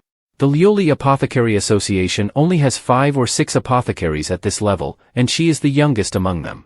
Leng Yeaj said, "Thank you, President Liu." Master Liu continued, "You've met the requirements. Come with me to the meeting hall to register your identity, receive your attire, and your identity token." Leng Yeaj responded, "Yes." At the meeting hall, Master Liu handed Leng Yeaj the identity token and said, "This is your identity token. With this token, you can enter and exit any city of the Daiha without the need for a pass. Additionally, you will receive a 30% discount when purchasing medicinal pills, weapons, and materials from the Apothecary Association. However, apothecaries at the 3rd cauldron level or above must contribute at least 10 Lamvan pills each month and must be available for immediate assistance when the association requires." Leng Yeaj said, "Understood." Master Liu added, "By the way, young friend Jia, there's something I've always wanted to ask. The Lamvan Xianyu pill that was sold a few days ago, was it crafted by you?" Leng Yeaj smiled and said, "It seems there's nothing you can't figure out, President Liu." Master Liu said, "I just wanted to confirm. Young friend Jia, do you know the background of the apothecary who accompanied Tong Guangqi?" Leng Yeaj replied, "That person is surnamed Lin and is a semi-apothecary. Isn't he from the Lioli Apothecary Association?" President Liu said, "He is likely from another apothecary association. However, I find it strange that he could refine the Xian Tai 8 cities using spiritual power. He's even slightly stronger than you. This person is not simple, and it's unclear whether he is good or bad. You've beaten him this time, so you should be cautious." Leng Yeaj replied, "Thank you, President Liu. I will be careful." In the evening, Leng Yeaj headed home, thinking, earlier, during the test, the aura of the cauldrons heaven and earth felt unusual. With a bit more effort, I might be able to challenge a 4th cauldron apothecary. Suddenly, she realized something was wrong and asked, "Where is this?" Around her was not the way home but a dark alley, with a blood-red moon and black crows glaring at her from the trees. A voice laughed, "Ha ha, you damned brat, how dare you steal the champion spot from me?" Leng Yeaj, on alert, turned around and asked, "Who?" A shadow with red spiritual power appeared, holding a golden dagger. It was Master Lin. He approached and said, "This time I'll make sure you live in agony and die in torment." Leng Yeaj calmly said, "It's you. You're not from the Apothecary Association. Who are you?" Master Lin laughed and said, "What's the Lioli Apothecary Association to me? Who am I? Open your eyes and see." With that, he tore his outer garment, revealing a black robe underneath. Master Lin introduced himself, "I am a disciple of the Central Plains Immortal Sect, the Supreme Apothecary Lin Bitch. Previously, I was deceived by that detestable girl of yours. You're actually a 3rd cauldron apothecary. So, the one who stopped me at Jia family's birthday banquet was also you. You've blocked me repeatedly. This time, I'll first cripple you, then slowly enjoy your body." Master Lin finished speaking and used his spiritual power to attack Leng Yeaj with a wave of energy. Leng Yeaj was startled but quickly concentrated her spiritual power into her hand and countered with, "Thunderclap Fist." Master Lin was shocked and said, "Body Refinement Stage 8? It seems the information from the Shanghai Gang and Tong Guangqi was wrong. However, facing me with Body Refinement Stage 8 only means death." Master Lin continued to attack Leng Yeaj with his energy. Suddenly, Master Lin spat out blood. Leng Yeaj used the long Tian needle to pierce through his energy and said, "You used blood to nourish your energy, and now that energy, intertwined with your own, is pierced by the long Tian needle. It must be quite uncomfortable, right?" Master Lin wiped the blood from his mouth and smiled, saying, "A little girl like you has such a treasure as the long Tian needle. It's a pity, a delicate beauty like you will no longer be enjoyed by me. But don't worry, your sweet and delicious blood will definitely enhance the power of my Van Laar Ghost Smoke." As soon as he finished speaking, his Van Laar Ghost Smoke attacked Leng Yeaj. Leng Yeaj shouted, "Go!" She exerted her strength against it, but then she sensed something was wrong. Just as she was about to endure the energy, a force enveloped her. Leng Yeaj was amazed, "This is the Yang Qi of the Red Sun Poison." The spiritual energy attacked Master Lin, who exclaimed, This is impossible." Seizing the opportunity, Leng Yeaj used the Flower Burst and Jade Breaker technique to attack Master Lin. He shouted, "No," but was killed by Leng Yeaj's attack. Leng Yeaj, having escaped, collapsed onto the ground. In her small house in the Hongmong Heaven, she placed Master Lin's items on the ground and said, "It's a pity I couldn't find out the purpose of the Supreme Apothecary of the Immortal Sect infiltrating Li City. So, this is the technique of the Ghost Smoke. However, this Ghost Smoke is too sinister. After removing this dark energy, it should be usable." She then used her spiritual power to burn it away. After burning away the dark energy, she collected the items. 2 days later, the steward ran back to report to the elder Jie. Master, there's good news from the third young lady, extremely good news. The fourth master and the young lady have won the first place in the Li City alchemy competition. Everyone was astonished. Elder Jie replied, winning is good, winning is good. Do you know if the fourth master's alchemy was the Xian Tai? The steward replied, Master, it's said to be mystic iron. This time, the fourth master and the young lady worked together to refine it. It said that in the final crucial step, the fourth master was exhausted, and the young lady helped refine the mystic iron. The young lady was also accepted as an apothecary by the Li City Apothecary Association. Elder Jie was astonished, mystic iron? Leng Yeaj refined mystic iron? And has joined the Apothecary Association? The steward replied, yes, sir. Elder brother Jie and second brother Jie both congratulated, Jie Huangwei, congratulations to you. This little girl, if she doesn't speak, it's fine, but when she does, she's already a master alchemist. This is your pride and also the pride of the Jie family. Old Master Jie said, no need to say anything more. Huang Yan, go buy some firecrackers to hang outside the house to announce the joy. Huang Shu, prepare some red envelopes to distribute to the people in the town as our farewell gift from the Jie family. Jie Huangshu asked in surprise, Father, does this mean? Old Master Jie replied, that's right, I've decided. Starting tomorrow, our Jie family will move to Li City and leave Shuafeng town.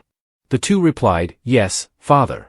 Old Master Jie then said, go ahead and make arrangements. Huangwei, come with me. Jie Huangwei answered, yes, Father. Afterwards, Old Master Jie led Jie Huangwei to the ancestral hall and said, Huangwei, let's pay our respects to the ancestors. Jie Huangwei replied, yes. After Jie Huangwei finished lighting the incense, Old Master Jie said, Huangwei, I plan to let Lien Yu go out for some training after this incident. Jie Huangwei was surprised, Father, isn't it a bit too soon? We should at least wait until she breaks through to the post-heaven stage. Old Master Jie replied, that's fine, but once she breaks through to the post-heaven stage, she must go out for training. Huangwei, you may have sensed that Lien Yu's talent is extraordinary. Li City is too small to contain her. If she doesn't undergo training and sharpen her skills, how will she face the people from the Hong Mansion in the future? Or do you intend to rely on your own strength to deal with the Hong Mansion people? Do you know that Hong Fang broke through to the reincarnation realm a few days ago? Now, even if you want revenge, it would be impossible to get close to Hong Fang. Jie Huangwei replied, Father, let's discuss this after Lien Yu returns. Please don't tell Lien Yu about these plans. I worry it will affect her cultivation. Old Master Jie patted Jie Huangwei on the shoulder and said, you've worked hard these years.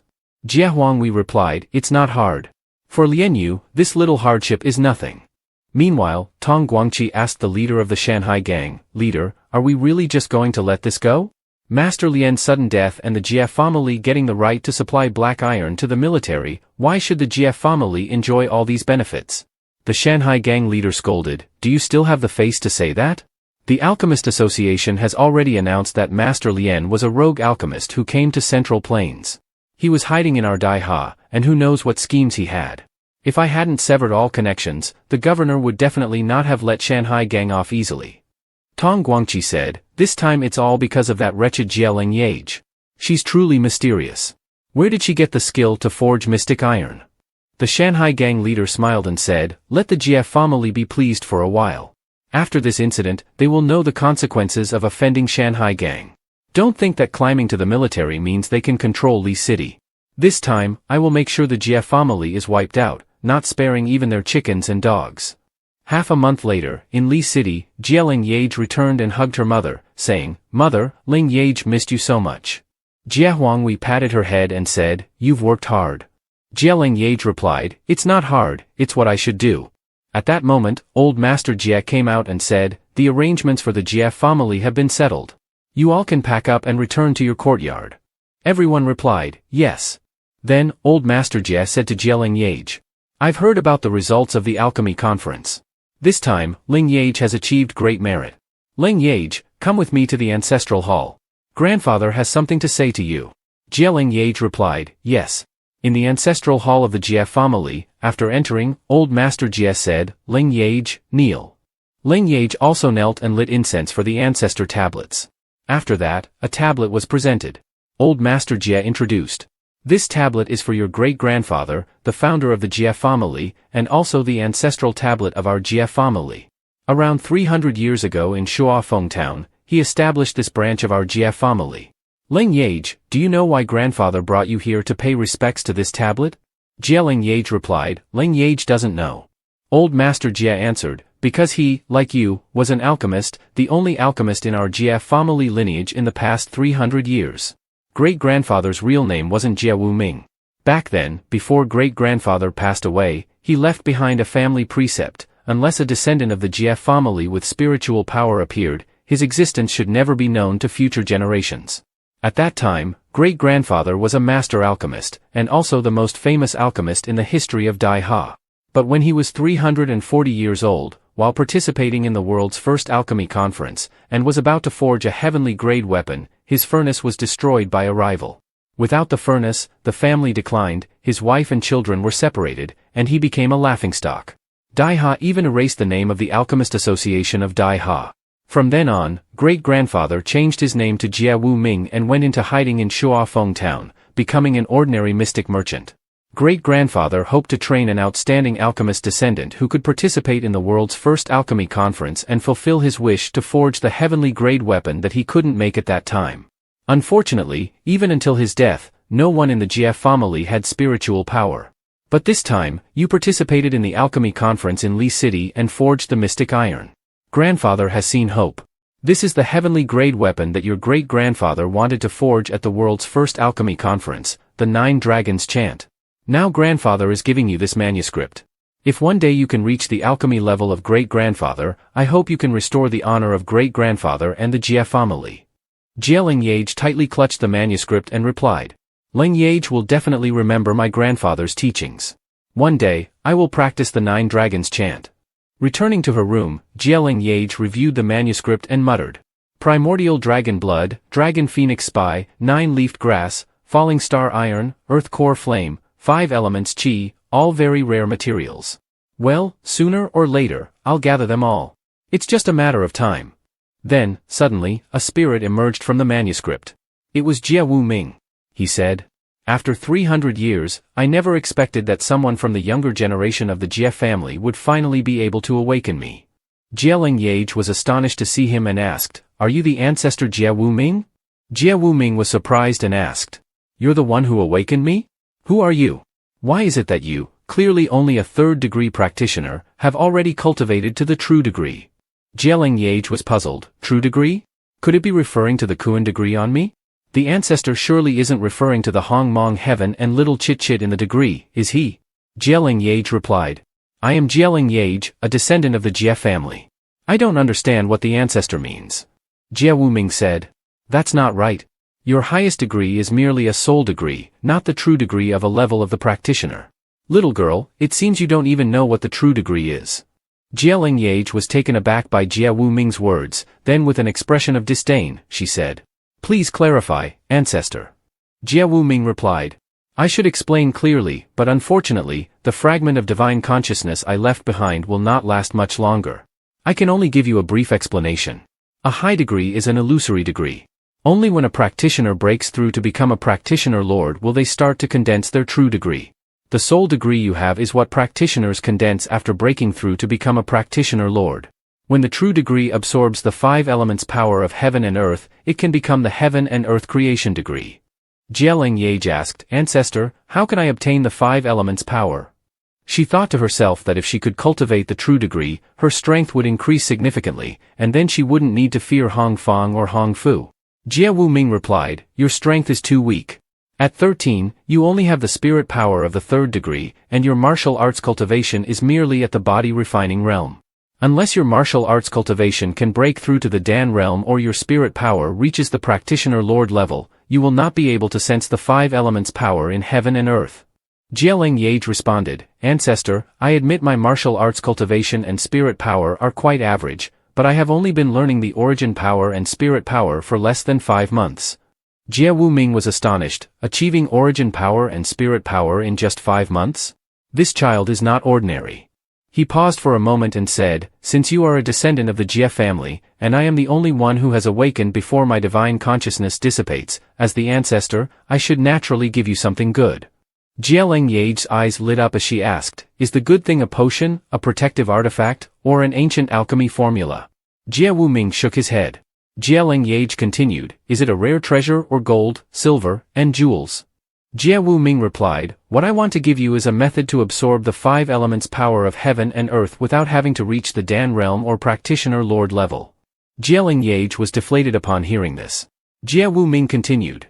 The 5 elements power of heaven and earth consists of the essences of metal, wood, water, fire, and earth.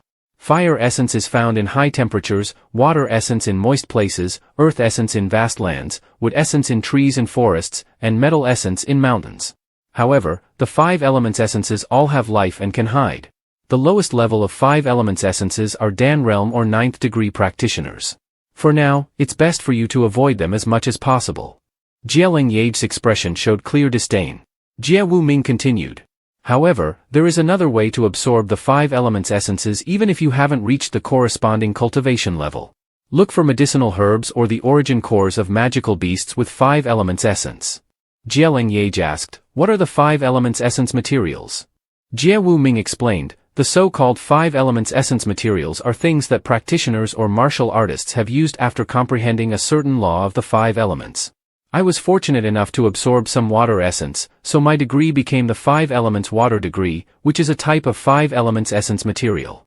Listen carefully, little girl, I failed in my term training back then, and the 5 elements water degree was destroyed. A fragment of it fell into Wanmong. I will use my last bit of divine power to condense into a 5 spirit pearl for you to comprehend the law of the 5 elements. Perhaps one day it will help you find the fragment of the 5 elements water degree. If that day comes and you are fortunate enough to become a practitioner lord, remember to avenge the ancestor. The enemy who harmed me back then is named Tranhong No. Seeing Jie Wuming gradually disappear, Leng Yeaj hurriedly called out.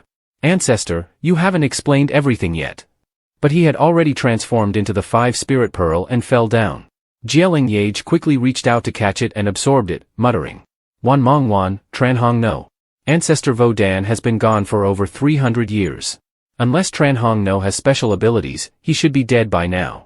As for Wanmong, last time with an Manhua, one of the key figures in the 5 elements soft ghost Duyanchu was in Wanmong. I must set out for Wanmong in 2 days and search for the fragment of the 5 elements water degree then. 2 days later, at Drunken Immortal Tavern, Lam Tai came to greet Leng Yeaj. Leng Yeaj also greeted her, Lam's sister. Lam Tai said, Leng Yeaj, I heard from my father that you came first in the alchemy competition. Congratulations. I didn't expect you to be quite a skilled practitioner. Leng Yeaj scratched her head, smiling awkwardly, it was just luck. Lam's sister, how much do you know about Wanmong? Lam Tai immediately took out several documents and said, I was about to tell you about this. Here, these are all the secrets I have collected about Wanmong. Leng Yeaj reached out to take them. Lam Tai pulled her hand and said, let's go inside. As they went, Leng Yeaj read the documents, which were about the phoenix. Lam Tai asked, have you heard the rumors about the phoenix?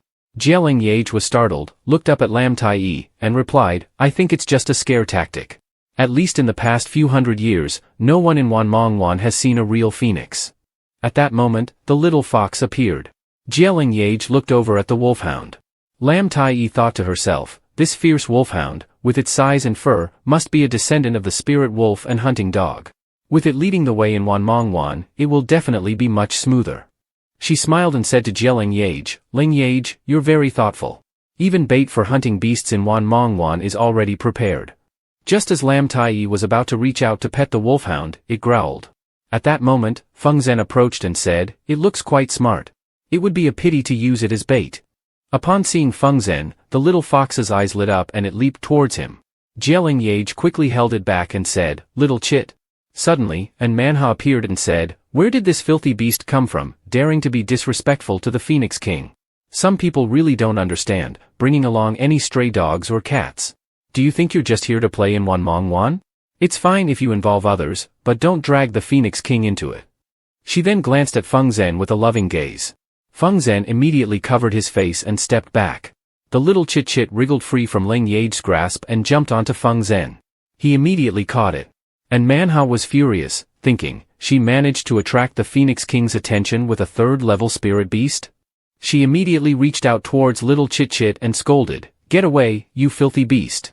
Unexpectedly, little Chit-Chit immediately jumped at her. The guards shouted, "Protect the county lord." But before they could act, little Chit-Chit had already stomped on her face and scratched her face. Then, it jumped back into Leng Yeaj's arms and stuck out its tongue at Manhua. And Manhua screamed, "My face! Kill that beast!" As the guards were about to advance, Feng Zhen stopped them and asked, "Lorden, do you want to violate the imperial decree and brandish your sword in front of this prince?" And Manhua immediately knelt and said, "I do not dare, please forgive me, Prince Feng." Feng Zhen coughed. After a moment, and Manhua and her entourage were all kneeling. And Manhua had no choice but to say, "Someone, go and cut off the fingers of the two who just drew their swords to atone for their sins before Prince Feng." The two people could hardly believe it, looking at their lord, and then their fingers were cut off. Only then was Manhua allowed to stand, but after kneeling for so long, she collapsed as soon as she stood up. Seeing this, Feng Zhen only looked at her coldly. Feng Zhen then said, "Get up." And Manhua quickly replied, "Thank you, Prince Feng." She then stood up but still trembled. Leng Yeaj hurried over to support her, saying, "Be careful." And Manhua angrily shoved Leng Yeaj's hand away. "Who gave you permission to touch this lord with your filthy hand? If you dirty my clothes, can you compensate for it?" Leng Yeaj just smiled upon hearing this. Lam Tai came to Feng Zhen and asked, "Prince Feng, aren't you bringing any guards or shadow guards?" Feng Zhen replied, "No guards. Actually, I got rid of them, discarded them." And Manhua heard this and asked, "Since Prince Feng hasn't brought any guards, why don't you come with me? It's better to avoid some people not paying attention." Feng Zhen ignored her and said to Leng Yeaj, "Let's go." Leng Yeaj responded, "Okay." And Manhua was both angry and envious.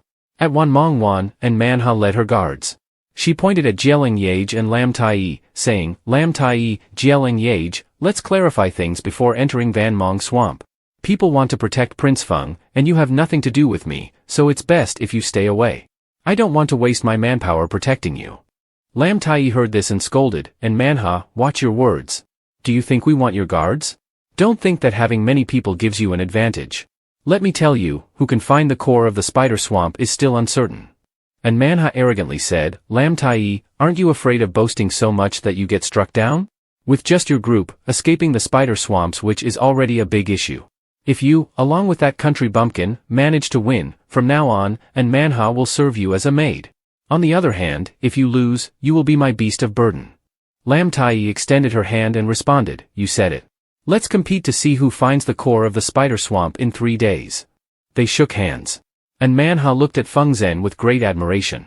Feng Zhen paid her no attention and said, "Lorden, if you are not welcoming Leng Yeaj and little Chit-Chit, it means you are not welcoming this prince either. We'll part ways here." And Manhua, hearing this, quickly said, "Prince Feng, why must you go with them? Lam Tai can barely protect herself, and Leng Yeaj doesn't even need mentioning, she can't protect herself." Feng Zhen replied, "Not necessarily." Then he turned and left. And Manhua, enraged, stomped her foot and yelled, "All subordinates, stop standing there in a daze and go now." Everyone then entered. Lang Kuyan went ahead to find the way. After a while, it returned. Leng Yeaj patted its head and said, "This path is safe, we'll go this way." Lam Tai said, "Leng Yeaj, it's getting dark.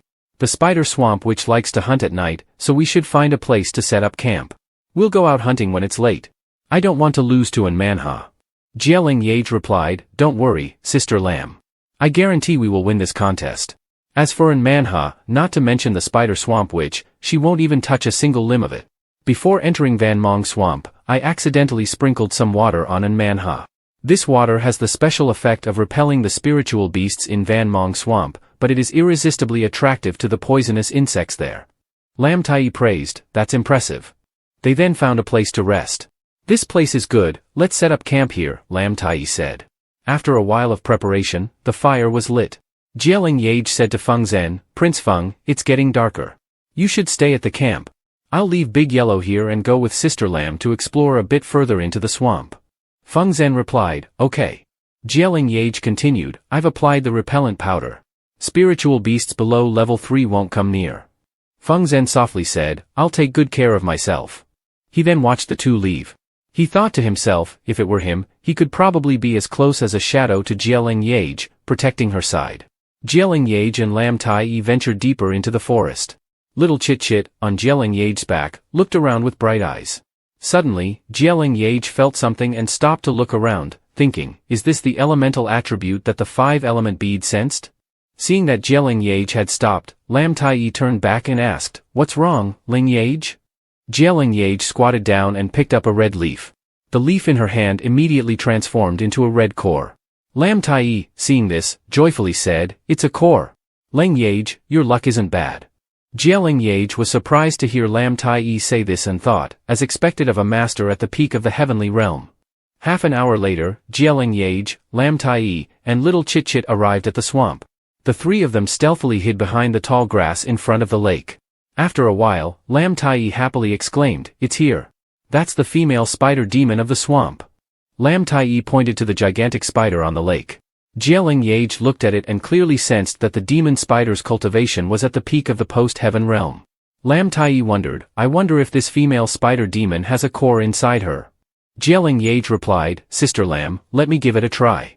Lam Tai agreed, "Okay."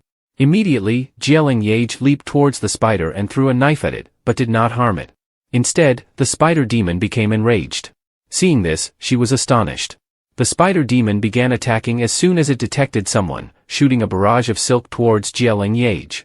Leng Yeaj quickly dodged the attack and continued to throw knives at it.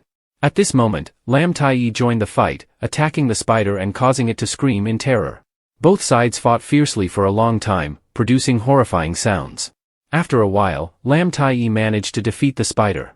After defeating it, Lam Tai examined it and sighed, "No core, it was a waste of effort." Leng Yeaj smiled and said, "It's okay, there will be other opportunities." Then, Leng Yeaj took out a needle and pricked the spider.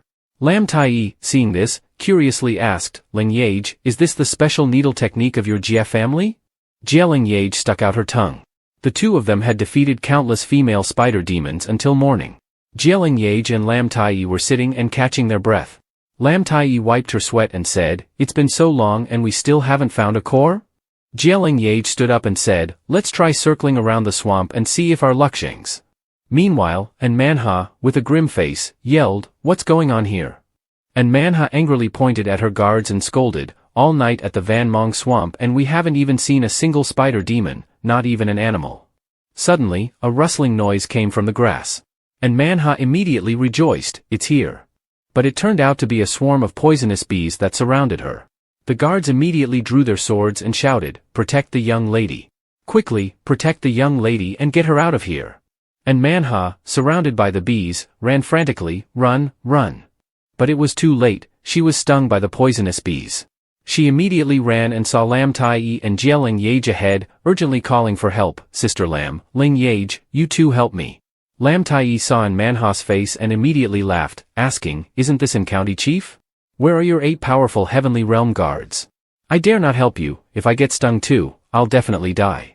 Leng Yeaj laughed and said, "Missin, if you want help, you need to pay. If you want us to help, you have to make an offer." The swarm of poisonous bees continued to surround her. She panicked and yelled, "Whoever saves me, I'll agree to any conditions." Leng Yeaj snapped her fingers and said, "You're the one saying this, County Chiefin.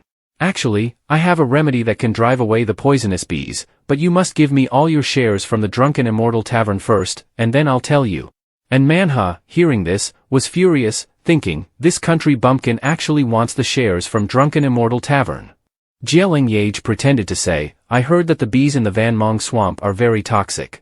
If not treated promptly, the wounds will fester, your body will swell up like a toad, and after recovery, it will leave scars that look like a pig's head. County Chiefin, you're so beautiful, it would be a pity if you end up with scars." Hearing this, and Manhua was frightened and quickly shouted, "All right, I agree. I'll give you all my shares from Drunken Immortal Tavern, so quickly tell me how to avoid these poisonous bees." Leng Yeaj pointed to the swamp and said, "I like straightforward people like you, County Chiefin. Immediately jump into the swamp, submerge yourself completely, and make sure not even your head is exposed. That way, the bees won't sting you anymore." And Manhua immediately followed her instructions and jumped into the swamp. Just then, her guards arrived, shouting, "County Chief." They pulled Manhua out of the swamp and gave her a pill. She then came to her senses. Little Chit-Chit, who had been jumping on Leng Yeaj's hand, saw this and started laughing on the ground. And Manhua, seeing little Chit-Chit, stood up and cursed, "Little beast." Leng Yeaj thought, stubborn as ever. And Manhua lunged forward, and little Chit-Chit immediately jumped up and pushed her back into the mud. The guards urgently shouted, "Young lady, quickly catch it." And Manhua, furious, cursed, "Leng Yeaj, you wench, did you do something to me?" Leng Yeaj laughed and said, "County Chiefin, why do you say that? I was helping you, and now you accuse me of harming you. Look, there aren't any poisonous bees left now." At this moment, Feng Zhen approached and asked, "Leng Yeaj, Miss Lam, are you all right?" Then Feng Zhen looked at Manhua in surprise and asked, "Isn't this County Chiefin? What happened to your face?" Seeing Feng Zhen, Manhua panicked, covered her face, and sobbed as she ran away. Little Chit-Chit saw this and lay on the ground laughing. Feng Zhen bent down to pick up little Chit-Chit and asked, "Leng Yeaj, do you have any more plans for today?" Leng Yeaj replied, "Lam's sister and I plan to move on to another swamp to continue searching for the female spider demon." Feng Zhen immediately said, "Let's go." That night, Lam Tai, Leng Yeaj, and Feng Zhen ventured deeper into the forest. Feng Zhen worriedly asked, "The swamp is full of fog tonight, I wonder when it will clear." Leng Yeaj waved her hand and said, "Don't worry, I can use my spiritual energy to navigate. We'll definitely be able to return." And so, Leng Yeaj and Lam Tai led Feng Zhen back to the campsite. At the campsite, Feng Zhen was sitting by the fire when she heard rustling in the bushes. Lang Kuyan urgently barked, then stood up, showing its teeth, its eyes red and its body alert. Feng Zhen saw this and quickly stood up, asking, "What's wrong, Dai Huang?" From the forest emerged a pack of wolves with glowing eyes and drooling mouths. Feng Zhen told Dai Huang, "If you can't hold them off, go find Leng Yeaj." A frenzied wolf charged forward, and Dai Huang immediately lunged at it, biting its neck and killing it with a single bite.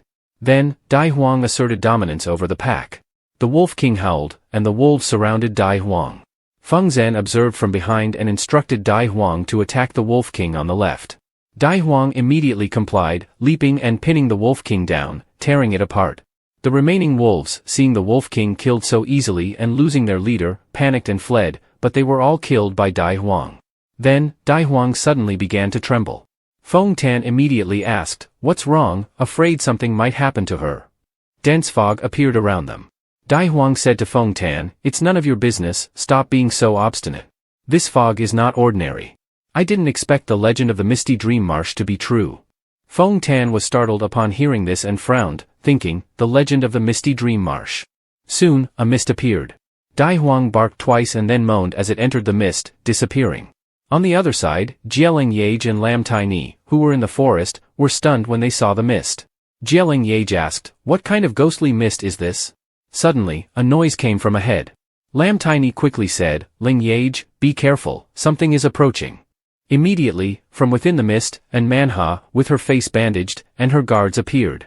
Seeing Leng Yeaj and Lam Tai, Manhua joyfully exclaimed, "Great, it's actually you two.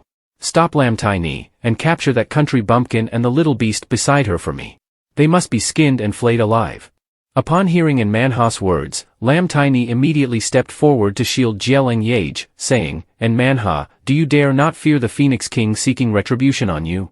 The guards immediately moved to surround Lam Tai and Leng Yeaj. Manhua laughed arrogantly and said, "Let your corpses go and tell the Phoenix King." Then, one of her guards immediately attacked Leng Yeaj with a sword. Leng Yeaj quickly dodged and ran away, saying, "Manhua, if you have the ability, come and fight me alone, I'll be waiting for you." After saying this, she ran into the mist. Hearing this, Manhua immediately chased after her, saying, "Fight alone? You dare to compare with me?" The guards, seeing this, were worried and shouted, "My lord, quickly come back."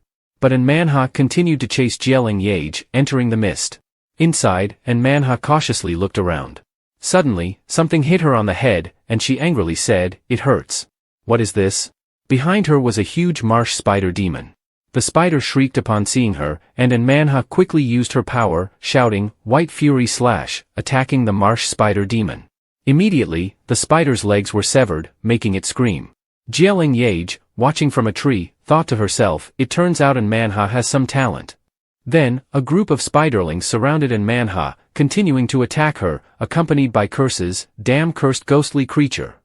Leng Yeaj looked at a spider and thought, the fluctuation of the water attribute element, it seems the spider demon has a core. Better find the right opportunity to strike.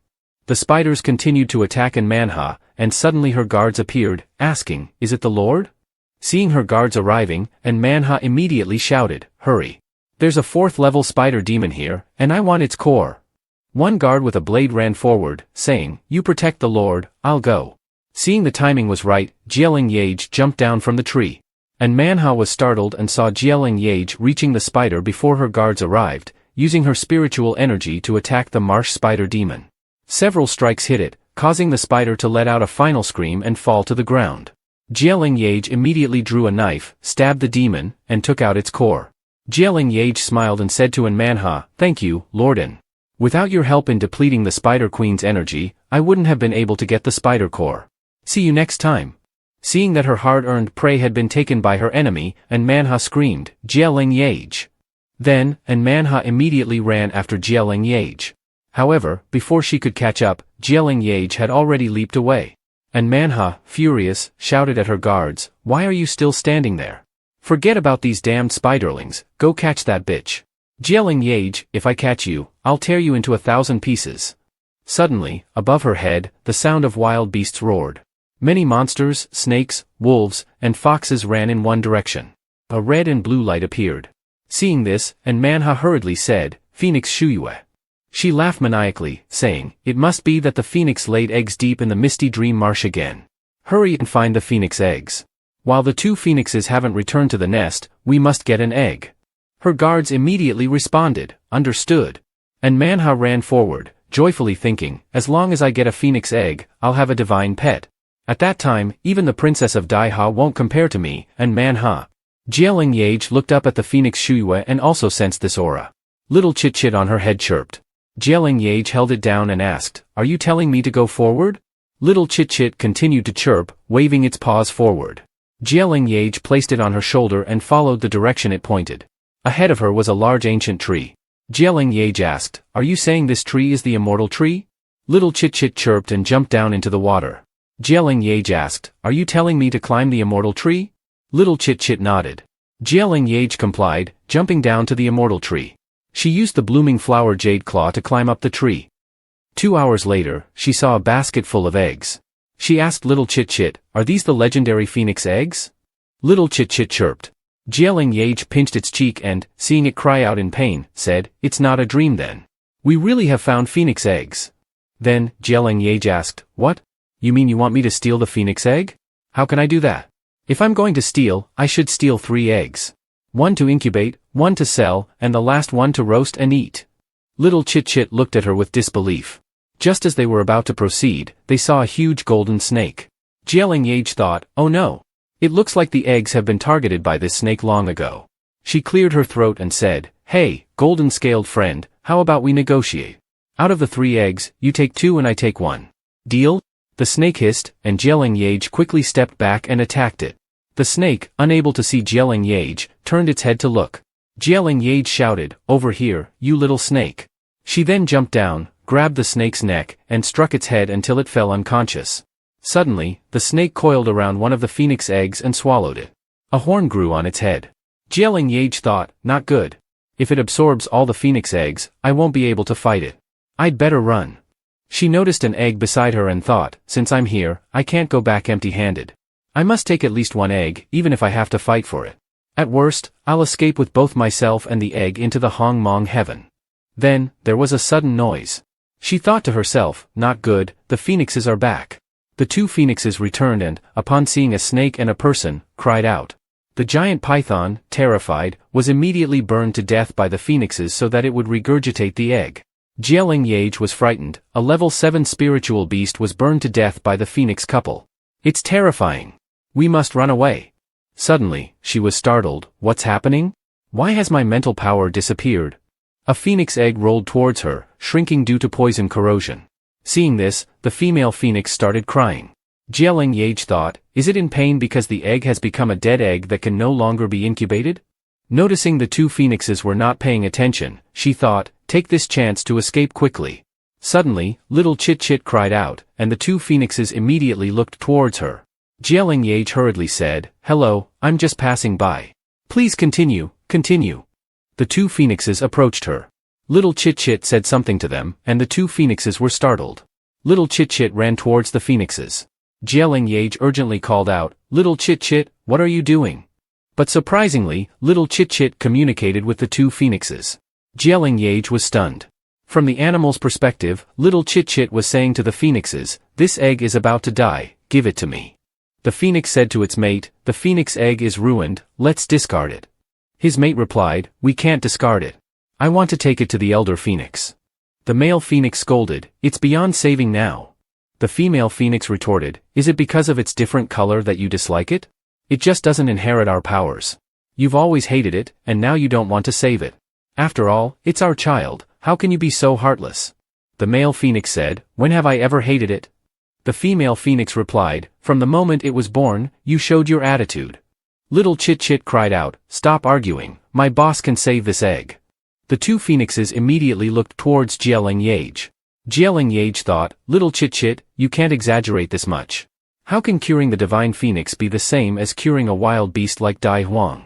My peak ability is not even at the level to cure all diseases." But seeing the pleading look in the female phoenix's eyes, she wavered. Remembering what her mother said, "Leng Yeaj, you must survive. I will definitely find you," she shook her head firmly.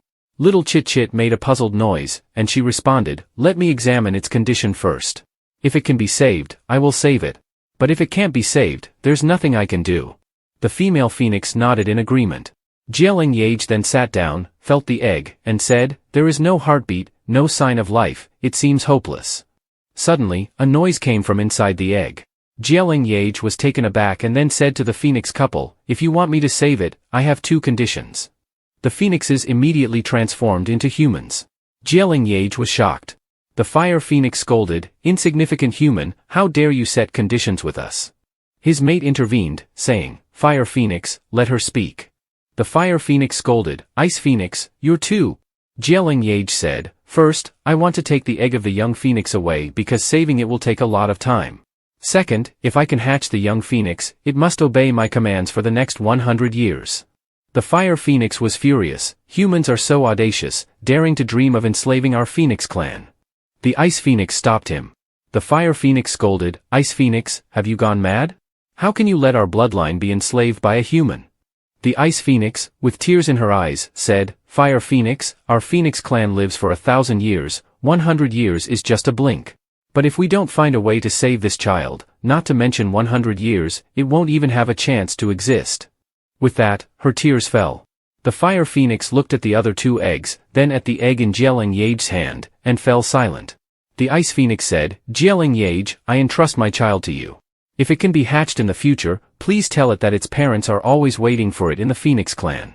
Leng Yeaj replied, "Okay." The fire phoenix went back to inspect the other two eggs and angrily said, "Damn it. Ice phoenix, you've been deceived. This woman is a fraud, she's the same as the golden armored great python." The boss and the second one said she wanted to steal the phoenix eggs. She abandoned the third egg to the golden armored great python.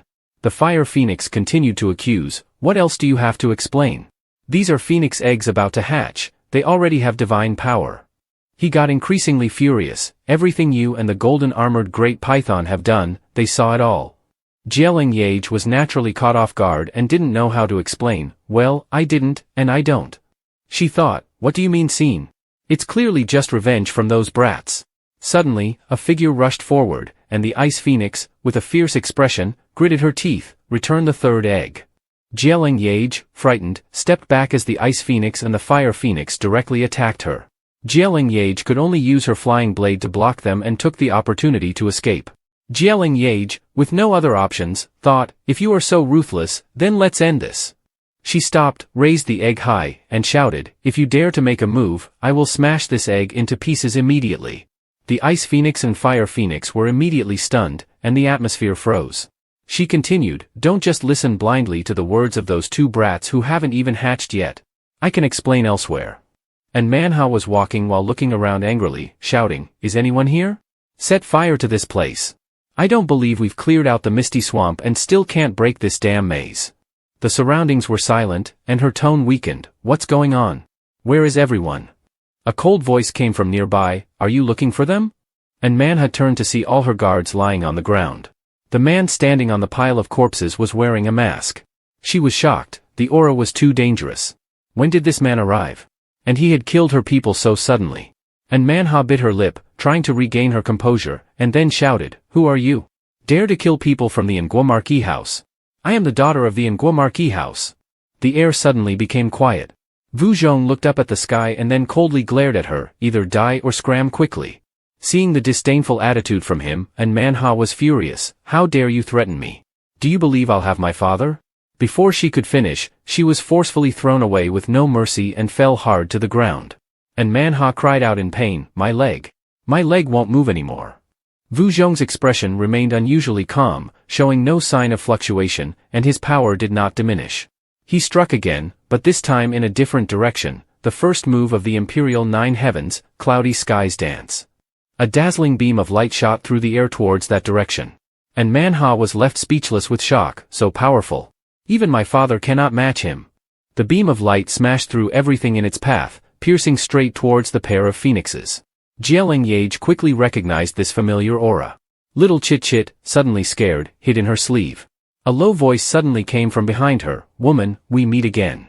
Leng Yeaj turned and looked up at the person floating in the air. "You, how are you here?" Vu Zhong smiled but did not answer. He swiftly flew to her, picked her up, and flew away. The phoenix pair quickly chased after them. "Come back here." The two people and the two creatures chased each other through the sky. Vu Zhong suddenly turned around and used the second move of the Imperial Nine Heavens in parallel, sending a whirlpool of water towards the phoenix pair. While they were busy dealing with it, Vu Zhong turned and flew away. Fire Phoenix gritted her teeth, "So it's the Emperor-level martial arts." Vu Zhong said, "Throw away the egg in your hand. If you like, take the other two."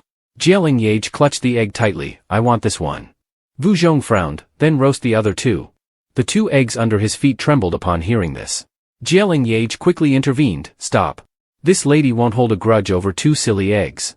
If you want to settle scores, you should deal with their parents." Fire Phoenix could only bow her head. "Please spare us, we admit defeat." Ice Phoenix bowed, "It's all a misunderstanding, it's our fault. Third brother will follow the lady's orders for 100 years. Leng Yeaj quickly said, "They've apologized, let them go." Vu Zhong sneered, "You're really soft-hearted." With that, he turned and left. The phoenix pair quickly flew to their offspring. Leng Yeaj couldn't help but marvel inwardly, "It's the first time I've seen phoenixes admit defeat, it's really satisfying." Vu Zhong's voice rang out, "Little Yeaj, you're just like a squirrel tying a chicken." He then picked her up in a princess carry and said affectionately, "But I like it." Ice Phoenix anxiously asked, "Can we have the two eggs back if we've agreed to your terms?" Leng Yeaj's voice was firm, "Ridiculous. You slandered my reputation, a simple apology isn't enough." Fire Phoenix gritted her teeth, "Then what do you want?" Leng Yeaj smiled, "Simple, compensation for mental distress. I want phoenix tears and phoenix feathers." She thought to herself, phoenix feathers are materials for forging top-grade weapons like the Nine Dragons chant, and phoenix tears are a divine healing elixir, both are great treasures. Vu Zhong kicked the egg up with his foot, caught it with his hand, and sneered, "Did you hear that? Follow her orders, or else." Ice Phoenix started crying out of fear. Little Chit-Chit quickly took the vial and caught the tears. Fire Phoenix bowed her head, and feathers flew off. Leng Yeaj reached out to take them. Vu Zhong frowned, "Only one feather?" He waved his hand and directly plucked out more feathers. Fire Phoenix was shocked, and Little Chit-Chit was also scared. Leng Yeaj was open-mouthed, so ruthless. Vu Zhong handed her 3 feathers, "These 3 are for you, the remaining 9 are mine." Fire Phoenix's head was now partly bald, frowning, "We've given the items, so you should return the phoenix eggs to us." Vu Zhong used light to retrieve the eggs himself. The phoenix pair quickly caught them. Leng Yeaj was speechless and thought, "I felt this person was very strong on 7-Star Mountain, but his current strength is even deeper than I imagined. Who exactly is he?" The phoenix pair flew away with the eggs. Leng Yeaj thought to herself, "This action will definitely attract many people. Those 2 phoenixes will probably not come to the Misty Dream Marsh to lay eggs again." The ancient tree remained where it was, and Vu Zhong continued to carry her and flew away. Early the next morning, and Manhua saw 2 figures darting out of the forest. She suddenly remembered something. "I remember now, he is the Demon Emperor Vu Zhong." And Manhua recalled what she knew, Demon Emperor Vu Zhong, age unknown, background and appearance unknown. 5 years ago, he rose to fame as a top demon talent, single-handedly leveling an entire royal domain in the lower continent of the Lower Yen realm. Thinking of this, she clenched her fists. First it was the Phoenix King, and now the Demon Emperor. How many influential figures does Leng Yeaj know? Just a country bumpkin, how could she catch the eyes of the Phoenix King and the Demon Emperor? Elsewhere, Vu Zhong and Leng Yeaj were walking. Suddenly, he stopped and asked, "Woman, why is it that every time you see me, you always look displeased?" Leng Yeaj frowned and said bluntly, "Isn't it all your fault? Every time I encounter a weirdly masked person like you, nothing ever turns out well." Vu Zhong leaned in and whispered in her ear, "Call me Vu Zhong." Leng Yeaj frowned, "I won't call you that." Vu Zhong smiled mischievously, "Won't call me? Really?" Leng Yeaj's face turned red, and she avoided his gaze. "If I don't want to, I won't." Vu Zhong smiled and leaned closer, "If you don't, I'll kiss you." Leng Yeaj, embarrassed, quickly said, "Vu Zhong." As soon as she said it, Vu Zhong kissed her. Holding her waist, he pressed her close to him, the kiss growing deeper. Leng Yeaj was dazed and then closed her eyes. "I'll bite you, you rogue." Anticipating her thoughts, Vu Zhong grabbed her chin, preventing her from biting. After a while, Vu Zhong let go. Leng Yeaj's face was flushed, her hands covering her mouth, stepping back and shouting, "This shameless man. Clearly, I called you already." Vu Zhong shamelessly replied, "I never said that if you called me, I wouldn't kiss you." Leng Yeaj angrily shouted, "Pervert." Vu Zhong bent down, rubbing her chin, and coaxed, "My little Yeaj, you will soon find out that I'm not just a rogue but also very shameless. However, I am only shameless with you." Suddenly, he placed his hand over his chest and cursed inwardly at the damn troublemaker. In this kind of moment, wanting to stir up trouble. With no other choice, Vu Zhong could only leave a remark. "Little Yeaj, you need to become stronger. Only then will you be the kind of woman that I, Vu Zhong, am interested in." Having said that, he vanished into a plume of black smoke.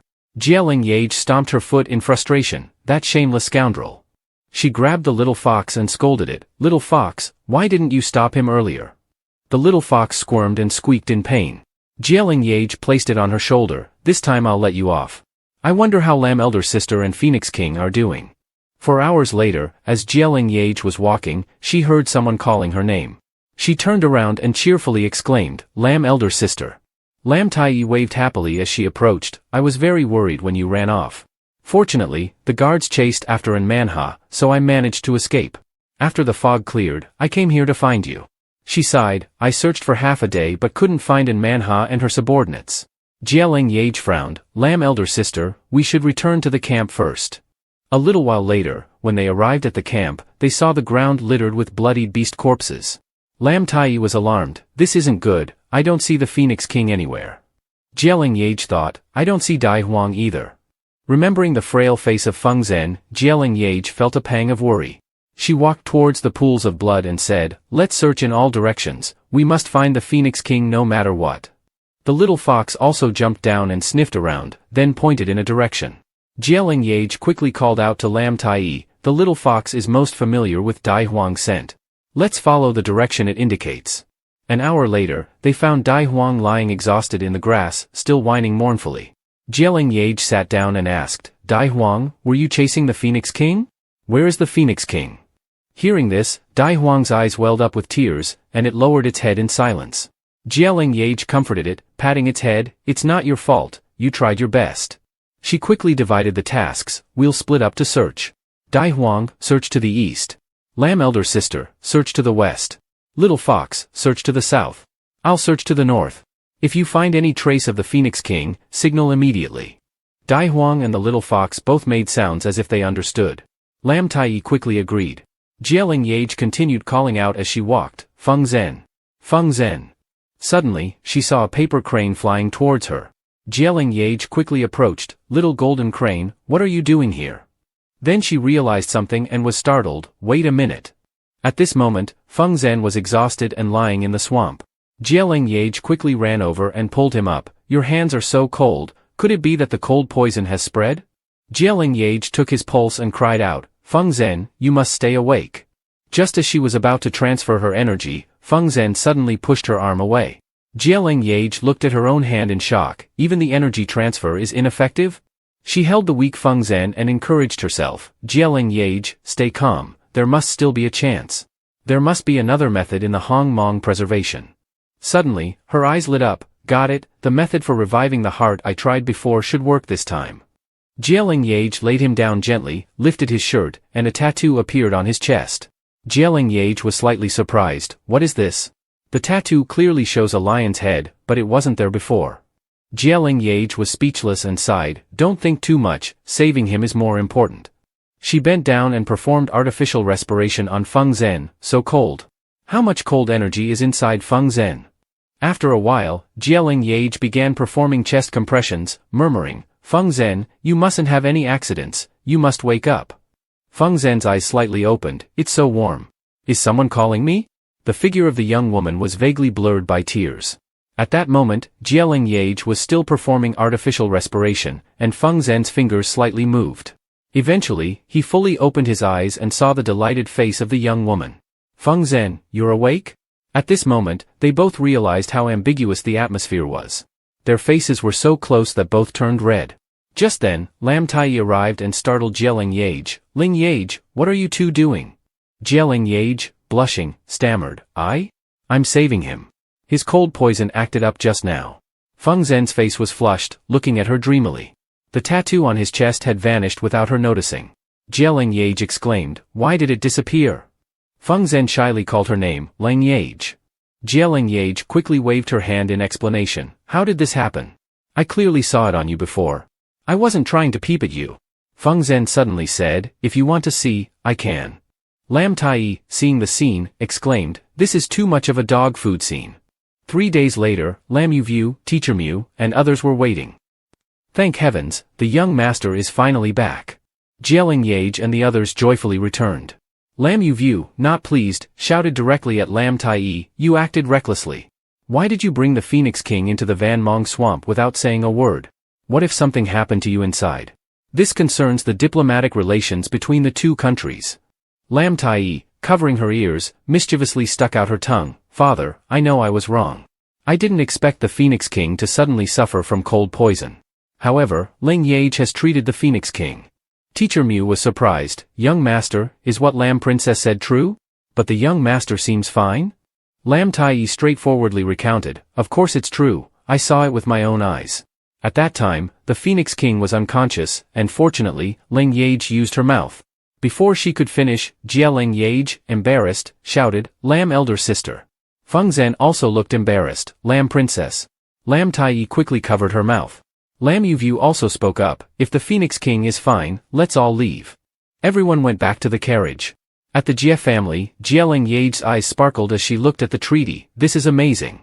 With this treaty, I'll be the second largest shareholder of the Drunken Immortal Pavilion. Having money makes everything easier. She suddenly thought seriously, Drunken Immortal Pavilion is just the first step, the capital and the Hong Mansion are the real goals. Leng Yeaj used her ability to enter a dreamscape. The little fox quickly ran over and handed her a piece of jade.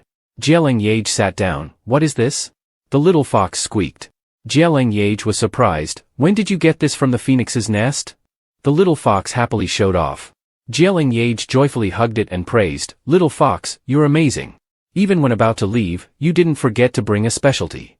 The little fox, happy with the praise, nuzzled Leng Yeaj. She took the jade and examined it. What exactly is this? Suddenly, the seal on her hand and the jade began to glow. Leng Yeaj realized, am I about to break through? So she sat down to cultivate. Leng Yeaj gradually felt the flow of power within her body. Eventually, she broke through to the early stage of the celestial realm. Leng Yeaj then entered another dreamscape, happily looking at the item in her hand. Is this the water elemental seal?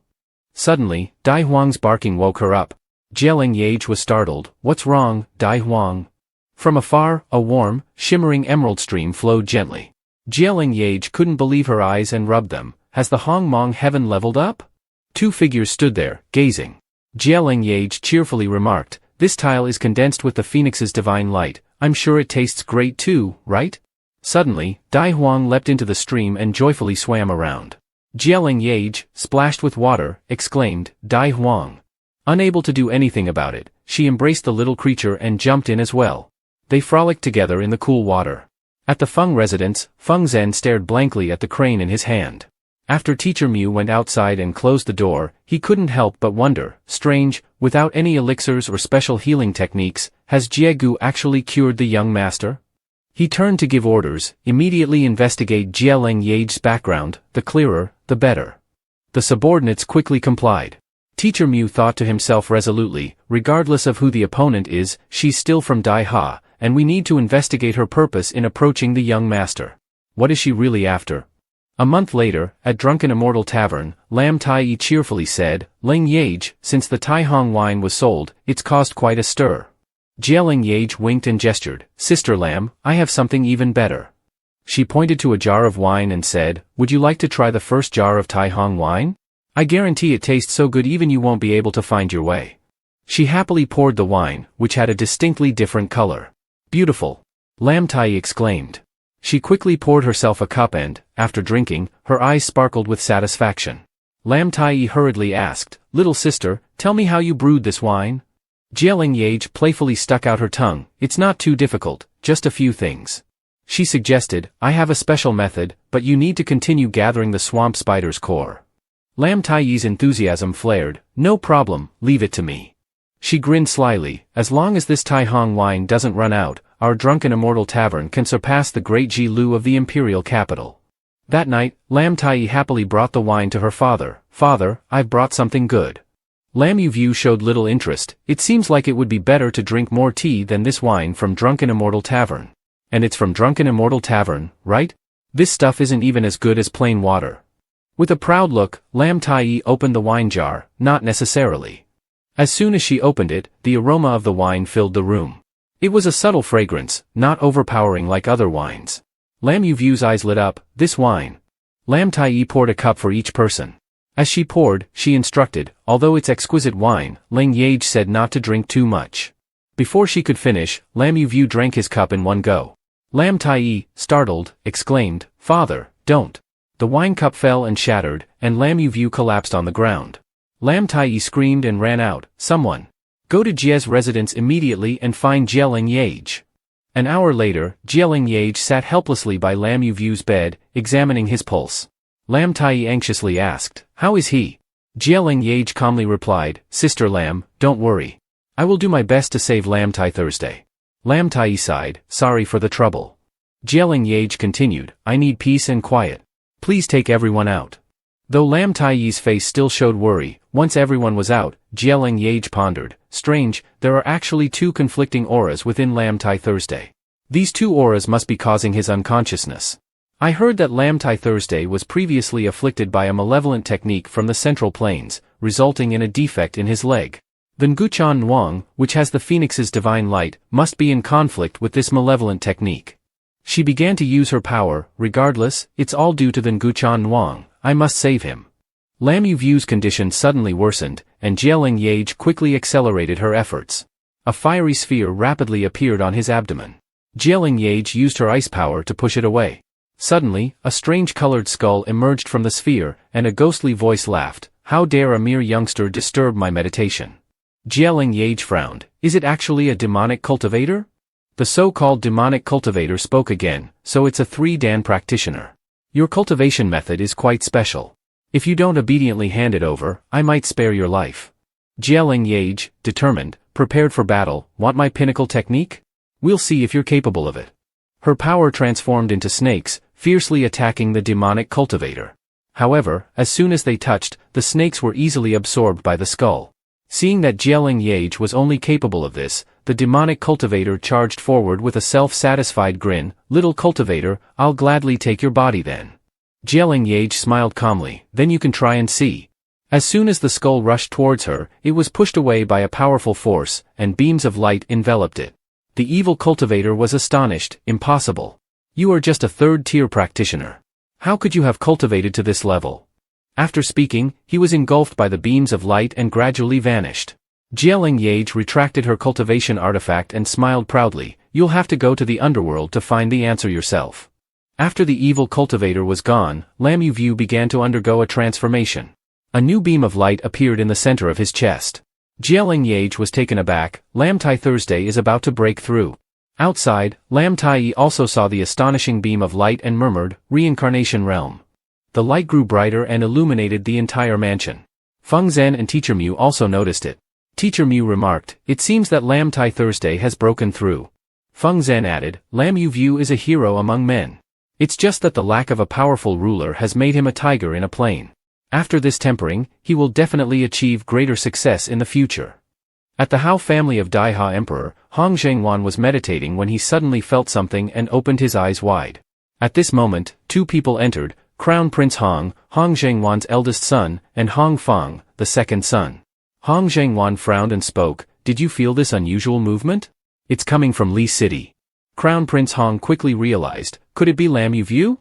Hong Feng thought the same, it must be him. But why would Lam Yu be able to break through?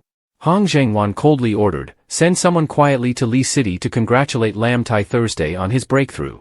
Crown Prince Hong was confused, Father, why is that? Hong Feng smiled and explained, Big brother, Father means to send someone to Li City to investigate why Lam Tai Thursday has broken through. He then turned to Hong Zhengwan and bowed, Son understands Father's intention. I will take my leave now. Crown Prince Hong, having understood, was full of determination, I will go immediately. After they left, Hong Zhengwan sighed lightly, thinking, intellectually, the third son surpasses the eldest. The future inheritance of the Hong family still needs further observation. At that moment, on Lam Tai Thursday's side, after the beam of light, a terrifying explosion occurred with unprecedented power. Lam Tai outside cried out in fear, Father. Leng Yeaj. Leng Yeaj calmly appeared from the flames. Another explosion erupted, and Lam Yu appeared with disheveled hair and torn clothes, his eyes closed, completely in the reincarnation realm. After a while, Lam Tai rushed over, and Lam Yu opened his eyes and teased, Good daughter, you're grown up but still crying. Aren't you afraid your good friends will laugh at you? Leng Yeaj was stunned by this scene and thought, having a father is really nice. She then clasped her hands and said, Congratulations, Uncle Lam, on breaking through to the reincarnation realm. Lam Yu smiled, Leng Yeaj, the life-saving grace today cannot be repaid. I know you are not a person with malicious intent. Now that I only have one daughter, I sincerely want you to become a sworn sister with Tai Ni. Leng Yeaj was moved by this and sadly recounted, Uncle, I can't hide it anymore. My real name is Hong Leng Yeaj, the eldest daughter of Hong Feng, son of Hong Zhengwan, one of the four great noble families of Daiha. My mother severed ties with the Jie family for Hong Feng. Unfortunately, she married the wrong person. Hong Feng, for the sake of power, took another woman on the night my mother gave birth to me and drove us out of the Hong family. After finishing, she bit her lip. Lam Tai approached to comfort her and wipe her tears, Leng Yeaj. Leng Yeaj choked with emotion, I only cry for my mother. She endured all hardships to protect me. Lam Yu clenched his fist in anger, I didn't expect Hong Feng to be so shameless, abandoning his wife and child like that. Leng Yeaj looked up at Lam Tai with a pitiful expression, I will definitely seek justice for the humiliation my mother and I suffered back then. Sister Lam, I'm sorry for always hiding it from you. Lam Tai smiled and didn't mind, Leng Yeaj, you don't need to apologize. You have already helped me a lot. Don't worry, Lam family will certainly spare no effort in helping you seek justice with the Hong family. Leng Yeaj politely replied, Uncle Lam, Sister Lam, thank you very much. Lam Tai chuckled and patted her nose, Leng Yeaj, no need to call him uncle anymore, you should call him adoptive father. Leng Yeaj was surprised, adoptive father? Lam Yu laughed heartily, tonight, Lam Yu has gained another daughter. Leng Yeaj quickly knelt down, adoptive daughter Leng Yeaj pays respects to adoptive father. That night, at the Shanhai gang, Sha Kuang angrily slammed a chair, Lam Tai Thursday has broken through to the reincarnation realm? The subordinate answered, after Lam Tai Thursday's breakthrough, Leng Yeaj left the mansion. It is suspected that Lam Tai Thursday's breakthrough is related to Leng Yeaj. Sha Kuang was astonished, Leng Yeaj? He thought, Leng Yeaj is indeed as difficult to deal with as Tong Kuang Chi said. It's not simple, if I also reach the reincarnation realm, I wouldn't fear Lam Tai Thursday. Joining one of the four great noble families of Daiha, I would enjoy all the glory and wealth. Thinking this, he quickly gave orders, no matter what, we must capture Leng Yeaj and make her reveal the method to break through to the reincarnation realm. 3 days later, Feng Zhen looked sadly at the paper crane in his hand. Teacher Mu entered. Young master, Miss Jiegu has arrived. Feng Zhen quickly stood up, thinking, has she come? He cheerfully asked, Master, do I look good now? Teacher Mu chuckled, since meeting Miss Jiegu, the young master's complexion has always been very good. The old man adjusted his clothes and continued, Young master, have you ever thought that if you and Miss Jiegu have such a connection, perhaps you should take her as a concubine? She was just the daughter of a merchant, not worthy of you. Now that she has been accepted as an adopted daughter by Lam Tai Thursday, it should still be acceptable. Feng Zhen responded, Master, such matters should not be discussed lightly. His expression turned serious as he added, I am not worthy of speaking of affection. It is I who am unworthy of her. Teacher Mu interrupted, Young master. At that moment, a pair of red shoes appeared in the room. Leng Yeaj, holding a box, cheerfully said, Feng Zhen, I heard you want to leave Li City? Feng Zhen smiled, I was planning to tell you today, but I didn't know how to start. Leng Yeaj smiled, if it is meant to be, we will meet again. The capital will surely have better practitioners to treat your illness. She then handed him the box, I don't have anything valuable, so I'm giving you this jade box as a farewell gift. Feng Zhen took the box and opened it, revealing meticulously folded paper cranes. Leng Yeaj said, I didn't know you were the owner of the golden crane before. My previous words were all random. These 99 cranes were folded using my mental power. If the cold poison acts up on the way to the capital, use one of these cranes. Feng Zhen gazed at her admiringly, Leng Yeaj, I really like this gift. He thought, this is the best gift I have ever received. 5 days later, Leng Yeaj, as promised, brought out the mystical jade essence to the shop and happened to meet President Liu. He seemed very excited to see her, Miss Jia. Long time no see. Leng Yeaj was surprised, President Liu, I have talent in martial arts but am weak in defense. I wonder if the association has any defensive mental techniques suitable for third-tier practitioners and above? The old man stroked his beard, for us, defensive techniques are very important. Actually, I also have a jade with a mental power technique suitable for third-tier practitioners and above. He paused for a moment, then smiled and continued, for now, I need a batch of Xianyin pills. Can you refine them for me? Leng Yeaj clapped her hands happily, this is simple. However, the Xianyin jade ore for refining the pills must be supplied by the association. The old man handed over another jade slip, no problem. Take this jade slip. It contains a defensive technique that I, having lived half a lifetime, have compiled. As long as you practice it, you can even block attacks from innate experts. This spiritual defense will also upgrade as you advance in cultivation. Leng Yeaj took the jade slip, pressed it to her forehead to feel the light emitted from it. After a while, she looked at the old man with suspicion, the eye shield? President Liu, you must be joking, right? The old man looked visibly annoyed, little girl, you shouldn't talk so recklessly. Once you learn this eye shield to protect your life, you'll understand its power. Leng Yeaj closed her eyes, murmuring to gather her spirit to form the shield. The light in her hand appeared and then faded. She smiled and bowed her head in gratitude to President Liu, thank you, President Liu. As for the blue pattern Xianyin pill, I will also try my best to get it done quickly. The old man stroked his beard and smiled, I'll be waiting for good news here. Leng Yeaj thought to herself, if I practice diligently for a few days, I should be able to master this technique. It will definitely be useful. 3 days later, in the front hall of the Jie family, Lam Engvo sat beside Jiegu, and the atmosphere was extremely tense. Seeing this, Leng Yeaj asked, what's going on? What happened? Jiegu spoke dejectedly, the batch of high grade ore that was sent to the Tai Shu's residence has disappeared on the way to Li City. We haven't found any trace of it yet. Leng Yeaj was shocked, there's still no sign of the black iron ore? Lam Engvo stroked his beard, the route for the black iron ore usually falls under the territory of the Shanhai gang. I had people monitor the Shanhai gang beforehand, but unfortunately, we didn't achieve anything. Jiegu added, there are only 7 days left to deliver it to the military office. Even if the Alchemists Association works together, they can't refine 10,000 pieces of high-grade black iron ore. Now we can only work day and night with the Alchemists Association and the Jie family. We'll see how many we can manage. I'll also negotiate with the military office for an extension. Leng Yeaj turned to Lam Tai and whispered, Lam elder sister, come with me. Outside, Leng Yeaj spoke, Lam elder sister, let's go buy black iron ore. Lam Tai was surprised, what? Buy black iron ore? Leng Yeaj signaled to speak quietly, pulling Lam Tai down, this purchase isn't to solve the black iron ore issue, but to lure out the snake. We need to find another way to help my foster father with the urgent matter at hand. Lam Tai asked, do you have a plan? Leng Yeaj whispered into Lam Tai's ear. After hearing the plan, Lam Tai couldn't help but be excited, Leng Yeaj, you're truly brilliant. How could you come up with this idea? Leng Yeaj, flattered by the praise, said, not brilliant, not brilliant. The next day, at the Cu Kai Pavilion, a burly man appeared, I want to buy the highest grade black iron ore, 10 coins of gold per piece. I'll buy as much as you have.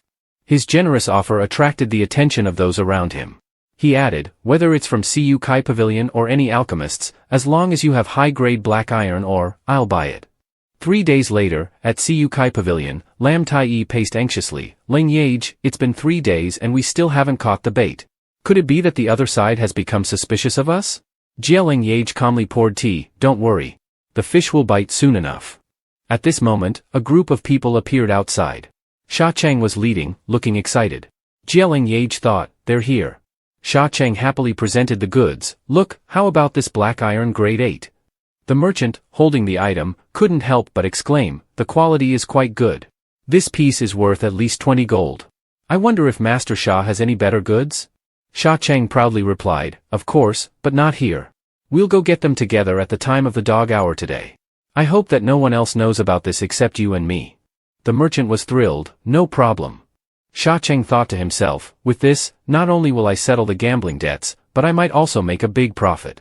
At night, after the merchant boarded the carriage, little Chit Chit quickly jumped onto the carriage. Leng Yeaj and Lam Tai appeared and watched the carriage leave. Lam Tai was angry. I knew it. The Mountain and Sea gang has taken the black iron ore. Leng Yeaj frowned. Lam elder sister, don't be hasty. For someone like Sha Chang who fears death, if they dare to do it, they must pay the price. On the way, the carriage stopped. Tong Quang Chi and others appeared with torches. Sha Chang opened the box and took out one of the black iron pieces, boasting, what do you think? Is this price acceptable? Suddenly, something flew out and snatched the piece of black iron. Sha Chang, caught off guard, instinctively shouted, what is that? Little Chit Chit, after grabbing the jade piece, let out a cry and jumped to the ground, looking at him with innocent eyes. Sha Chang, furious, shouted, it's that creature from the Jie family. Catch it. Tong Quang Chi lunged forward, arrogantly saying, little brat, once I catch you, I'll roast you and eat you. Little Chit Chit ran away. Dai Huang charged in from somewhere, growling. Tong Quang Chi, unable to dodge, screamed continuously, Master Sa, save me. Sha Chang ignored him and loudly ordered, quickly gather the things and leave immediately. The subordinates quickly took turns to pack up. At this moment, 2 pairs of shoes appeared. Leng Yeaj triumphantly said, Master Sa, where are you going? Seeing the 2 of them, Sha Chang was terrified, breaking into a sweat. He quickly kneeled and bowed, Princess Lam, Miss Jia, I was wrong. I confess everything. Please give me a way out. Lam Tai angrily demanded, this princess asks you, where did this black iron ore come from? Sha Chang, sweating profusely, helplessly answered, from the river. My father bought a boatman to drill a hole under the boat, used a waterproof chest to store the black iron ore, and dropped the chest into the Lai River. Leng Yeaj quickly threw something into Sha Chang's mouth. Sha Chang, terrified, tried to cough it out. What did you make me eat? Leng Yeaj smiled contentedly. It's nothing, just a kind of poison made from cobra venom. She approached Sha Qian and, using the gentlest tone, said, young master, tell me, if the Sunhai gang were to be raided overnight and found with so much black iron ore, what do you think the outcome would be? Leng Yeaj smiled maliciously, it's best if you obediently listen to me. Otherwise, when the poison takes effect, not even the gods can save you. Sa Qian's mouth dropped open in shock. The next morning, while Sha Kuang and his wife were still asleep, a subordinate outside called out, boss, it's bad. Lam Tai Thursday has brought 1,000 people to raid the Sunhai gang. Sa Kuang sprang up in surprise, what? He quickly dressed and ran outside, urgently asking, where is everyone? As soon as he opened the door, he saw Lam Tai Thursday and his men outside. Lam Ungvo accused, Sa Kuang, someone reported that your Sunhai gang is hiding 10,000 pieces of black iron ore belonging to the Jie family. Is this true? Sa Kuang angrily responded, Your Excellency, this is clearly slander.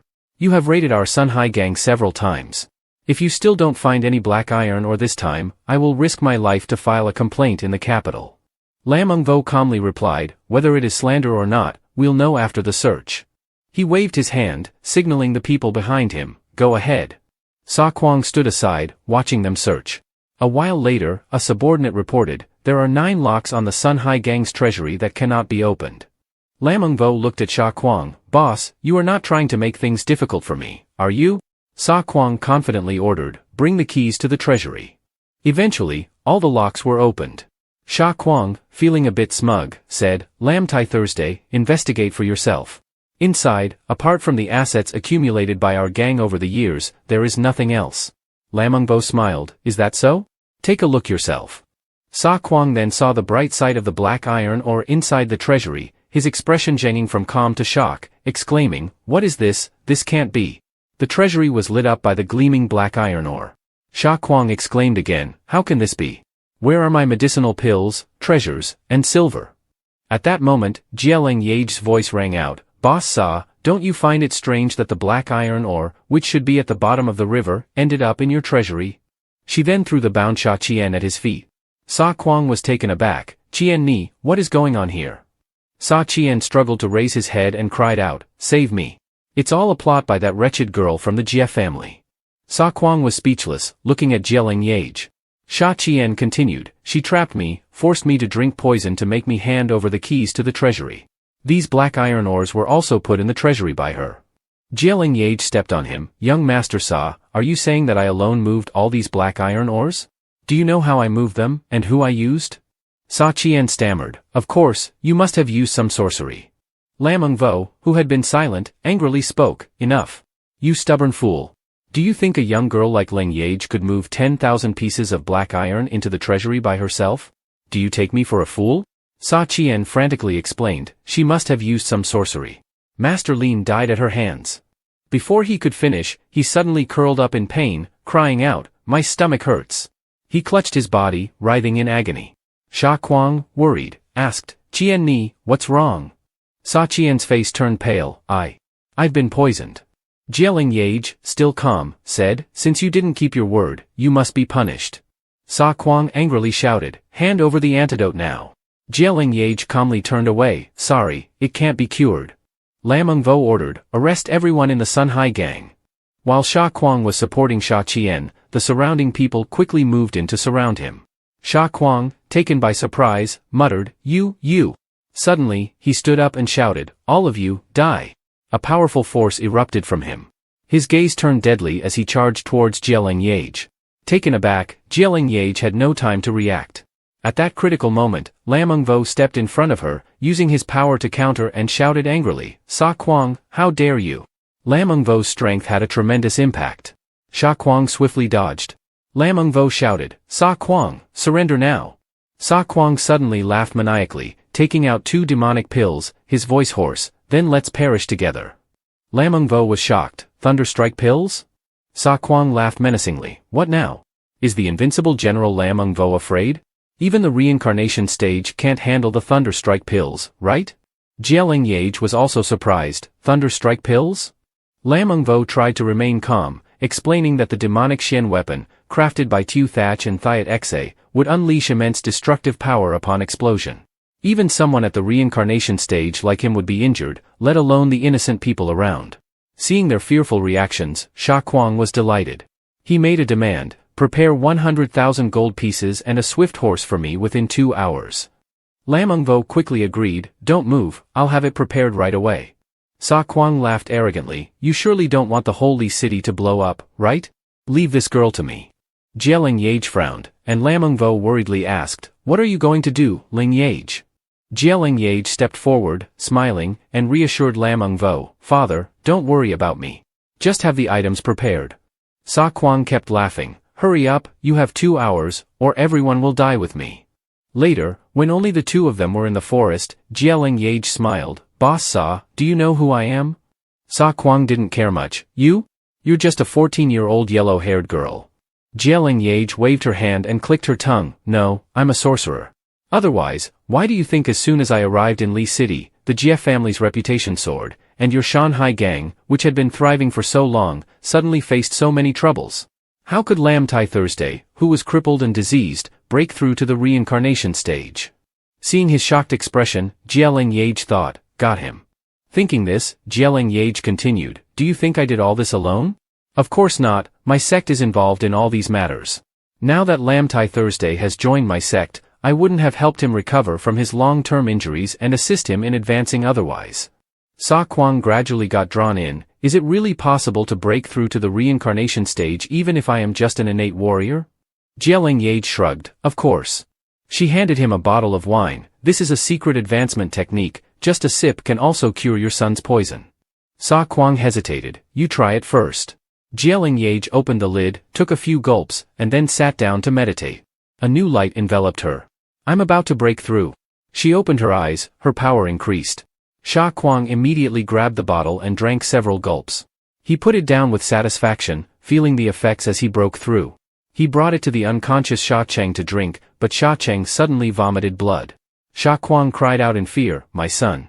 My son! Leng Yeaj coldly watched with folded arms. Sha Kuang, enraged, yelled, You! Suddenly, he clutched his stomach. What's happening? My power is gone, the cycle realm. Using all his strength, he lunged at Leng Yeaj. You wretched woman, I'll die with you. Leng Yeaj dodged, pulling out a golden needle. Breakthrough? I'm afraid you won't get another chance. She flung the needle, and Sha Kuang fell, his fate uncertain. Leng Yeaj looked at the father and son lying on the ground, then returned to the treasure vault, searching for keys. Is there nothing valuable in this vault? Suddenly, she found a red bag. What's this? Opening it, she was excited. So many things, what kind of little gold rabbit is this? Gold, silver, and plastic bottles poured out. Suddenly, a voice answered her question. That's the bag of all treasures. Leng Yeaj was startled to see a figure jump down. Why is it you? She continued, This place was locked with the main lock, which is still intact. How did you get in? Realizing something, she teased, I know, you must have heard I was captured and came to check on me. Vu Trong sighed, who would worry about a flat-chested, skinny little brat like you? The one insulted as flat-chested and skinny was speechless with anger. Vu Trong laughed a few times after his remark. Leng Yeaj blushed, What are you laughing at? Vu Trong, still laughing, replied, Little Yeaj, you do have quite the appeal for me. He patted her head, speaking meaningfully, Too bad you're still too young. Wait until you're fully grown, then I might consider swallowing you whole. Leng Yeaj's face turned red, You rogue. Vu Trong cupped her chin, drawing close, If it wasn't for a rogue like me setting traps and causing Sha Gang Master to owe debts everywhere, do you think you could have easily overthrown the Shanhai Gang this time? Leng Yeaj was surprised, So you were involved in this? Vu Trong smiled, turning away, Tell Lam Vo that Sha Kuang and his son owed money to the Ghost Emperor Vu Trong. Their heads have been taken. He approached the two bodies, decisively severing their heads. Footsteps rushed in, and Lam Tiny, Lam Vo, and others were shocked by the scene. Lam Tiny spoke, Leng Yeaj, are you all right? She rushed to hug Leng Yeaj, choking up, Father and I prepared everything and rushed here only to find we couldn't get into Shanhai Gang. What happened? Leng Yeaj's voice softened, Lam sister, I can't breathe. Lam Vo stood stunned before the headless corpses. What happened here? How did Sha Kuang and his son end up like this? Leng Yeaj spoke up, Foster father is Ghost Emperor Vu Trong. He said Shanhai Gang owed him money, so he came to collect. Before she finished, Lam Vo exclaimed, What? Just then, a subordinate frantically reported, Governor, all the gang members outside Shanhai Gang have been killed. Lam Vo was speechless, It really is Ghost Emperor Vu Trong. Only he could sneak in, take valuables, and kill people under the noses of thousands of soldiers. The subordinate handed over a note with few words but significant meaning, a small gift of respect. Leng Yeaj, seeing everyone's reaction, asked in confusion, Foster father, who is Ghost Emperor Vu Trong? Lam Tiny was surprised, Leng Yeaj, you've never heard of the Ghost Emperor? They say he has power that can overshadow the heavens, with the army of the Underworld Palace under his command, stronger than any nation's military. However, he always wears a mask, and no one has seen his true face. They say his face is like a toad, and he's a hunchback, an ugly creature. Lam Vo quickly covered Lam Tiny's mouth. Tiny, don't talk nonsense. He turned to Leng Yeaj, Did you really see the Ghost Emperor? Leng Yeaj nonchalantly replied, Just after tricking Sha Kuang into drinking the 5 poisons wine and watching him collapse, the Ghost Emperor appeared. Before I could look closely, he was gone. Lam Vo frowned, If the Ghost Emperor has dealt with Sha Kuang and his son, we can accept it gladly. He loudly ordered, Spread the word, the master and son of Shanhai Gang were exterminated by Ghost Emperor Vu Trong because of their debt.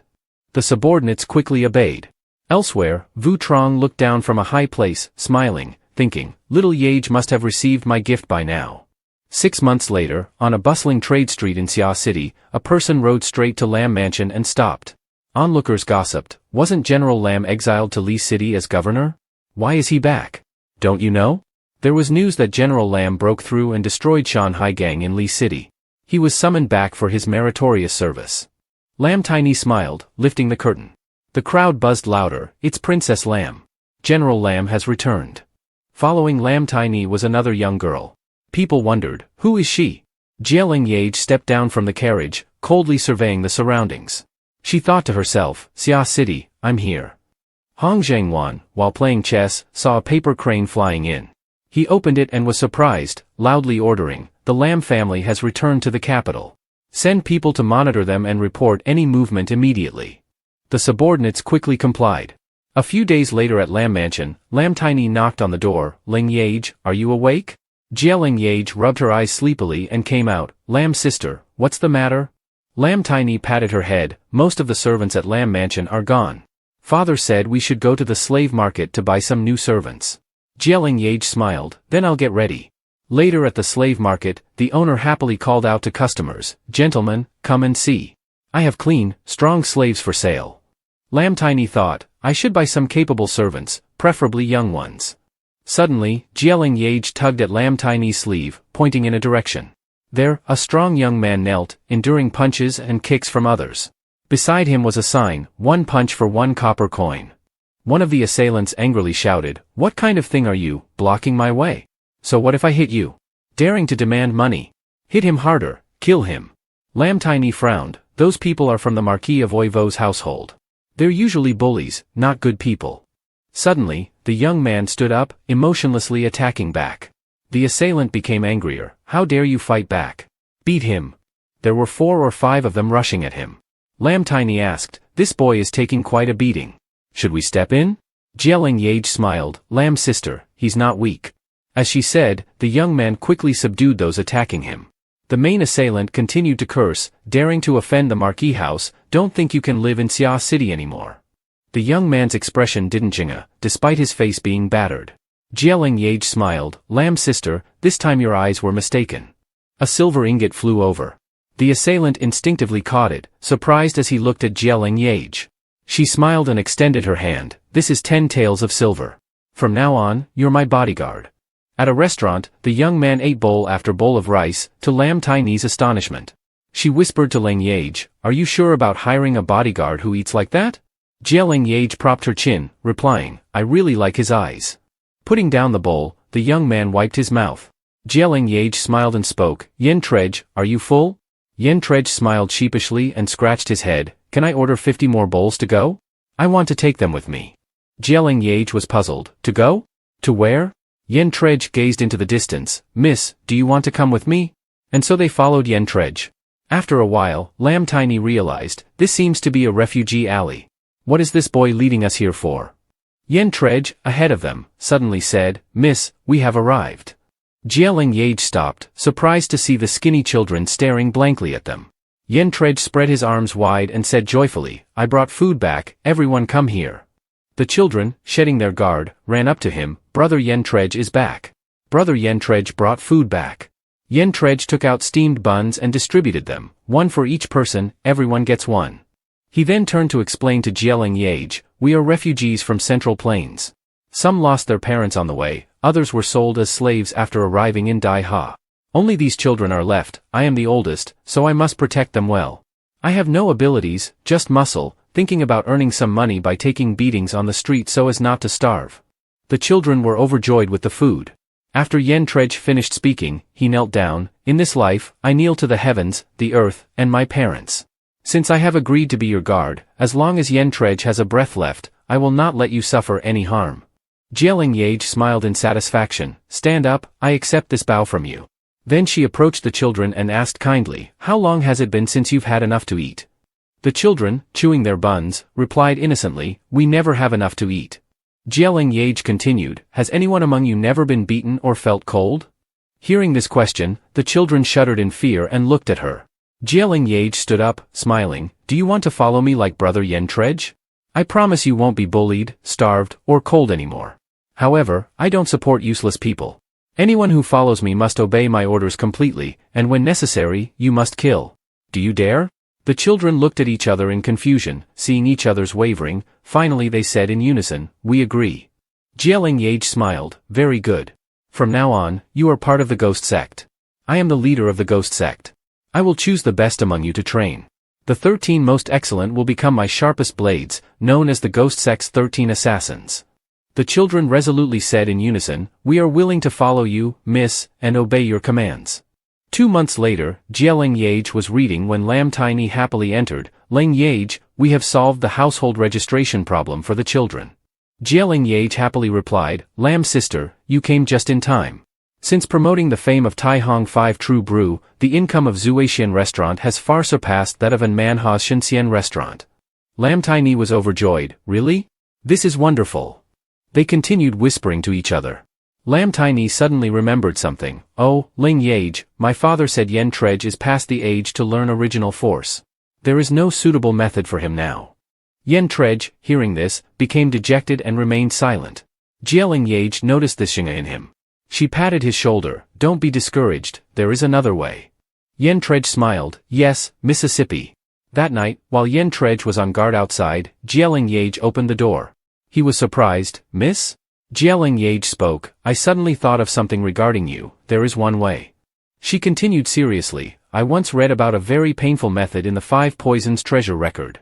You need to soak for at least 3 years in hundreds of types of deadly poisons to fully stimulate your body's potential, becoming a poison cultivator.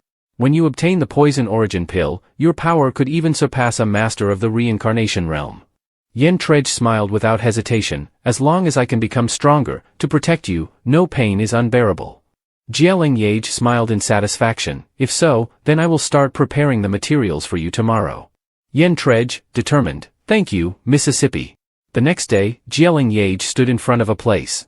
She looked at the paper. "This is the Association of Alchemists of Dai Ha? Although I have a letter of introduction from President Liu, how do I enter the association?" At that moment, a voice sounded. "Sister, why are you standing under the alchemist's tower?" Leng Yeaj turned to see 4 women, the leading woman clearly of higher status, along with a large dog. Leng Yeaj smiled. "I am an alchemist from Li City, here to register today. I have a recommendation letter from the president of Li City, but how do I enter the alchemist's tower?" The woman in white covered her mouth, laughing. "I thought it was someone important, turns out it's a poor alchemist from a rural place like Li City. I heard alchemists from such small places don't even know how to refine pills." The other 2 looked at her disdainfully. "I know that place, last time an alchemist from Li City came and broke my master's pill furnace. I also heard someone couldn't buy alchemy materials and stole from another alchemist, getting kicked out of the tower." The woman in red at the front waved her hand. "What are you saying? I see this sister is not like that." Then she approached cheerfully. "My name is Nan Kuan Quin Lin, daughter of the Golden Sword General Nan Kuan Lang. Welcome to Xia capital." Leng Yeaj tilted her head to look behind. The 3 continued gossiping. She smiled. "Nan Kuan's sister, the alchemist's tower is so high, how do people usually get up there? Can everyone fly?" Nan Kuan Quin Lin drew his sword and explained, "Of course not. Our cultivation isn't high enough to fly. To enter the sorcerer's tower, you can use a flying device, like my sword here." The other 3 also took out their flying devices. One said, "Mine is a jade hairpin." Another said, "Mine is a jade pendant." The last said, "Mine is an embroidered fan." Nan Kuan Quin Lin pointed to a large dog and said, "If you don't have a flying device, why not ride my pet? The reception hall for newcomers is on the 16th floor. Please, you go first." Leng Yeaj naively climbed onto the large dog, saying, "Thank you, sister." She thought to herself, "This Nan Kuan Quin Lin surely isn't a good person. Let's see what you're up to." As soon as the large dog took off, Leng Yeaj discreetly looked down and saw Nan Kuan Quin Lin waving as if signaling. "There's definitely a problem," she thought. Suddenly, the large dog threw Leng Yeaj off, growling furiously at her. Leng Yeaj thought, "You want to play with me? Not so easy." She flicked her finger, broken jade flower hand. The beast growled in another direction. Nan Kuan Quin Lin shouted, "What's going on?" The double-winged wolf turned back, and Leng Yeaj flicked her hand again. "You want to break my arms and legs? Let me show you some blood first." She launched an attack, and a blade pierced through the double-winged wolf's throat. Nan Kuan Quin Lin was horrified. "You wretch!" The double-winged wolf fainted and fell to the ground. Nan Kuan Quin Lin was so furious she choked. "You dare harm my pet? Stay there for me." Leng Yeaj stuck out her tongue teasingly. "You'd have to be brainless to stand still. Let's see what a bunch of idiots you are." She then grabbed onto the tower and began to climb up. Nan Kuan Quin Lin, enraged, pointed at Leng Yeaj and ordered, "Get her, knock that wretch down. I'll take responsibility for whatever happens." The 4 of them simultaneously launched their flying devices at Leng Yeaj. She turned, holding onto the tower with one hand and using the other to cast a spell, Fiery Shield. A powerful energy enveloped her back, blocking the incoming attacks.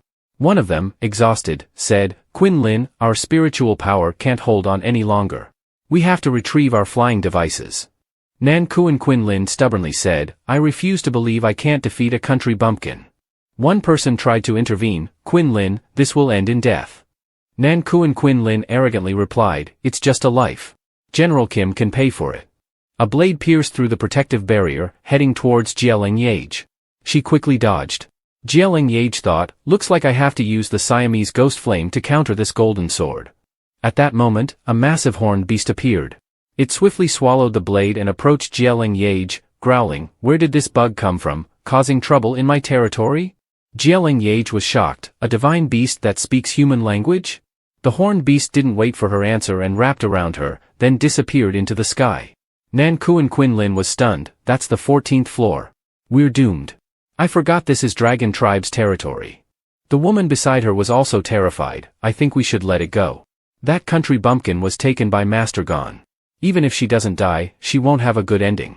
I heard Master Gon is in seclusion, refining pills. Anyone who disturbs him will face dire consequences." Nankuan Quinlin clenched her fist, "If I see her again, it will be her death day." Leng Yeaj was thrown into a dark place. She cried out in pain and, while trying to stand up, saw a sensor used for pill refining. A voice echoed, "Little snake, I told you to eat those troublemakers. Why did you bring someone here?" Leng Yeaj was surprised, "Is there someone in the room?" The horned beast reappeared, its eyes glowing. It lunged at Leng Yeaj, who quickly used her fire power to counter. The beast was scorched, growling in pain, and then it shrank to the size of a normal snake. Leng Yeaj was surprised, "What is this?" An old man with white hair hurriedly ran out, "My little snake." He cradled the unconscious snake, glaring at Leng Yeaj, "Which scoundrel's disciple are you, barging into my alchemy room? If it weren't for the elixir in Little Snake being used up, you wouldn't have had the chance to act." Leng Yeaj respectfully clasped her hands, "I am a new sorcerer reporting for duty." She noticed the emblem on his collar and counted, 1, 2, 3. "A 9-cauldron sorcerer?" The old man snorted, "A new sorcerer? With a life-threatening long needle and a high-level Huang-grade weapon, the Siamese ghost flame. How new are you?" Leng Yeaj was taken aback. She thought, this old man instantly recognized the long needle and Siamese ghost flame. Truly extraordinary. Seeing she didn't explain, the old man angrily turned away, "I see you as a spy from an enemy country. I'll report this to the emperor." Leng Yeaj quickly stopped him, "Elder, please don't misunderstand. I really am a sorcerer from Li City coming to Xia capital to report." She bowed and presented her recommendation letter, "I was unintentionally brought here by your little snake. Here is my recommendation letter." Seeing the letter, the old man was surprised, "You're sent by old Lu? Did you bring 100 elixirs?" Realizing she was an ally, he introduced himself, "I am Master Long Gon, senior brother to old Lu. Quickly give me the elixirs." Leng Yeaj handed over a box, "Here it is." Master Long Gon took an elixir and placed it into a slot on the horned beast. The beast quickly returned to its massive size. Master Long Gon said, "These elixirs with blue patterns are very good. Old Lu said you made them?" Leng Yeaj smiled and admitted, "Yes." Master Long Gon was startled, "Oh no, my pills." He looked at the blazing furnace, "It's ruined, this batch is wasted." Leng Yeaj suggested, "Elder, if the pills are overcooked, you can add some spring herb. At least you can save them, with a 60% chance of success." Master Long Gon turned, puzzled, "Who told you that overcooked pills can be saved with spring herb?" Leng Yeaj scratched her head and smiled awkwardly, "I randomly read it in an ancient book." The batch of pills finally succeeded. Master Long Gon was pleased, they formed. He took some in his hand. Leng Yeaj looked at the elixirs, marveling at the 9-cauldron sorcerer's skills. Master Long Gon continued, "What was the name of that ancient book? Who wrote it?" Leng Yeaj tried to recall, "I remember it was an incomplete volume. I don't know the name, but the author was someone named Hong Mong." Master Long Gon was astonished, could it be the legendary Hong Mong sorcerer? Leng Yeaj was startled by his reaction, I think so." Master Long Gon was overjoyed, "Heavens, it must be the legendary Hong Mong's records. I can't believe the legendary Hong Mong sorcerer's writings still exist. It said his records contain all his knowledge, not just on medicine but also alchemy, artifact refining, and divination. Anyone who obtains Hong Mong's records could become the second Hong Mong sorcerer." Realizing his overreaction, he coughed, I was a bit impolite just now. But everything is fine. He continued proudly, it turns out I'm your senior. I'm also old Lu's senior brother. You can call me Uncle Master. Leng Yeaj covered her mouth, laughing. Master Long Gone thought, this girl with Hong Mong's incomplete records must not fall into other sorcerers' hands. Leng Yeaj politely clasped her hands and greeted, hello, Master Long. I haven't registered at the Alchemist Association yet. Is there any way you can help me get to the 16th floor? Master Long responded warmly, since you've come to my place, it's as good as registering. Little girl, I see you have great talent, how about following me to learn alchemy? He added proudly, when you join the Alchemist Tower, you must follow a master. As a new recruit, if you become my disciple, no one will dare to bully you. He secretly thought to himself, once I get close to you, I'll sooner or later manage to trick you out of that incomplete manuscript. Excited by the thought, Master Long threw down some valuable items from his person, saying, these elixirs are gifts from your master. Since you are still in the post-heaven stage, you need a lot of elixirs. In the future, I can also make a lot of elixirs for you as snacks. Leng Yeaj felt helpless, Seeing that she did not respond, Master Long became tearful with grievance, little girl, why haven't you agreed yet? Please, become my disciple. Seeing this, Leng Yeaj had no choice but to be straightforward, Master Long, I prefer poisons over elixirs. Master Long was puzzled, poisons? Leng Yeaj's eyes lit up as she eagerly said, for example, poisons that cause bleeding from all 7 orifices, poisonous herbs, and highly toxic substances. Master Long became annoyed, this girl, you don't want to practice alchemy properly but prefer trivial things like poisons and poisonous herbs. Leng Yeaj, looking pitiful, wiped her tears and said, Master Long, you don't know how badly I was bullied today. A female alchemist named Nan Kuan Quinlin brought many people to bully me. If I hadn't been clever, I would have died a long time ago. Without some poisons and poisonous herbs for protection, I might not see the sunrise tomorrow. Hearing this, Master Long became furious, how dare they bully you? Nan Kuan Quinlin, right? Wait, I will report this to help you. Leng Yeaj continued to look pitiful, Master, this might not be the best approach. I heard she is the daughter of General Kim Jian, a very powerful family. Master Long, feeling confident, said, what is there to fear? Even if the sky falls, I will support you. Rest assured, just wait and see the show. Suddenly, Leng Yeaj knelt down and bowed her head to Master Long, Master, please accept this bow from your disciple. After a moment, Leng Yeaj happily carried a bundle and ran back, Sister Lan, I'm back. The maid reported, second miss, the eldest miss went out earlier. Before leaving, she instructed that when the second miss returns, she should go to the Huangwu Hall to practice martial arts. Leng Yeaj was puzzled, Huangwu Hall?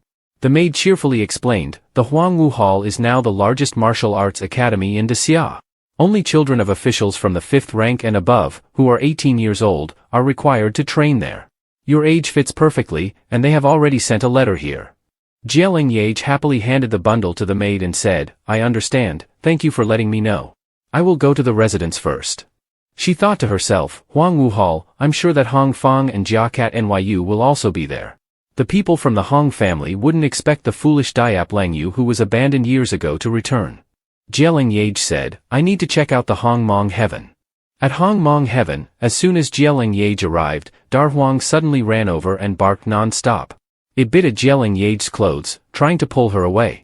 Leng Yeaj noticed the difference and asked, Dar Huang, where do you want to take me? Dar Huang stopped barking and stubbornly led Leng Yeaj to a thatched cottage. Inside, a small chirping creature was weakly wrapped in a blanket. Leng Yeaj worriedly lifted the blanket, Little Chit, what's wrong? Little Chit was choking while holding an almost broken egg. Leng Yeaj was surprised, why is it cracked? Is this egg ruined? Little Chit, don't cry. Little Chit kept trying to incubate the egg. It definitely isn't a broken phoenix egg, the crack was getting larger. Leng Yeaj was somewhat excited and hopeful, if it's not broken, then the little phoenix must have hatched. Little Chit chirped happily. So both the person and the animal stared at the egg with sparkling eyes. After a while, they could hardly believe their eyes, is this a sparrow? A chubby bird, tilting its head, looked at them. Little Chit, heartbroken, hugged Leng Yeaj and lamented, where is my wife? Leng Yeaj felt helpless, don't cry, don't cry. It might just be a mutation, it's still a phoenix, still your wife. Little Chit cried even harder, indicating that the bird was too ugly. Leng Yeaj picked up the bird and questioned, why aren't you chirping? Aren't chicks supposed to chirp when they're born? The chick tilted its head as if not understanding her words. Leng Yeaj felt helpless. Well, even though I don't know why you mutated, whether ugly or beautiful, you're still a descendant of the Ice Phoenix Fire Phoenix, so you should have inherited some power. From now on, I'll call you Little Wu Nan. After saying that, she placed Little Wu Nan on Little Chit's head. Little Chit, take good care of Little Wu Nan. Little Chit turned away irritably. Leng Yeaj added, don't bully it. Little Wu Nan happily snuggled against Little Chit. She smiled and advised, all right, I'm going out now. Keep a close watch on Hong Mong. Later, Leng Yeaj and Lam Tiny were sitting together, drinking tea and chatting. After hearing Leng Yeaj's story, Lam Tiny laughed. I didn't expect the Alchemist Association to be so interesting. By the way, have you prepared for tomorrow's visit to Huangwu Hall? Leng Yeaj smiled, of course. By the way, sister, this is a gift, the Zhunyan Dan Huang Wen obtained from my master. Lam Tiny recognized it. Zhunyan Dan Huang Wen? That's a great item. Who is your master? Leng Yeaj winked. It's Master Long of the Alchemist Association. Lam Tiny couldn't help but exclaim, Sister Lang Yu, you're impressive. Master Long is sought after by countless prestigious families to make Zhunyan Dan. You not only got it easily but also became his disciple. Leng Yeaj playfully stuck out her tongue, it's just luck. Suddenly remembering something, Lam Tiny angrily said, speaking of which, the matter with the Nan Kuan General's residence is still unresolved. How dare they take action against my sister, they must pay the price. Leng Yeaj was walking around when she saw a scholar reading a book as he walked ahead. A guard deliberately bumped into the scholar. She noticed that the person in black had quickly taken a bag from the scholar. The scholar, still unaware, extended his hand to help the person in black. Sorry, are you all right? Seeing that the scholar was an easy target, the person in black angrily scolded, what's wrong with you? Are you blind? He even shoved the scholar roughly and stormed off. He went into a dark alley and respectfully reported to a group of people, young master, I've placed the item. The so-called young master happily threw some silver, well done. Here's your reward. The man happily accepted it, thank you, young master, thank you, young master. Leng Yeaj stood aside and observed everything with a calm expression. It seems that the Hongvu Palace is not as simple as it looks. After a while, when the martial arts practice was over, the instructor told everyone to rest. Everyone, take a break. Leng Yeaj, tired and wiping her sweat, noticed a person, the scholar from earlier. Leng Yeaj happily approached him. Hey, senior brother, I'm a newcomer, Leng Yeaj from the general's mansion. She discreetly checked the scholar's pouch, and indeed it was money. The scholar, friendly, introduced himself. Are you a new junior sister? My name is Lu Shang. I've been at the Hongvu Palace for 3 months. If you have any questions, feel free to ask me. The scholar's name was Lu Shang, the son of the head of the documentation department. While they were talking, a young woman ran over. She was Feng Shui, the daughter of Feng the Admiral. Feng Shui spoke up, aren't you the second daughter of the undefeated general who just returned a few days ago? You're quite friendly, not at all like those young masters and young ladies. Lu Shang agreed, yes, here, apart from strength, power also matters. The children of officials from the 3rd rank and below are called lower-level martial students, from the 3rd to the 2nd rank are middle-level martial students, and from the 1st rank and above are high-level martial students. It's said in the Hongvu Palace that high-level martial students walk with their heads held high, middle-level martial students lower their heads, and lower-level martial students crawl. That's us. Leng Yeaj couldn't help but sigh. I didn't expect the Hongvu Palace, under the emperor's feet, to have such a boring hierarchy of comparison and suppression. Feng Shui gestured for quiet. Leng Yeaj, keep your voice down. Lu Shang added, actually, there's a reason for this hierarchy. High and middle-level martial students have family support or senior mentors, so naturally, their martial skills are much higher than ours. For example, the top 2 positions in the annual Darxia Imperial Tournament are always taken by high-level martial students. Feng Shui responded, Lu Shang, what you said is not entirely accurate. Leng Yeaj's elder sister, Miss Lam, didn't she win the 10th place in the Imperial Tournament? You guys always think that we women are inferior to you. Lu Shang then remembered, that's right, I almost forgot. Miss Lam is indeed a legend of the Hongvu Palace. While they were talking, a group of arrogant individuals arrived. The leader, Wu Chao, spoke disdainfully. I wondered who it was. It turns out to be the trash from the minister's mansion. Quite fortunate this early morning, hugging from left to right. He was Wu Chao, the eldest son of the Minister of Cultural Department. Wu Chao turned to Feng Shui. Feng Shui, you and this newcomer should keep your distance. This young master lost his money bag this morning, and I saw Lu Shang sneaking around. I suspect he stole my money. Who doesn't know that the minister family is poverty-stricken? Lu Shang, clearly enraged by the accusation, said, "You're talking nonsense. I didn't steal your money." Wu Chao waved his hand, still daring to be stubborn. "Search him and we'll know." Feng Shui was surrounded by others. Leng Yeaj, now angry, said, "Hold on. On what basis are you searching him?" Her bluntness and fearlessness left Lu Shang and Feng Shui stunned. Wu Chao asked, "Who are you to meddle in this young master's affairs?" Leng Yeaj replied, "Who I am is none of your business. Do you think you're a constable or an imperial guard? The laws of Darxia only allow these two groups to question people." Wu Chao, taken aback, then angrily said, "My father is the minister of the Shangshu department. Even if you're higher ranked, when has it ever been your turn to interfere in my affairs?" Feng Shui rushed to say, "She's the second daughter of the Lam Mansion, Leng Yeaj. Aren't you afraid that Miss Lam will cause trouble for you?" Wu Chao laughed. "Lam Mansion? I thought a stray dog had come by. Turns out it's the new second daughter of the Lam Mansion. It's quite strange, how could the daughter of the boorish Lam you view be so beautiful? Your elder sister was just kicked out of the Hongvu Palace. I suppose you don't want to be kicked out in just one day as well?" Leng Yeaj, hearing this, immediately attacked Wu Chao, sending him flying. His people rushed to call, "Wu Chao! Young Master Wu!" Wu Chao stood up, cursing, "You beast! You dare to hit me?" Leng Yeaj replied, "Why wouldn't I dare? Your father is just a minister with no achievements or positions. How dare you insult an undefeated general who was appointed by the emperor? Believe it or not, I'll go to the ancestral mansion today to report you. I really want to see if a young master from a minister's family can withstand the wrath of a general's mansion." Wu Chao angrily said, I may have spoken out of turn, but this matter of Lu Shang stealing my money cannot be ignored." Leng Yeaj said, "You keep saying Lu Shang stole your money, but you have no evidence. What if he didn't steal it? What will you do then?" The heir apparent approached and said, "Whether it was stolen or not, we just need to search him." Everyone was startled. "Oh no, it's Hong Weilan." Hong Weilan was the eldest son of Hong Feng. Leng Yeaj darkened her face, thinking, the people from the Hong mansion have finally arrived. Hong Weilan, the eldest son of Hong Feng, and Jia Cat knew, "My dear younger brother." Wu Chao hurriedly bowed and said, "Heir apparent, brother Hong, you must help my younger brother." Leng Yeaj saw his fawning manner and felt disgusted, thinking of him as sycophantic. Hong Weilan spoke, "Wu Chao, don't be afraid. I'm here, and I will take charge of this matter. You just said that only constables and imperial guards can search people. But that's the rule outside. The Hongvu Palace has its own rules. If you don't follow the rules and report to the ancestral mansion, the result will be the same."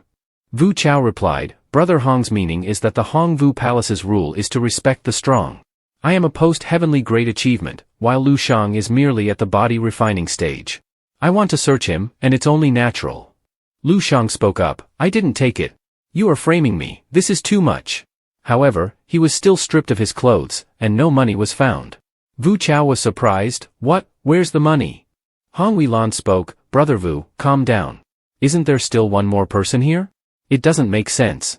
They must have been in cahoots from the beginning. Lu Shang must have hidden the money on her." Other disciples immediately stepped up. "Want to play dirty tricks? Let me search her first." Feng Shui ran over, "You're bullying too much. Leng Yeaj is a woman. How can you search her?" Feng Shui appealed to the heir apparent. "Heir apparent, please say something." The heir apparent, the eldest son of the Haizheng Marquis of Darxia, turned a blind eye.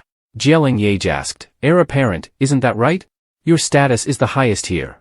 The heir apparent thought, "What time is it?" and she can still smile. Leng Yeaj continued, "I asked the heir apparent to take charge and follow the rules. Someone mentioned maintaining the rules of the Hongvu Palace earlier. If that's the case, we must handle it according to the rules. Anyone who wants to search me must have the capability to do so."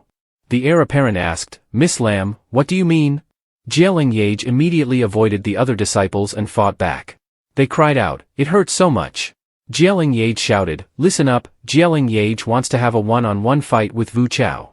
If I lose, I will accept being searched. But if I win, Wu Chao must kneel and apologize to Lu Shang and stop causing trouble from now on."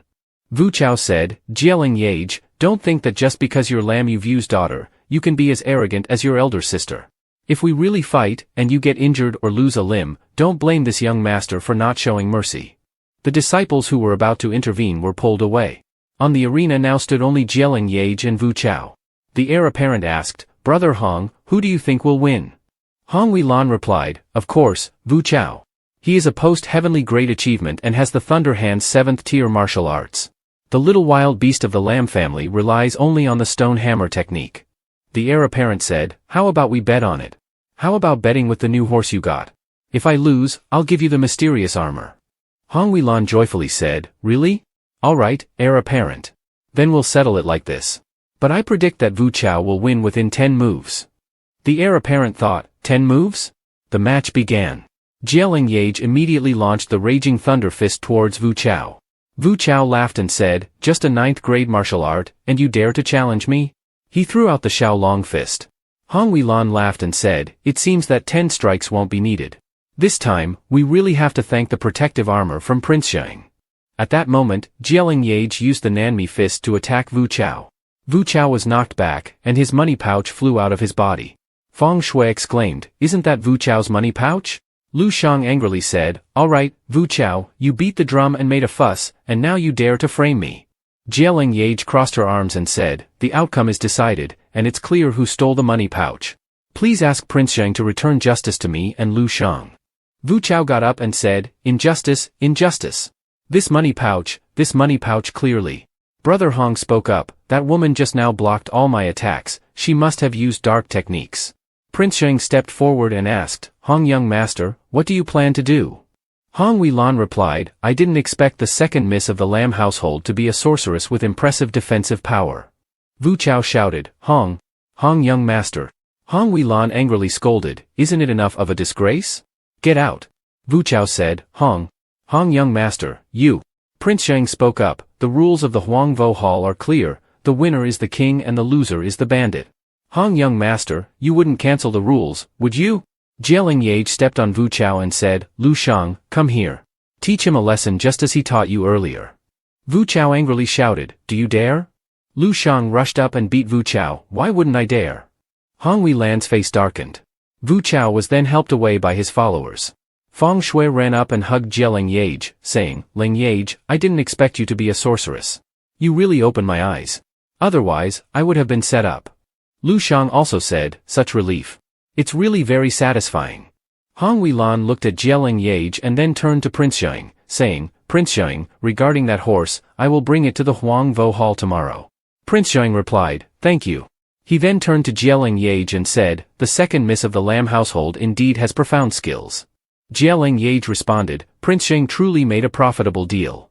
Prince Zheng told her, it's the same for both sides. The skill of the second miss of the Lamb household in using the fire to burn others' hands is quite brilliant. Leng Yeaj smiled and said, today, Prince Zheng's great success is also thanks to my hard work. Can't Prince Zheng show a bit of sincerity? Prince Zheng replied, that's true. Thanks to the second miss of the Lamb household, I was able to win that red rock horse. I'll give you some gifts. Leng Yeaj then asked Feng Shui and Lu Shang, Prince Zheng wants to give us gifts. What kind of gifts would you like? The two of them asked in surprise, really, really? Then all three looked at Prince Zheng with sparkling eyes. He thought to himself, it's just like a strong-arm tactic. Then everyone left. Leng Yeaj said, as long as we have pets, you and Lu Shang won't have to worry about people like Wu Chao anymore. Just hit them straight in the face. Feng Shui replied, good idea. At the pet store, the staff came out to greet Prince Zheng, saying, welcome to our place. Are you here to choose a pet? Prince Zheng replied, Mr. Xia, today I'm here to buy pet eggs. These are my friends, please bring out the best eggs in your store for them to choose from. The shop owner replied, alright, please follow me. These are premium pet eggs, priced at 500 coins. The rest are mostly eggs that can hatch into 3rd or 4th grade spirit beasts, with a 50% chance of becoming pets.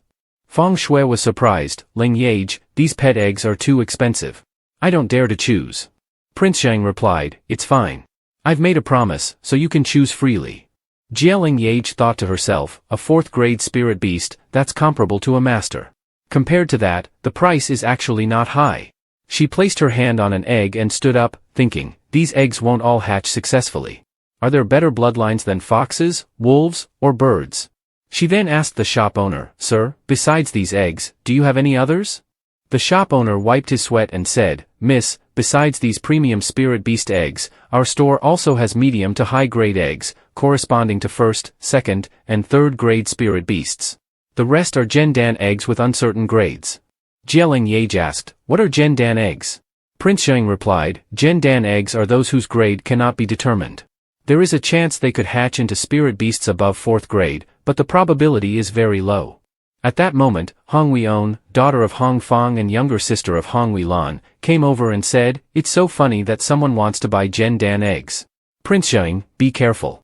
Recently, there have been many women using their looks to lure men in the lower city. Prince Xiang replied, Miss Weon, please be more polite in your speech. This is the second miss of the general's household. At that moment, Jia Catju, wife of Hong Fong, came over and said, Weon, I've told you many times, don't be rude. Prince Xiang, the young ladies and young masters here, my daughter is still naive. If there is anything unsatisfactory, I hope you will not take offense. Leng Yeaj, seeing them, clenched her fists. Prince Xiang noticed and then greeted, Madam Hong Luke, this is Miss Lam, the second miss of the Lam household, and these two are Miss Fong and young Master Lu. They are my friends. Everyone greeted Madam Hong Luke. Jia Catju looked at Leng Yeaj and was startled, her eyes are so similar to that wretched Jia Huangwei. Jia Catju thought to herself, no, the wretched daughter of Jia Huangwei was already turned into an idiot long ago. Even the gods couldn't save her, so how could she appear here? Hong Weon glared at Leng Yeaj and then said to her mother, Mother, let's choose some of these premium eggs. Jia Catju replied, all right. Leng Yeaj said to Prince Xiang, I still want to see those Gendan eggs. Prince Xiang replied, let's go. The shop owner immediately said, yes, Prince Xiang, please follow me. Leng Yeaj was then led to the Gendan eggs. She began to examine them. After Hong Weon chose the premium eggs, she criticized, Mother, look at their appearance. They probably think selecting pet eggs is like choosing chicken eggs, touching each one. How rustic. Jia Catju replied, Weon, I've told you many times, a young lady must be proper. Prince Xiang is still here, don't leave a bad impression. Hong Weon replied, yes, Mother. Leng Yeaj thought to herself, although the hatching probability is only 20%, as long as there is a peak value, it's likely to hatch successfully. She then picked up an egg and said to Feng Shui, Sister, this egg is not bad, take it. The shop owner said, Miss, you have a keen jia. This can be considered a good egg among the Gendan, but unfortunately, the probability is only 20%. Leng Yeaj then handed another egg to Lu Shang and said, this one is for you, Lu Shang. Lu Shang replied, thank you. Prince Xiang said, if you've chosen, just leave the eggs with the pet store for incubation. The store has a special rapid incubation technique, it will take about an hour. Hong Weon said, I don't believe these eggs can be successfully incubated. An hour later, the shop owner came out and said, congratulations Madam Hong Luke and Miss Hong, the pet egg has hatched into a 3rd grade spirit beast. Hong Weon was furious, thinking, damn, only 3rd grade. She quickly said, Mother, I want a 5th grade spirit beast like my brother. Jia Catju replied, all right, we'll choose more. The shop owner continued, congratulations Miss Fong, your pet egg has hatched into a 5th grade fire cloud leopard. Feng Shui was astonished, what? Hong Weon was also astonished, a 5th grade spirit beast. The shopkeeper continued to announce, as for the heir Lu, the egg has hatched into a level 5 moon stomper. Feng Shui hugged Leng Yeaj and said, Leng Yeaj, you did so well. Thank you. Leng Yeaj replied, no need to be so formal. I just picked it out casually. The staff brought out the pets and said, Miss Feng, Master Lu, here are your pets. A moment later, the shopkeeper came out and announced, Madam Hong, Miss Hong, this batch of incubated eggs is still only level 3 spirit beasts. Hong Yaoqing was furious, Mother, this shop is a bunch of frauds. Otherwise, how could our premium egg be worse than their Gendan eggs? The shopkeeper replied, Miss Hong, such words are unwarranted. My family has been in the pet business in Xiadu for hundreds of years, and we have always conducted business honestly. Even the pets of princesses in the royal palace are bought from us. If you continue to speak recklessly, don't blame me for refusing to serve the Hong family in the future. Jia Catju quickly said, Shopkeeper, please don't be angry. My daughter has been spoiled and speaks without thinking. She then said to her daughter, Yaoqing, if this gets to your grandfather, see how your father will punish you. Those eggs of yours are all defective. I suspect that little girl from the Lan family has some special skill. Listen to me, wait for her to pick something later, and choose the same. Leng Yeaj thought to herself, let's see what you notice. As soon as Leng Yeaj picked up an egg, Hong Yaoqing ran over to snatch it. This egg, I want it. Leng Yeaj angrily said, Miss Hong, I picked that egg first. Hong Yaoqing arrogantly said, just because you say it's yours, it is? Have you paid for it? I'm not like some women who rely on their looks to swindle men into paying for them. Jar Katju spoke up, Yaoqing, take however many you want. I've already given the shopkeeper 3,000 gold. Hong Yaoqing replied, thank you, mother. Seeing this, Shang Shizi was about to speak, but Leng Yeaj quickly said, forget it. She thought to herself, oh, you have a lot of money, right? You like to snatch things, don't you? Then I'll let you snatch to your heart's content. Afterwards, Hong Yaoqing and Leng Yeaj began to fight. Each time Leng Yeaj picked up an egg, Hong Yaoqing tried to snatch it. Jar Katju quickly restrained her, saying, Yaoqing, is this enough? Leng Yeaj began to act. For this egg, Hong Yaoqing immediately rushed up and shouted, give it to me. Leng Yeaj held the egg and said, Hong Yaoqing, don't get too carried away. Hong Yaoqing snatched the egg and said, get out of the way. This egg belongs to me. Seeing the situation was getting out of hand, the shopkeeper quickly said, ladies, please don't argue like this, or the egg might break. Why not choose a different type of egg? Hong Yaoqing said, no. If it has to be chosen, she should choose it. Leng Yeaj, who do you think you are? How dare a lowly girl of unknown origin from the general's residence compete with a young lady like me? Offend me, and the Hong family will definitely not let you go. Leng Yeaj smiled and said, Hong Yaoqing, you're just a secondary daughter of a concubine. I won't give up this egg. Neither side was willing to back down. Jar Katju spoke, Shang Shizi, with this atmosphere, I will exchange all the Gendan eggs and premium eggs for Miss Lan's Gendan egg. What do you think? Shang Shizi said, this matter. Leng Yeaj thought, they've bought 50 Gendan eggs along with several premium eggs, looks like it's a profitable deal. So she released her hold and said, I'll give face to Shang Shizi this time. The conditions are set by you. If anything happens, don't regret it. Hong Yaoqing thought to herself, what if Shang Shizi is protecting her? Doesn't she know who my mother and father are? Jar Katju said, Yaoqing, let's go. Hong Yaoqing was delighted, mother, you are the best. A little wild girl wants to compete with me, in her dreams. Jar Katju said, this child is really stubborn. Hurry up and get the eggs incubated. This one cost over 3,000 gold.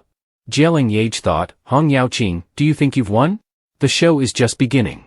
As Jar Katju was about to touch the egg, it suddenly burst. Everyone exclaimed, Madam, Miss, the egg has burst all over them, making them very dirty. Hong Yaoqing angrily shouted, little wild girl, you did this on purpose. I'll fight you to the end. Return my pet egg. Feng Shui immediately stepped forward and said, Hong Yaoqing, please be careful with your words. Little wild girl? Little wild girl? Is this the kind of education the Hong residence provides? Shang Shizi also spoke, Miss Hong, a rotten egg bursting is unpredictable. Earlier, you wanted to exchange all your eggs for this one. If you're dissatisfied, you may invite Lord Hong to visit my residence, how about that? Hong Yaoqing was frightened and said, she. Jar Katju quickly said, Yaoqing, that's enough. You're making Shang Shizi and the young masters and young ladies laugh at us. This time, it's our mistake. We will come to your house to apologize another day. Excuse us. Then they left. Leng Yeaj thought, don't think this battle is over. It's just beginning. As soon as they went outside, Jar Katju's servant said, Madam, the egg. Jar Katju was angry, I know, that little girl must have tampered with it. But she's just a little wild girl not recognized. When the palace holds the banquet, I will definitely make the Lan family lose face. Shang Shizi spoke, Shopkeeper, I will send someone with the money for the incubation later. The shopkeeper replied, Thank you, Shizi, and Miss Lan. The 2 premium eggs will be incubated soon, and the rest of the Gendan eggs will be delivered to the general's residence within 3 days. An hour later, the shopkeeper came out and said, Congratulations, Miss Lan. You're very lucky. This is a pair of yin-yang carps. The female carp gathers the yin energy of the world, while the male carp absorbs the yang qi, which is beneficial for increasing cultivation. Leng Yeaj reached out to receive them, extremely excited. Shang Shizi thought to himself, Leng Yeaj is indeed not an ordinary person. After returning, Leng Yeaj happily said, Shang Shizi is indeed generous. Next time when the drunken immortal opens, I must invite him to attend. Then, she walked into the Hong Mong heaven, carrying the fish tank and said to the little chit creature, Dar Huang, I've brought a new friend for you all.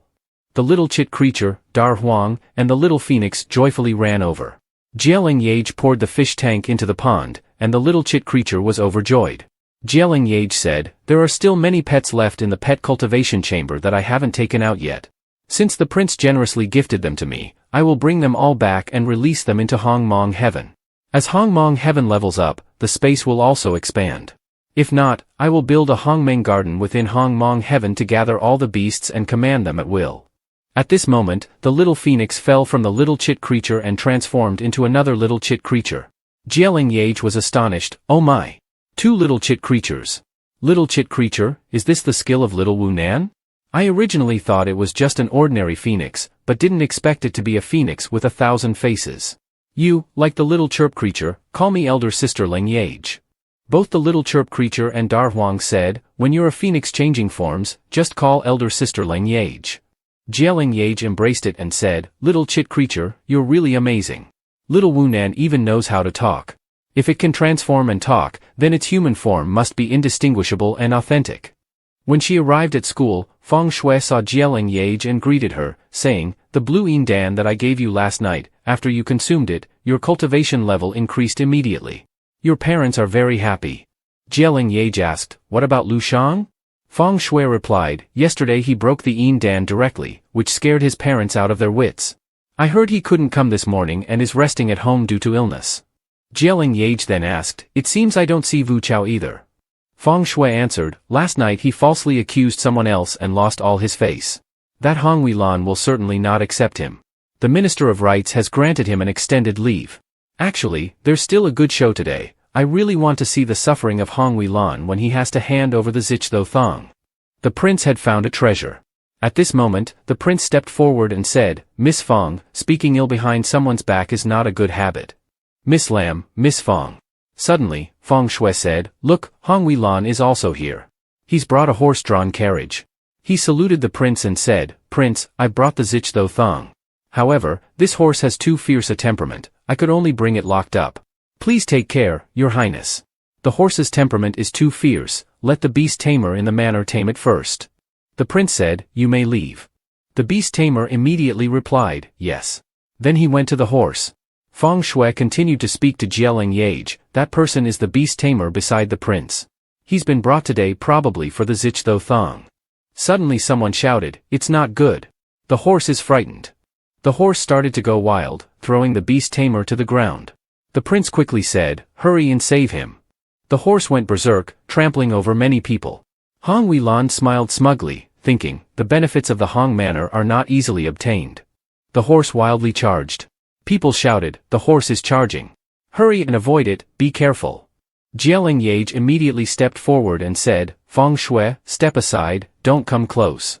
She thought, how could the Hong Manor gift the prince a wild horse? I'm afraid there's some inside story. The horse charged towards Leng Yeaj. People shouted, be careful. Leng Yeaj didn't avoid it but instead jumped onto the horse's back with force. The horse immediately bucked. Hong Huilan thought to himself, this presumptuous girl doesn't know her own strength, it's best if the Zichtho Thong tramples her to death. The prince hurriedly said, this isn't good. Quickly prepare the Shuyan Van Bao and shoot down that monster. Hong Huilan was surprised, to save a mere girl, you're using the Shuyan Van Bao? The prince doesn't plan to ally with the Lam family, does he? Leng Yeaj said, what a hot-tempered person. Then she used her power to sense the horse. This energy is 5/10 fire spirit. If that's the case, I'll use water energy to counter it. She immediately infused water energy, and the horse calmed down. She praised, so good, so obedient. Everyone was amazed, as expected of the general's family, their horse riding skills are really impressive. Then Leng Yeaj got off the horse and said, Prince, here's your horse. The prince smiled and said, Miss Lam, you truly have skill.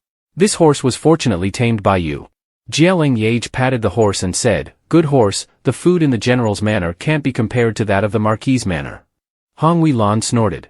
Leng Yeaj looked at him and thought, this horse was gifted to Hong Huilan by the old marquis of the Hong Manor. This fire spirit must belong to the old marquis. I must find a suitable opportunity to confirm the origin of the fire spirit. At the Jie family, Jie Shang said, it's a letter from Leng Yeaj. She asks about the old marquis, third aunt, and Nanny Lu, and also sent gifts for grandfather. Leng Yeaj is doing very well in Xia capital. In the letter, she also inquired about the third aunt. Should we tell her the truth? The old master Jie replied, your third aunt can't let go of the past, so she left home and went to Xia capital. With Leng Yeaj's character, if she knew the truth, she would immediately leave Xia capital and come back. Fifth uncle has sent someone to find your third aunt. We only hope that Huanghui will be safe. At the Lam Manor, Lam Tai told Leng Yeaj, the mid-autumn festival banquet at the palace is divided into separate male and female gatherings. You just need to come with me later. Leng Yeaj replied, all right. Then, the two young ladies went out to the carriage. People started gossiping. Have you heard? Miss Lam is just a poor country girl who was brought back and seduced men. Miss Lam, the elder sister, is also clueless, casually letting a bastard like her into the house. They're so close, it's really disgraceful. At that moment, Feng Shui ran over to greet them. Leng Yeaj, I finally met you. I've already talked about you with my mother before. Madame Feng approached, and Lam Tai and Leng Yeaj immediately bowed and said, hello, Madame Feng. She replied, no need for formalities. Leng Yeaj asked, Feng Shui, I see that many people are avoiding us. Has something happened? Feng Shui replied, isn't it because of that Madame Hong Luke? She not only slandered and maligned you but also spread rumors everywhere saying you and the young lady of the Hong Manor are competing for the pet at the pet cultivation chamber. Lam Tai was furious upon hearing this. How shameless. The Hong Manor is indeed despicable. Leng Yeaj, let's go in and see how they dare to oppose the Lam family. At the Bai Feng Palace, all the ladies were seated for tea. Leng Yeaj and Lam Tai also entered. Someone said, Miss Lam, you look very beautiful today, and your skin is so smooth. Lam Tai replied, a few days ago, I used the fragrant cream made by Master Longgon to improve my complexion, so it's a bit better. Miss Nan Kuan spoke up, some people boast without thinking. The beauty cream from Master Longgon, is it something an ordinary person can get? Leng Yeaj said, since you mentioned the beauty cream, why not show it to everyone? Coincidentally, I also have one of the beauty creams made by Master Longgon. She placed a jar on the table and said, I bought this high-quality beauty cream for 500 gold yesterday. The one you use must be of lower quality, perhaps even discounted. Leng Yeaj frowned, the smell of this medicine seems off. An old man said, who dares to offend my disciple, I will certainly seek revenge. Miss Nan Kuan asked, what's wrong, can't you take it out? Boasting is indeed just boasting. Leng Yeaj thought, it does seem a bit different from the one I gave to Lam's sister.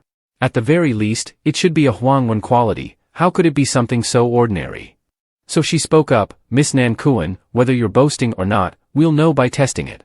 We can't tell whether yours is real or fake. Miss Nan Kuan angrily stood up, you dare to doubt that I'm lying? Miss Nan Kuan immediately crushed the beauty cream and applied it to her face, saying, I'll show you. Suddenly, she was startled, why is my face itching all of a sudden? Someone said, Quin Lin, your face has many red spots. Miss Nan Kuan shouted, my face. It can't be. This is the medicine sold to me by Master Longgon, it can't be fake. She then burst into tears. At that moment, a eunuch announced, the Empress Dowager has arrived. Concubine Lac has arrived. The Empress Dowager and Concubine Lac entered. She asked, what is going on? Why is there such an uproar?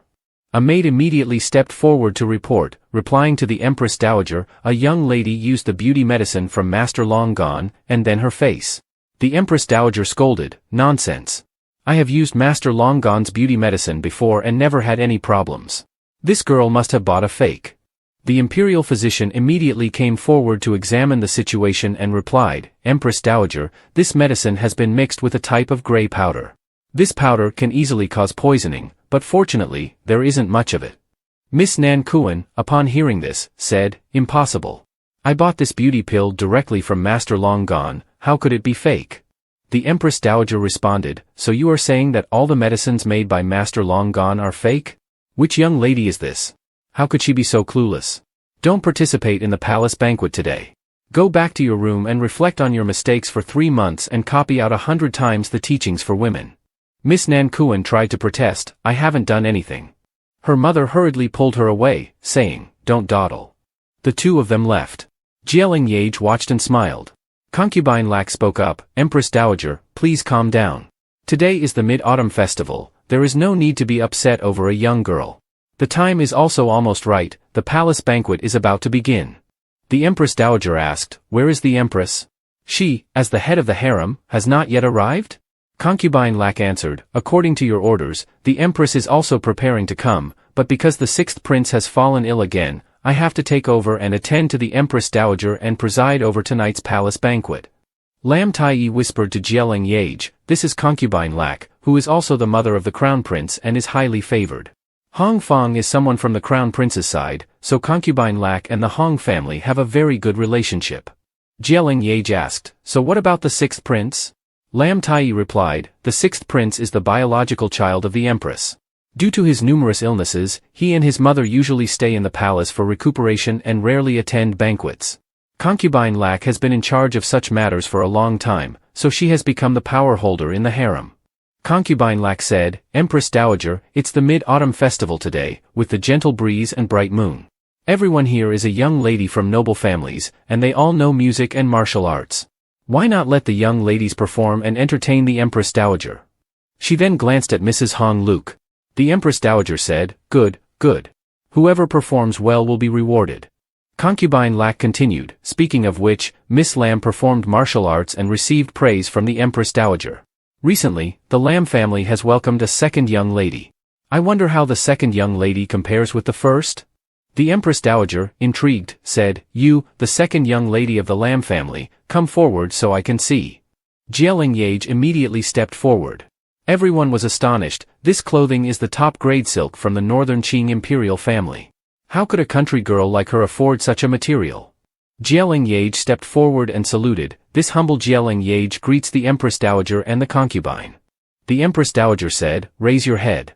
Leng Yeaj raised her head, and the Empress Dowager praised, your name suits you, indeed, you are as beautiful as the soft moonlight. Concubine Lak then asked, Miss Lam's appearance is not bad, but what will you perform? Music, chess, calligraphy, painting, or martial arts? Leng Yeaj replied, Leng Yeaj comes from a humble background and does not excel in music, chess, calligraphy, or painting like the other young ladies. As for military strategy and martial arts, I have only heard that the Empress Dowager was highly skilled in martial arts when she was young. Ordinary skills would not impress you.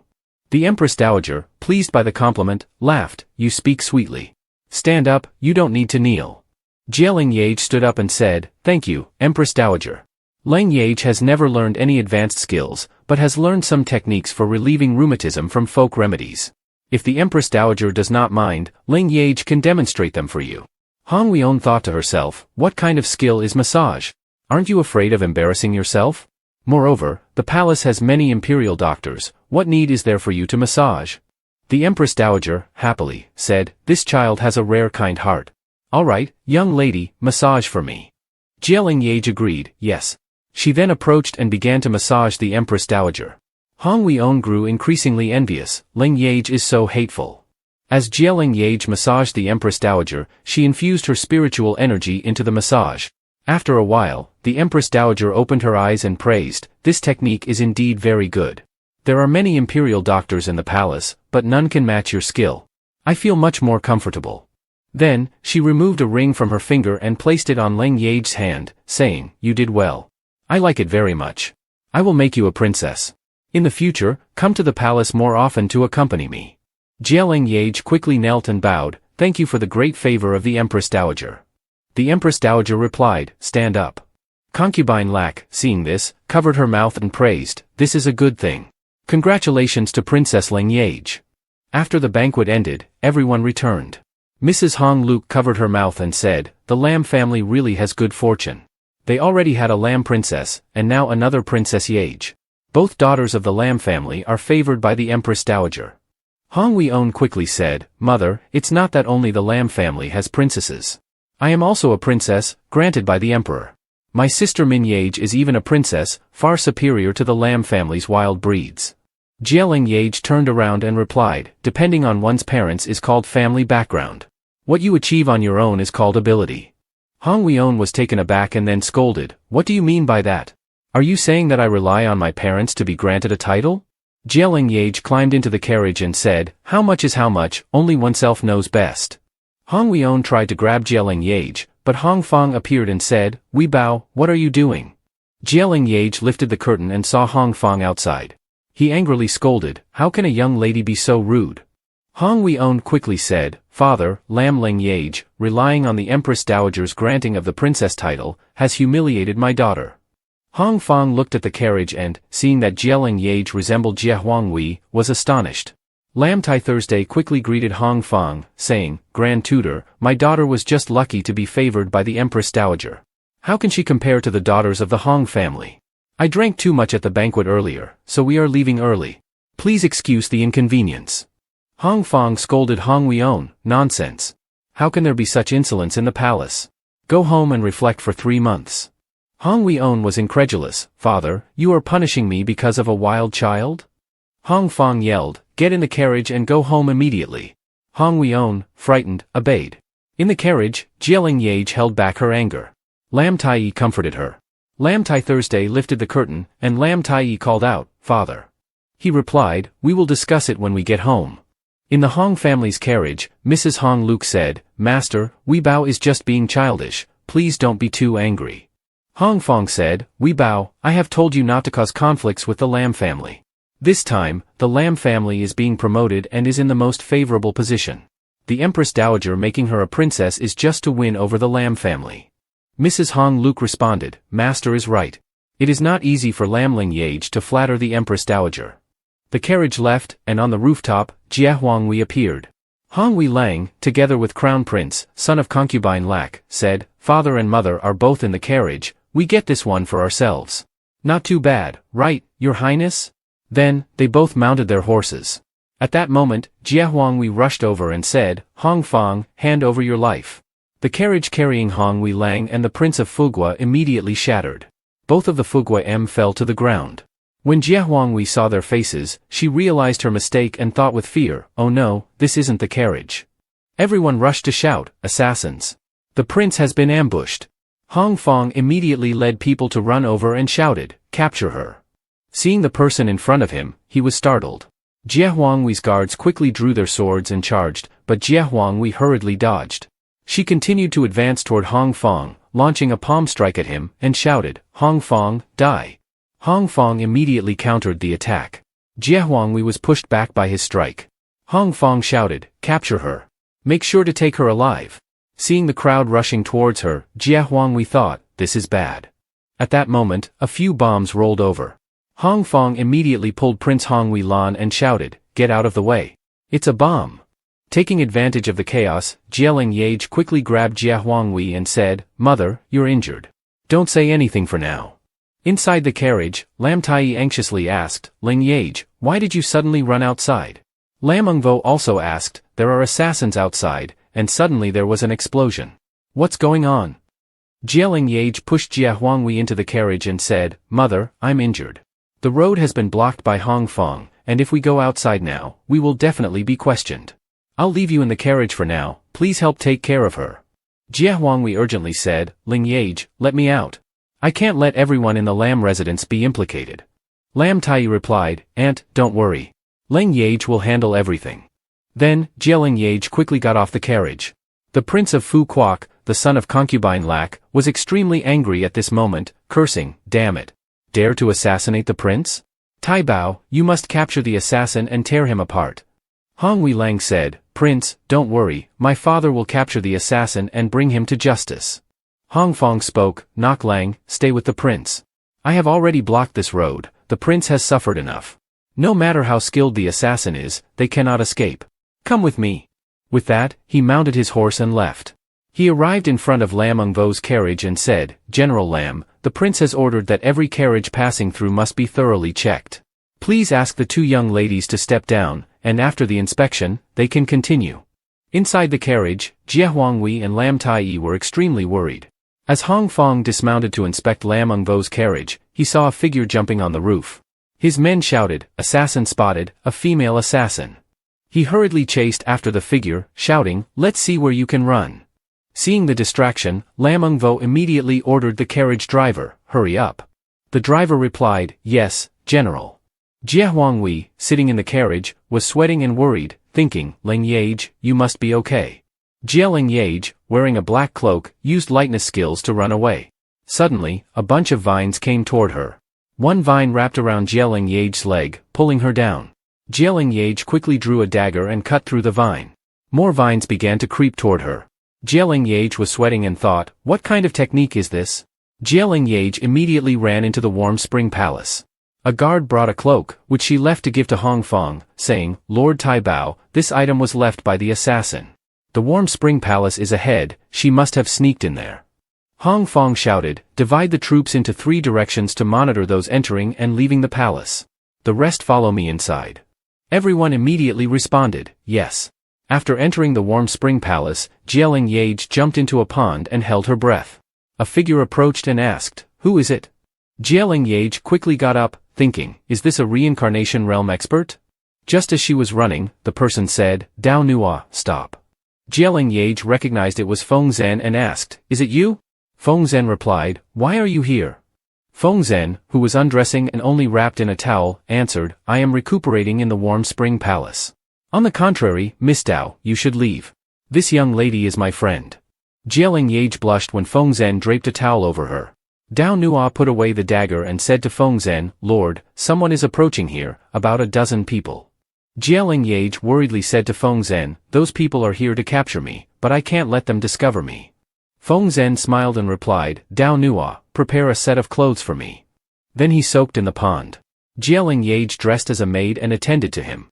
Hong Fong entered and said to Feng Zhen, I am Hong Fong, paying respects to the Northsheng Phoenix Prince. Feng Zhen responded, so it is Lord Tai Bao. Why did you bring so many people to the warm spring palace so early in the morning? What is the matter? Hong Fong observed and said, reporting to the Feng Prince, last night a female assassin attempted to assassinate the prince. I injured her and chased her here. After she sneaked into the palace, we could not find her. Feng Zhen asked, is she injured? Leng Yeaj remained silently vigilant behind. Feng Zhen, upon hearing the reason, frowned and asked Hong Fong, if that's the case, why hasn't Tai Bao gone to catch the assassin yet?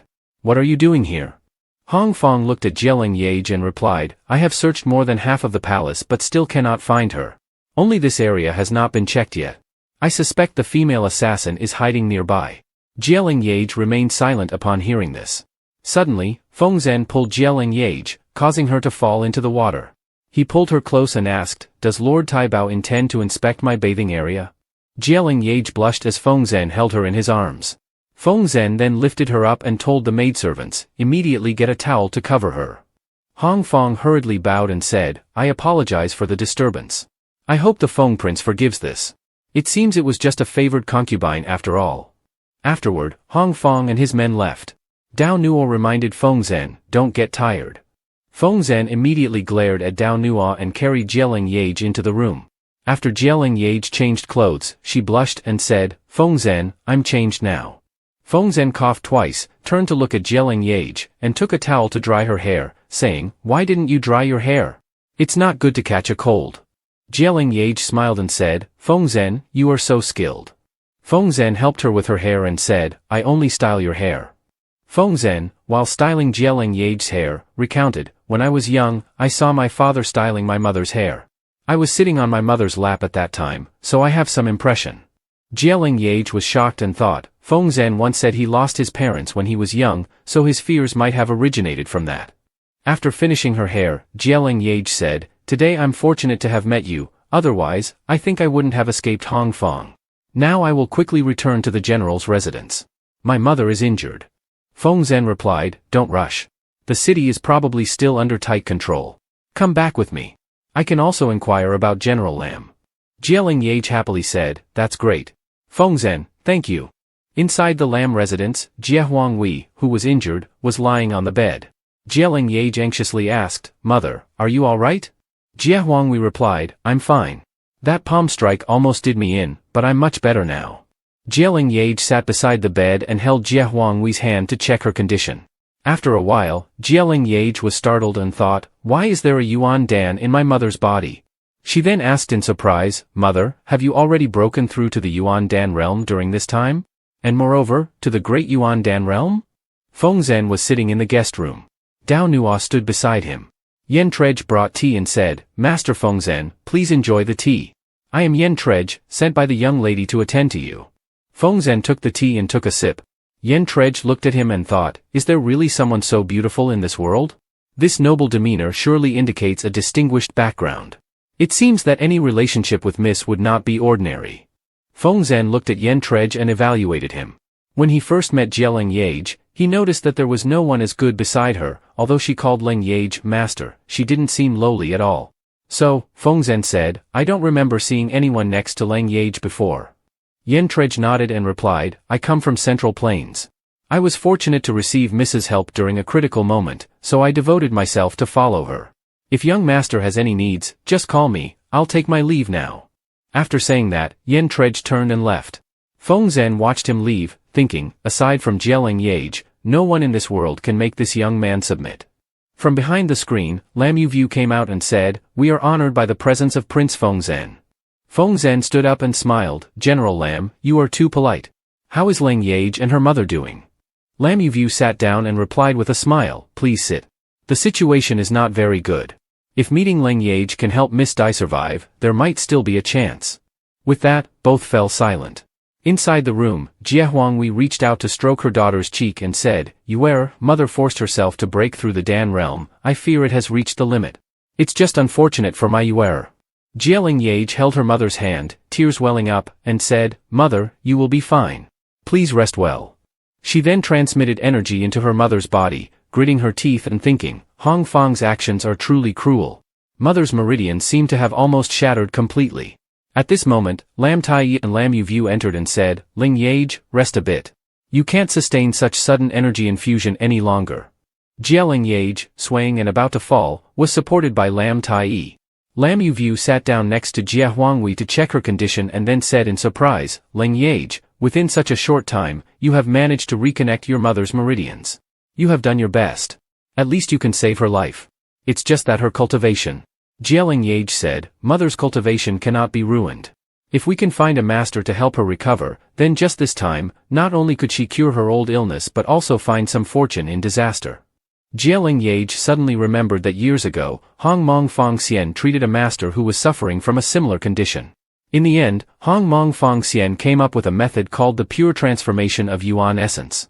She asked Lam Yuvu, using the power of a master to help mother clean out her Dan Tian and forcefully break the cultivation of the initial pure Yuan Dan. But to suddenly break through the Dan realm, it must be done by someone at least at the reincarnation 5 realms or above to minimize the risks. Lam Yuvu shook his head and said, "Among the lower realms, those with cultivation from reincarnation 5 realms and above, aside from the old Marquis of the Hong House, only the Martial Marquis remains." Leng Yeaj said, "The man from the Hong House watched us being driven out back then. The Dai House would rather die than seek his help." Lam Tai anxiously said, "Leng Yeaj, don't be angry first. Actually, aside from those two, there is one more person who might save your mother. That person is the Ghost Emperor Wu Chong." Lam Yuvu nodded and said, "The third person is him. The world is vast, and the Ghost Emperor Wu Chong's movements are mysterious and hard to find. Besides, the Ghost Emperor Wu Chong has killed countless people. How can he possibly save someone?"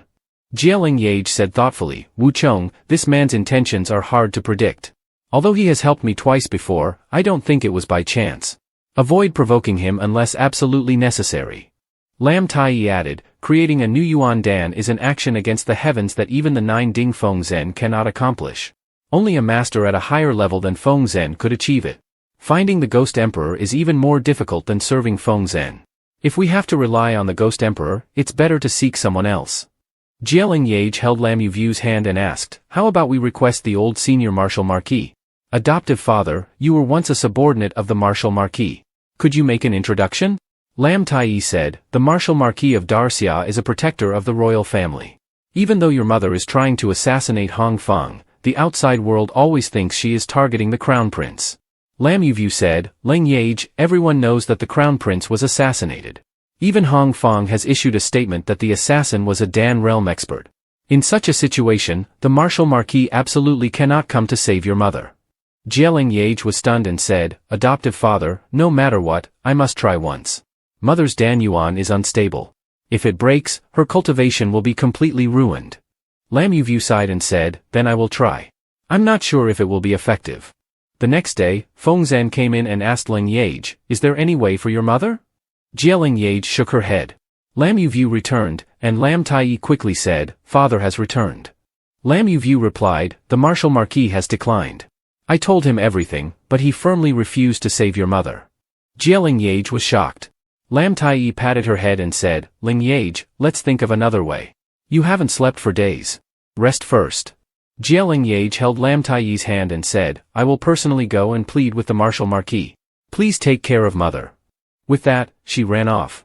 Lam Yuvu quickly said, "Leng Yeaj, this child." Feng Zhen, seeing this, took out a pill and said, Miss Lam, I have a 7th grade soul fragmentation pill. If you give it to Leng Yeaj's mother, it might help. Lam Tai was surprised. But this was Hong Yun's elixir. The servant beside was also stunned and said, Your Highness, this is a life-saving elixir. Master Feng Zhen made it for you, and it cannot be given away. Feng Zhen turned and said, Servant, this is not for you to manage. Lam Yu waved his hand and said, A 7th grade soul fragmentation pill can bring the dead back to life. Even the top expert of North Qing can only make 3 pills in a year. Now Feng Zhen gives us one, which is akin to offering his life. If Leng Yeaj were here, she would certainly refuse it. Feng Zhen said, Just let Leng Yeaj's mother take it. I will find her later. Lam Yu accepted it and said, Thank you. Feng Zhen then left. Lam Yu looked at the pill, hesitating, should we use this pill or not? Lam Tai said, To save a person is like saving a fire. First, let's give the pill to Leng Yeaj's mother. Lam Yu looked at Feng Zhen and said, This King Feng seems to have some feelings for Leng Yeaj. Outside the Marshal Marquis mansion, Leng Yeaj knelt on the steps, shouting, I beg the Marshal Marquis to save my mother. Sweat dripped from her face onto the ground, and little Chit-Chit immediately jumped onto her head with a leaf to shield her from the sun. At that moment, Feng Zhen came with an umbrella and said, Leng Yeaj, let's go back. Leng Yeaj replied, No, I must meet the Marshal Marquis and ask him to save my mother. Feng Zhen said, Then I will wait with you. The servant beside intended to remind the prince, but Feng Zhen immediately said, Step down. Then, it started raining heavily with thunder and lightning. Leng Yeaj said, Feng Zhen, go back. Why are you being so kind to me? Feng Zhen stood in the rain with her and said, I will do whatever I can for the lady I like, without needing a reason. Leng Yeaj was astonished and turned her head. But after kneeling for so long, she felt dizzy and fell. Feng Zhen quickly threw away the umbrella, ran to support her, and shouted, Leng Yeaj. He held her in his arms, and little Chit-Chit also cried out. Feng Zhen, worried, said, It's truly worrying. What a high price for a Marshal Marquis. Inside the Marshal Marquis mansion, the Marshal Marquis asked a servant, Is Miss Lam still kneeling outside? The servant replied, Master Wu, the second young lady of the Lam family has fallen into a coma and has already been taken away by someone else. If it weren't for the rain, she would probably still be kneeling outside. Master Wu sighed upon hearing this, she is indeed a filial child. It's just a pity that the Hongfu family's legacy has been around for 100 years. With only these two, it's like trying to move a mountain with a grasshopper. There's no chance. At that moment, someone broke a teacup and said, Who says a grasshopper can't move a mountain? Master Wu was surprised and asked, Who dares to invade my Hongfu? Wu Chong, sitting beside him and drinking tea, said, This small Hongfu, I can come and go as I please. The old man was startled, thinking that it was unlikely for someone so young to sneak into Master Wu's domain unnoticed. Could it be Wu Chong? Master Wu sat down, smiled, and said, Rescuing someone? To hear the term rescue from your mouth is laughable. The ghost emperor Wu Chong only kills people, his hands are covered in fresh blood, probably more than when I am on the battlefield killing people. Wu Chong said, Rescue Jie Huangwei. Master Wu snorted, Are you ordering me to rescue someone? Don't tell me you have some connection with the Jie family? Wu Chong, after finishing his tea, replied indifferently, Jie Huangwei is my mother-in-law. Master Wu was surprised and thought, Jie Huangwei's injuries require a master of at least the 5th Dao level to heal. The ghost emperor Wu Chang's reincarnation realm is undoubtedly high, he might have even reached the true realm. If he wants to rescue his mother-in-law, he could go directly to help. Why come to me? Wu Chong seemed to understand his thoughts and responded, I am not in a position to act personally. Jie Huangwei is not yet my mother-in-law. Master Wu was taken aback, What does that have to do with me? What if I don't help? Wu Chong smiled and said, Then starting tomorrow, the continent's supreme general will no longer be Darxia. Master Wu was furious, Good for you, Wu Chong. Do you think Darxia can just be lost at your whim? Wu Chong pulled out something and said, Master Wu, can you recognize this from my hand? Master Wu was startled upon seeing it. Wu Chong continued, This was found under the emperor's pillow yesterday. Guess what's harder to steal, the military book or the Darxia emperor? Leng Yeaj, after fainting, was placed on a bed to rest. She woke up, opened her eyes, and thought about why she was back at the Lam residence. Lam Yu and Lam Tai were standing anxiously beside her. Lam Tai wiped her tears and said, My silly sister, you haven't eaten or rested for several days. How could you keep kneeling outside the manor? Lam Yu said, It was King Feng who brought you back. He thought this good child, how could the Hongfu family have discarded her?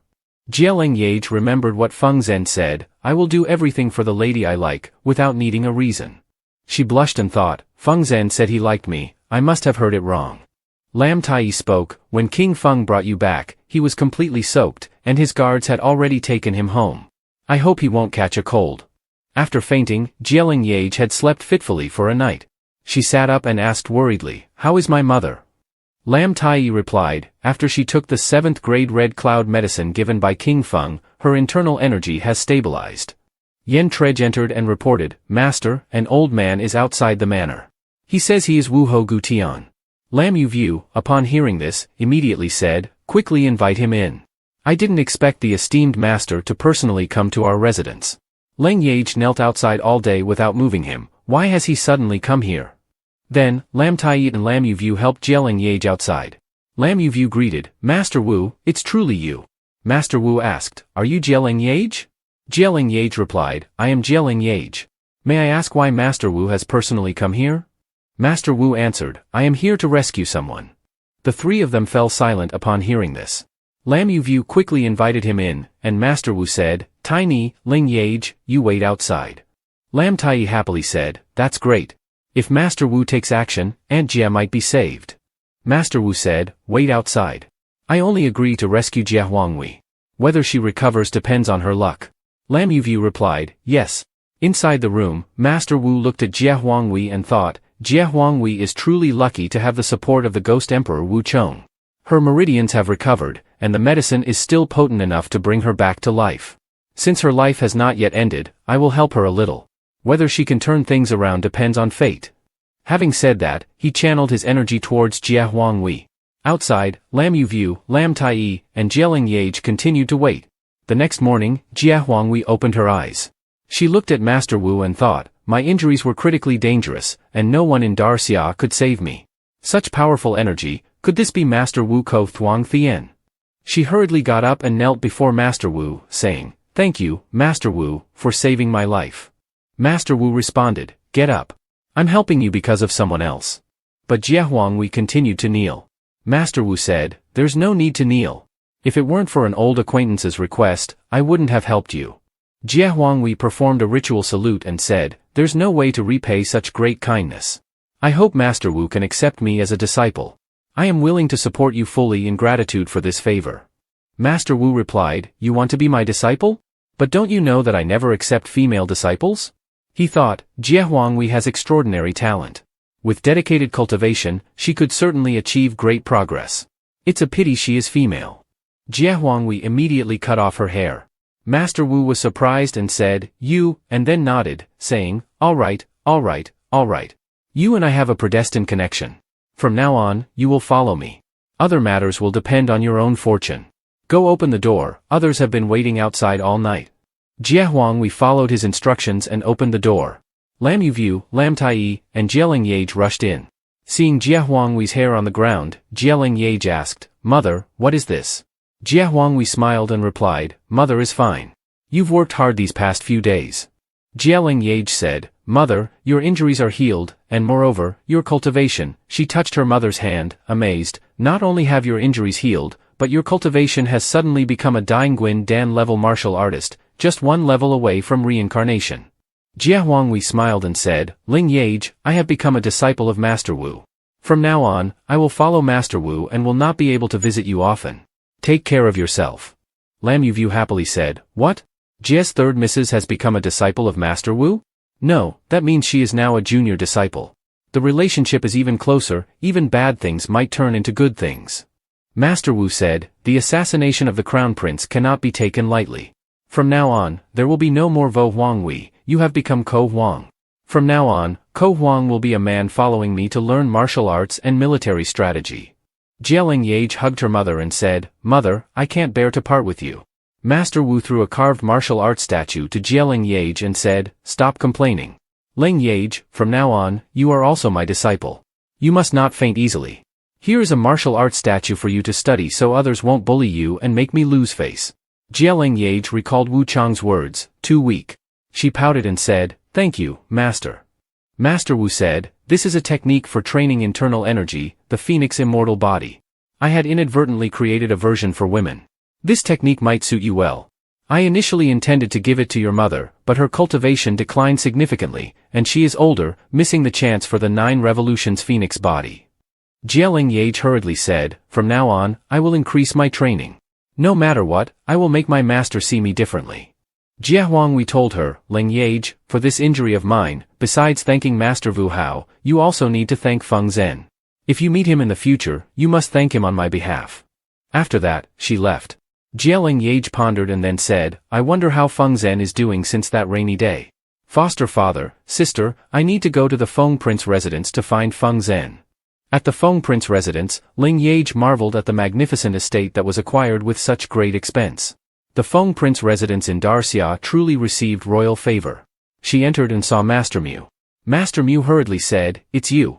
Feng Prince's health was originally well maintained at the hot spring palace, but as soon as you appeared, Feng Prince fell ill. Leng Yeaj was shocked and asked, what? Master Mu said, after Feng Prince was out in the rain for a whole day, he developed a fever that won't go away. No matter how many prescriptions or doctors are tried, the fever persists. Hearing this, Leng Yeaj panicked and rushed inside. Seeing Feng Zhen weakly lying on the bed, Leng Yeaj immediately opened his shirt. She thought that, aside from the high fever, there were also symptoms of wind cold returning. Feng Zhen's body was in a state of extreme cold and heat. She placed her hand on his forehead and said to Master Mu, please ask everyone else to leave. I will take care of him. I need some ice, please prepare it for me. Master Mu said, then I'll trouble you, miss. You must make sure Feng Prince gets better. After that, he went out and closed the door. Leng Yeaj immediately released Little Chit Chit. Little Chit Chit placed its hand on Feng Prince's forehead and said, big brother, he has a very serious fever. First, we need to cool him down. Leng Yeaj immediately used her internal energy on Feng Zhen, pushing her power towards him and silently thinking, Feng Zhen, you must wake up. After a while, until nightfall, Feng Zhen gradually came to. He opened his eyes and saw Leng Yeaj happily saying, you're awake. Beside her was Little Chit Chit. He silently called, Leng Yeaj. He hugged her and rested on her shoulder, falling back asleep. Leng Yeaj thought, thankfully, his fever has finally gone down. The next morning, Feng Zhen opened his eyes, sat up, and saw Leng Yeaj sleeping beside the bed. He gestured to Little Chit Chit to be quiet. He lifted her onto the bed and said, be careful. Sleeping like this makes you prone to catching a cold. Then he kissed her forehead and placed her beside him. Little Chit Chit observed eagerly. Master Mu opened the door, looked inside, and then went out, saying, it seems that when Miss Jie is here, the young master is particularly calm. Also, recently, the frequency of the young master's cold symptoms has decreased a lot. After a while, Leng Yeaj woke up, saw Feng Zhen's face in front of her, and was startled, letting out a scream. She immediately jumped out of bed and covered her face, thinking, how could I be lying in bed with Feng Zhen? It must be because I was too tired recently and unconsciously climbed into his bed. Strangely, even though treating Feng Zhen had clearly consumed quite a bit of her energy, it seemed that not only had her energy not decreased but had even increased. Could it be because she absorbed the cold energy from Feng Zhen? Seeing Feng Zhen sitting up, she quickly said, Feng Zhen, you still have a fever, don't move around too much. Feng Zhen hugged her. Leng Yeaj blushed, recalling the incident in front of the Wu Hao residence, and said, Feng Zhen, thank you. You're really foolish. What if something happened to you after you gave the medicine to my mother? Feng Zhen smiled and said, you don't need to thank me. If you like my things, you can take them. Moreover, using the medicine on me is a waste. Leng Yeaj quickly covered his mouth and said, don't talk nonsense. I will cure you. I heard everything you said that day. Feng Zhen laughed and said, don't mind it. I just like you. I originally intended to like you quietly. I know I don't have the right to say that I like someone. Leng Yeaj quickly said, if you like me, then you should rest well. Feng Zhen asked, Leng Yeaj, you don't dislike me? Leng Yeaj replied, Feng Zhen, with you like this, who could dislike you? Master Mu knocked on the door and brought in a plate of food. Leng Yeaj saw that the table was filled with meat and said, Master Mu, the young master should eat fruit and clean vegetables. Feng Zhen smiled and said, Leng Yeaj, don't blame my master. It's not that the master didn't prepare it, but I don't like those things. Leng Yeaj said, Master Mu, list out what Feng Zhen doesn't eat. Master Mu thought, Feng Prince is the young master, but this miss here might soon become the mistress of the Feng residence. So he immediately wrote a list and handed it to her, saying, it's these items, Miss Jie. Leng Yeaj looked at the list, which included radishes, cucumbers, sweet peppers, cabbage, and tomatoes. She thought, Feng Zhen is really picky. He doesn't like any healthy food. What on earth does he eat to live? Then Leng Yeaj immediately ran outside, went into the space, and brought the food to cook. After a while, she brought a plate of food to Feng Zhen and said, Feng Zhen, your body needs to be nurtured, and I personally made these. Try them out. Feng Zhen smiled awkwardly and said, since it's made by Leng Yeaj, even if it's poison, I would close my eyes and eat it. He then took a bite of the food and was amazed. This food not only has no strange smell but also has a refreshing taste similar to Leng Yeaj's scent. Leng Yeaj thought, I knew it. How could anyone not eat the food I make? Master Mu, seeing this, was moved and thought, heaven has eyes. Miss Jia will definitely be the future princess. Our Feng prince has never had such good taste. After a while, all the food on the table was finished. Leng Yeaj happily praised, that's more like it. From now on, I will make 3 meals a day for you. The fruits from the Feng residence will be brought by me. She thought, these vegetables come from Hong Mong heaven, thanks to the rainbow spring. Feng Zhen said, Leng Yeaj, you should eat more too, you're too thin. Leng Yeaj said, people who practice martial arts need to be a bit agile. Feng Zhen said, I like a bit of plumpness. When I used to hold you, you were too thin. Leng Yeaj blushed upon hearing this. After finishing the meal, she drank tea in one go and asked Feng Zhen, I have something I want to ask you.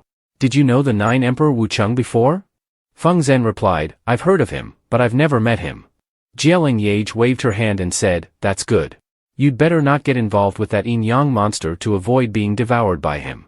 Feng Zhen said, Master Mu came forward and said, Miss Jia, the Lam residence sent someone here, saying that the Empress Dowager has an invitation for you to enter the palace immediately. Leng Yeaj smiled and said, I will visit you again in a few days. With that, she left. Feng Zhen nodded and replied, okay. In the palace, the Empress Dowager staggered and fell. The palace maids rushed over, shouting, Empress Dowager, please be careful. The Empress Dowager fell to the ground and said, summon the imperial physician. A trembling maidservant said, Empress Dowager, please forgive me. I will go right away. As she went out, she saw the 6th prince and said, 6th prince, you, but she was immediately silenced. After examining the Empress Dowager, the imperial physician said, Empress Dowager, your fall was quite severe, and you've injured your joints. I really have no other choice but to prescribe a few remedies. A maid beside her said, Empress Dowager, Princess Yu, whom you recently appointed, seems quite skilled in massage. She might help you recover better. The Empress Dowager nodded and said, last time, that maid gave me a massage, and I felt very comfortable. Will her massage technique help alleviate my condition? The imperial physician, sweating, replied, yes, yes. Princess Yu's massage skills are even better than mine. Then, Leng Yeaj entered the palace. A maidservant invited her, Princess Yu, the situation with the Empress Dowager is as follows. Please come this way. The Empress Dowager is taking a nap, so please wait a moment. Leng Yeaj responded, don't be so formal, I'll just take a stroll while waiting. She walked around and saw a maid pruning plants and said, this elder sister, you're cutting incorrectly. You should trim these branches, doing so will help the peonies grow better. The maid was surprised and said, so that's how it is. Thank you, Princess Yu, for your guidance. Seeing this, the Empress Dowager commented, I didn't expect Princess Yu to be knowledgeable about gardening. Leng Yeaj curtsied and said, greetings to the Empress Dowager. I don't know much about gardening, I just enjoy playing with flowers and plants. The Empress Dowager picked up a peony branch and thought, the peonies in Bitch Feng Palace have all been nurtured by me. Just now, Yeaj's girl trimmed a few branches but removed the damaged parts of the flower, which is very beneficial for the development of the peonies. The Empress Dowager said, coincidentally, I have a top-grade peony here, but unfortunately, it hasn't thrived. See if it still has a chance. Leng Yeaj thought, if even the Empress Dowager can't nurture this top-grade peony, what kind of peony is it? She then looked at the peony pot and thought, these small worm eggs are causing the peony to wither, but if I remove them and place the peony in Hong Mong heaven to be nurtured with spiritual energy for a while, I believe it will revive like a dry tree meeting spring. The Empress Dowager asked, can this peony be saved? Leng Yeaj examined it and said, yes, it can be saved. If the Empress Dowager allows me to take care of it for a while, I will return the peony to you in less than a month. A maid beside her said, Empress Dowager, this peony was a gift from the 6th prince. It might not be appropriate to give it to someone outside.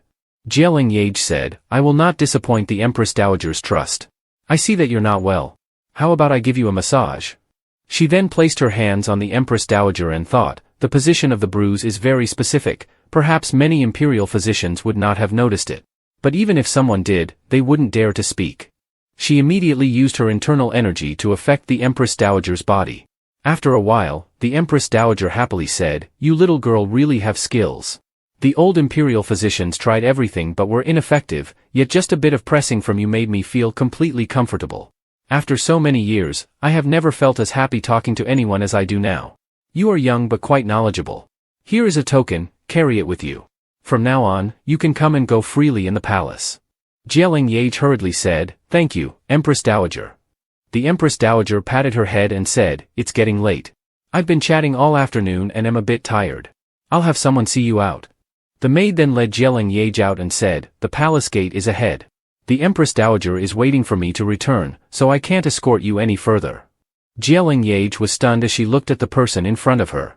The Empress Dowager said, "The palace is a place where it's either you die or I perish. That child is smart. The arrogant demeanor of Consort Lak will sooner or later be suppressed by someone." In Consort Lak's quarters, she asked a maidservant, "Did you see Princess Yeaj enter True Hoa Palace with your own eyes?"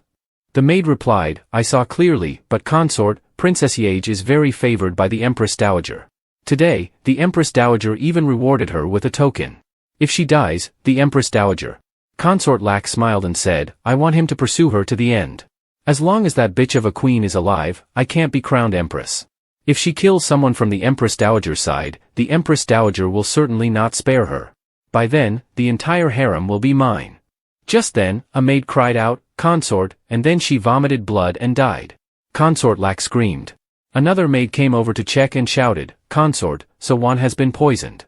The maid who touched So-wan's blood also immediately died. Consort Lak exclaimed, "How can two people who were perfectly alive just die so quickly?" Another maid came in and said, "Consort, So-wan has been poisoned, but we can't identify the poison." Consort Lak said, "How unlucky. Quickly dispose of their bodies and clean up thoroughly. No one is to speak of tonight's events."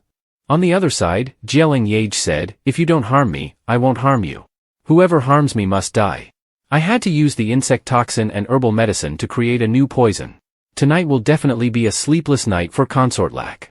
She thought, such a large palace should be similar to the Empress Dowager's Bitch Feng Palace, but why is it so devoid of even a shadow? There are no guards, and even the plants are withered as if no one has cared for them for years. Leng Yeaj continued walking and said, "This can't be the cold palace, can it?" Just then, a series of arrows were shot at her. Leng Yeaj immediately used her power to block them. Several guards appeared. Leng Yeaj swiftly broke the arrows with her strength. Then, a person in armor appeared and asked, "Why is a young girl like you here?" He thought, the person who just shot down thousands of arrows in one go is actually a young lady who hasn't even reached the post-heaven stage. Leng Yeaj gathered her strength and thought, "A top expert from the Dan Jing realm, it seems I've entered the True Hoa Palace, not the Cold Palace." She quickly stopped, bowed, and said, "Sir, it's just a misunderstanding. I am Leng Yeaj, the second daughter of the Lam family, summoned by the Empress Dowager. It's just that it's dark, so I mistook this place for True Hoa Palace by mistake." She thought, Consort Lak is trying to use the opportunity to kill someone. With the top expert from the Red Fire Guards here, I'm just a post-heaven martial artist. If I face Red Fire, I'd rather die without a doubt. If I weren't a practitioner, I might have been struck down by Red Fire's axe tonight. Red Fire, hearing her explanation, said, "You say you are the daughter of the invincible general? Recently, the Lam family has a second daughter who was appointed as a princess by the Empress Dowager. Your appearance is somewhat similar to Lam you view, both fierce and cruel." Leng Yeaj presented the token and said, "If you don't believe me, here is the Empress Dowager's token." Just then, a maid ran out from inside and said, "Red Fire, it's not good." The Empress Dowager, and then she fell to the ground. Red Fire quickly said, "Leave True Hoa Palace immediately. Remember, no matter what happens, do not speak of it outside. Otherwise, you will be executed." He then threw the token to Leng Yeaj and ran into the palace. Leng Yeaj looked at the injuries on the maid and said, "This situation is very suspicious. We can't do anything but see nothing." She then used her lightness skill to jump into the palace. Shikem was astonished, "What is this?"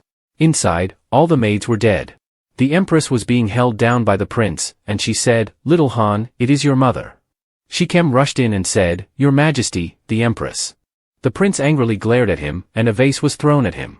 Shikem immediately used his powers to block it and shouted, "Wind and fire breaks the clouds."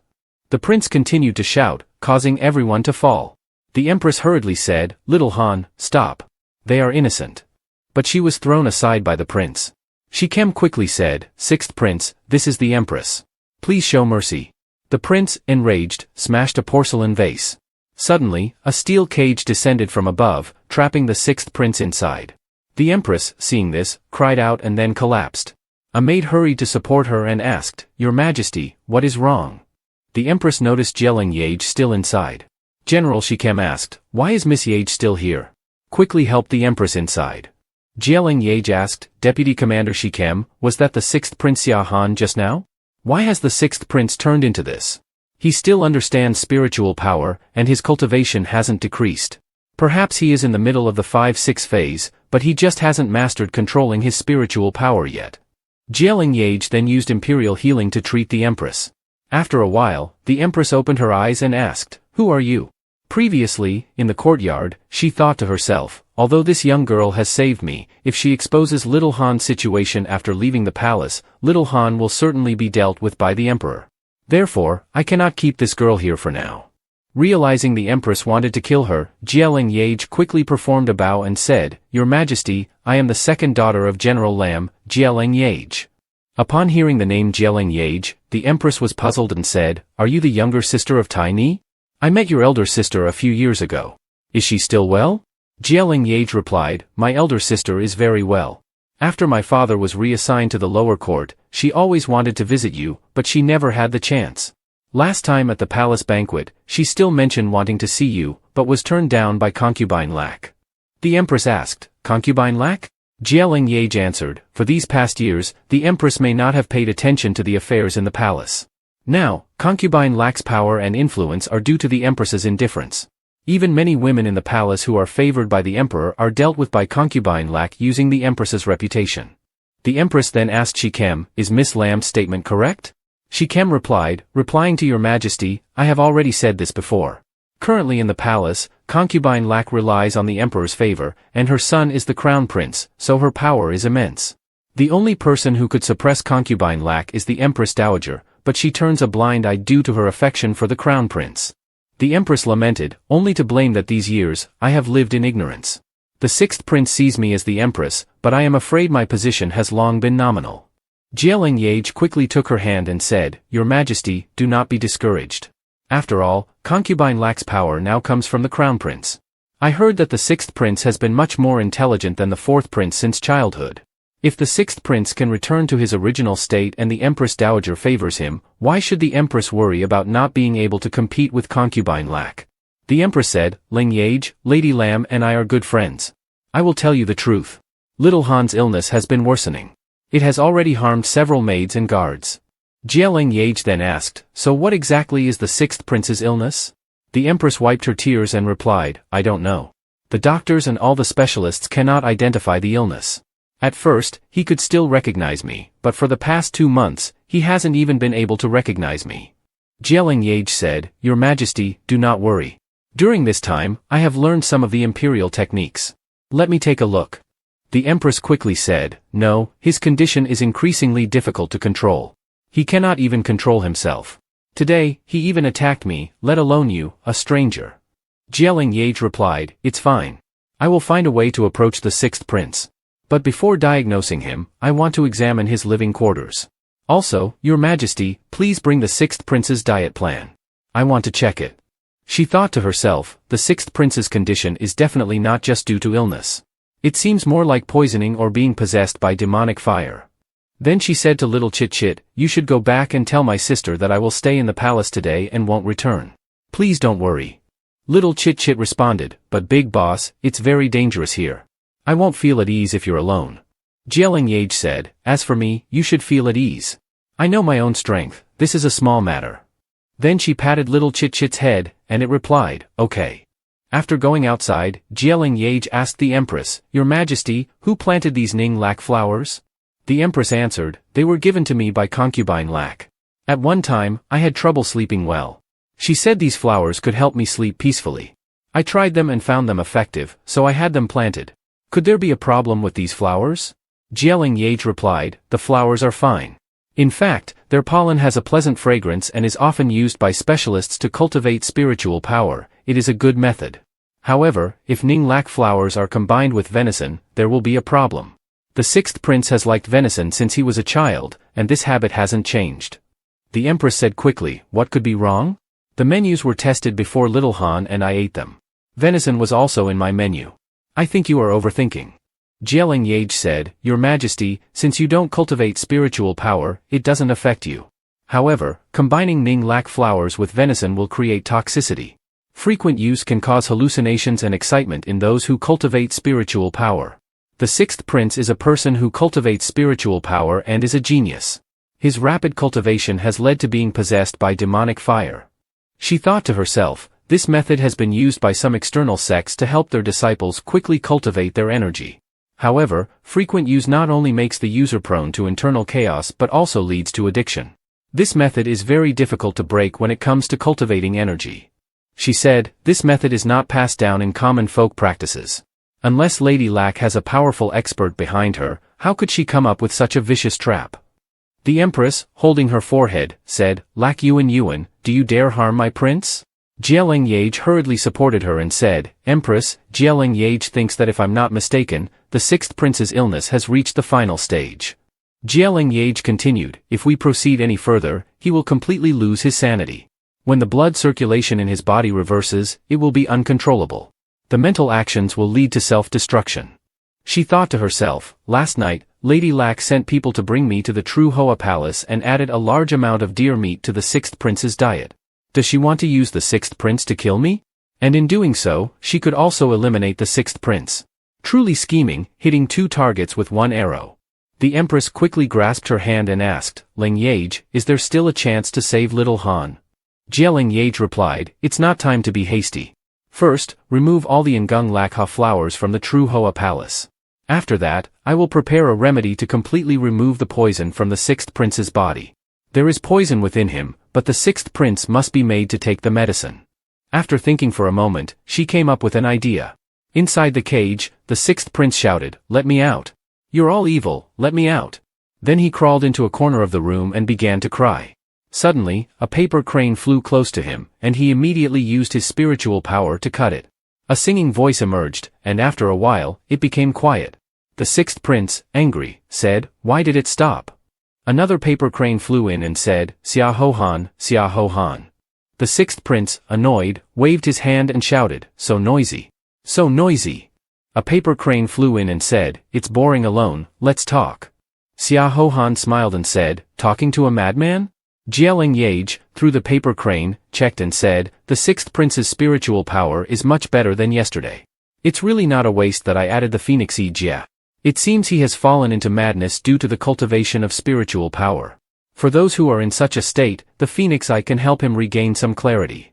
As days passed, on the seventh day, the empress asked Leng Yeaj, are you sure we don't need to pay attention to Little Han? How about sending another little phoenix crane to talk to him? It's not easy for Little Han to remove the shackles and talk to everyone. Leng Yeaj replied, the time is not yet right, Empress.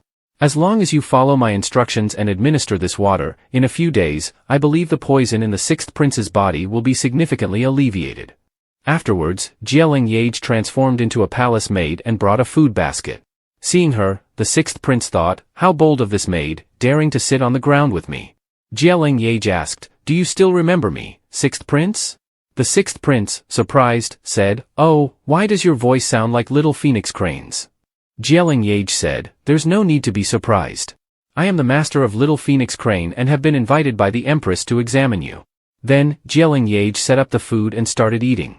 The sixth prince also sat down to eat and asked in amazement, what is this? Why is it so delicious? Leng Yeaj pushed a bowl of water toward the sixth prince and said, let's talk about you. Sixth prince, don't you know that the strong bully the weak? Or are you planning to hide from the Empress about pretending to be mad for the rest of your life so that she will protect you forever? She thought, exceptional appearance, profound talent and learning, and understanding of divine power. No wonder he has received the favor of the Emperor and Empress Dowager since he was young. But why pretend to be mad? The sixth prince, angry, threw the bowl of water and said, what do you understand? If she really wanted to protect me, she wouldn't have allowed the other princes to overthrow me, and almost had me killed. Years ago, when Xia Hohan was 5 years old, he was the biological son of the empress. Among the princes at that time, he was the most noble. Due to his intelligence and the favor of the Empress Dowager, everyone thought he would be the chosen one to become the future crown prince. In the yard, the children said, "Sixth prince, come catch me." Later, when the concubine Vu passed away, Lady Lac said, if it weren't for the empress punishing concubine Vu, she wouldn't have died of illness. Concubine Vu's child cried beside her, "Mother, wake up, mother." Later, the sixth prince ran to find the other princes and said, "Older brothers and sisters, let's play together." The prince then scolded him, "Get out of the way. If it weren't for the empress, my mother wouldn't have died." Saying this, he pushed the sixth prince into the pond. The sixth prince struggled and cried out, "Help! Help!" Afterwards, the sixth prince was bullied by other princes. Another prince gave him a book and said, "Little brother, learning this will help you protect yourself." The sixth prince asked, "Really? Thank you, fourth brother." Then that prince continued to bully the sixth prince. In fear, the sixth prince used his spiritual power on the prince and shouted, "Don't come here." The prince immediately died. The other princes and princesses shouted, "What now? He's not breathing anymore. Is he dead?" The sixth prince was locked up and shouted, "Let me out. Let me out." The sixth prince recalled and smiled, "If someone had gone through such things since childhood, would you sit somewhere now and talk and laugh like me?" Leng Yeaj smiled and said, "When everyone thinks you are a madman, whether you are mad or not, you have to pretend to be mad." The sixth prince nearly died, "So do you think everything you've been through is hell on earth?" The sixth prince asked, "What do you mean?" Leng Yeaj replied, "Have you ever experienced being abandoned by your father just because you fell once? Have you ever been beaten and scolded from a young age, with your body covered in bruises and wounds? Have you ever been forced to eat dog food? Have you ever been beaten to death?" The sixth prince was startled and said, "You." Leng Yeaj replied, "Yes, these things happened to me when I was 13. So after hearing these things, do you still think everything is hell?" The sixth prince quickly said, "Where are those who bullied you? I will take revenge for you." Leng Yeaj said, "Sixth prince, I think you should take revenge for yourself first. You are smart. After so many years, you must have realized that both you and the empress have fallen into Lady Lac's and the fourth prince's scheme. Don't you want to take revenge? If you don't mind, could you show me your spiritual cultivation book?" The sixth prince complied and handed it to Leng Yeaj. Leng Yeaj looked at it and smiled. "This is a book that requires at least the 6th rank of Fang 6 to practice, and it's still incomplete. At that time, you were just a child but practiced it beyond your level. No wonder you fell into madness. The fourth prince is indeed scheming, young but ruthless, just as expected from Lady Lac's training." The sixth prince said, "Fourth brother." Leng Yeaj put the book into her sleeve and said, "Prince Lu, don't worry. It's not too late for you to become enlightened today. At least in this palace, there are still 2 people who remember you. As long as you have the support of the Empress Dowager, you've already won half the battle." Prince Lu said, "You still haven't told me who you are and why you're helping me." He thought to himself, "Why do I always feel like I can't hide anything from her? This feeling is quite unsettling." Leng Yeaj replied, "Prince Lu, rest assured. I am your friend. I am Leng Yeaj, pretending to be the second young lady of the Jie household, but my true identity is that of the crown prince's guardian, Hong Fang, who is my father." Upon hearing this, Prince Lu said, "If that's the case, then from now on, you are my ally, and we are in the same boat." The two shook hands and said, "Those who owe us and have wronged us must pay with blood." Afterwards, Leng Yeaj brought the Empress Dowager over. The Empress Dowager was extremely happy to see Prince Lu back to normal and quickly embraced her son. Prince Lu said, "Mother, I only realized how estranged I was from you after being deceived by others." The Empress Dowager, angered, said, "How wicked Lac Guifei is, both she and her daughter are indeed cruel." She then turned to Leng Yeaj and said, "Leng Yeaj, we owe you a great deal. Without your help, I fear that even after these years, neither I nor my son would be able to relieve the knot in our hearts." Leng Yeaj smiled and said, "Empress Dowager, don't thank me too soon. Although the prince's illness is cured, there are still many who want to harm him, especially Crown Prince and Lac Guifei, who will be the greatest obstacles to securing the Eastern Palace. For now, Prince Lu should continue to pretend to be mad. When the time is right, we will act together." After finishing her tasks, she stretched and said, "Finally solved one issue. Now I can go rest for a bit." A month later, Lam Tiny came in and called, "Leng Yeaj, don't sleep anymore. The information you asked Yen Qie to gather has been found. Leng Yeaj groggily woke up and said, "Sister, it's just dawn and the rooster hasn't crowed yet. Have you become so energetic after breaking through Danjing?" Leng Yeaj read the information. Xiahao Hon, the only son of Lak Guifei, Crown Prince of Darxia, 17 years old, skilled in martial arts, at the great completion stage, a good friend of Hong Fang's son, Hong Wei Lang. Lam Tiny said, "Leng Yeaj, I don't mind you gathering information about the Crown Prince, but do you want to participate in the selection of the Crown Prince's consort like those other young ladies?" Leng Yeaj asked, "The Crown Prince wants to select a Crown Princess?" She thought, in the imperial family, people usually have a principal or secondary consort by the age of 12 or 13. The Crown Prince is already 17 this year and still hasn't had a Crown Princess. Something must be wrong.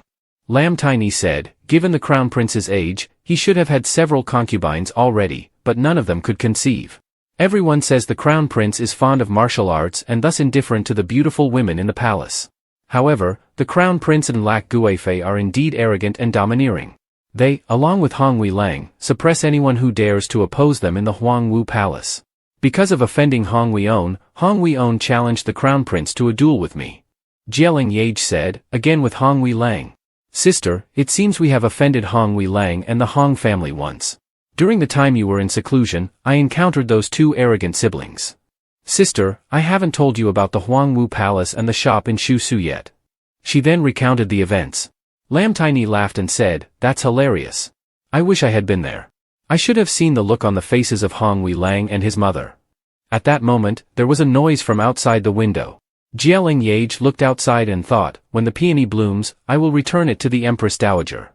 Leng Yeaj continued, let's not dwell on unpleasant things.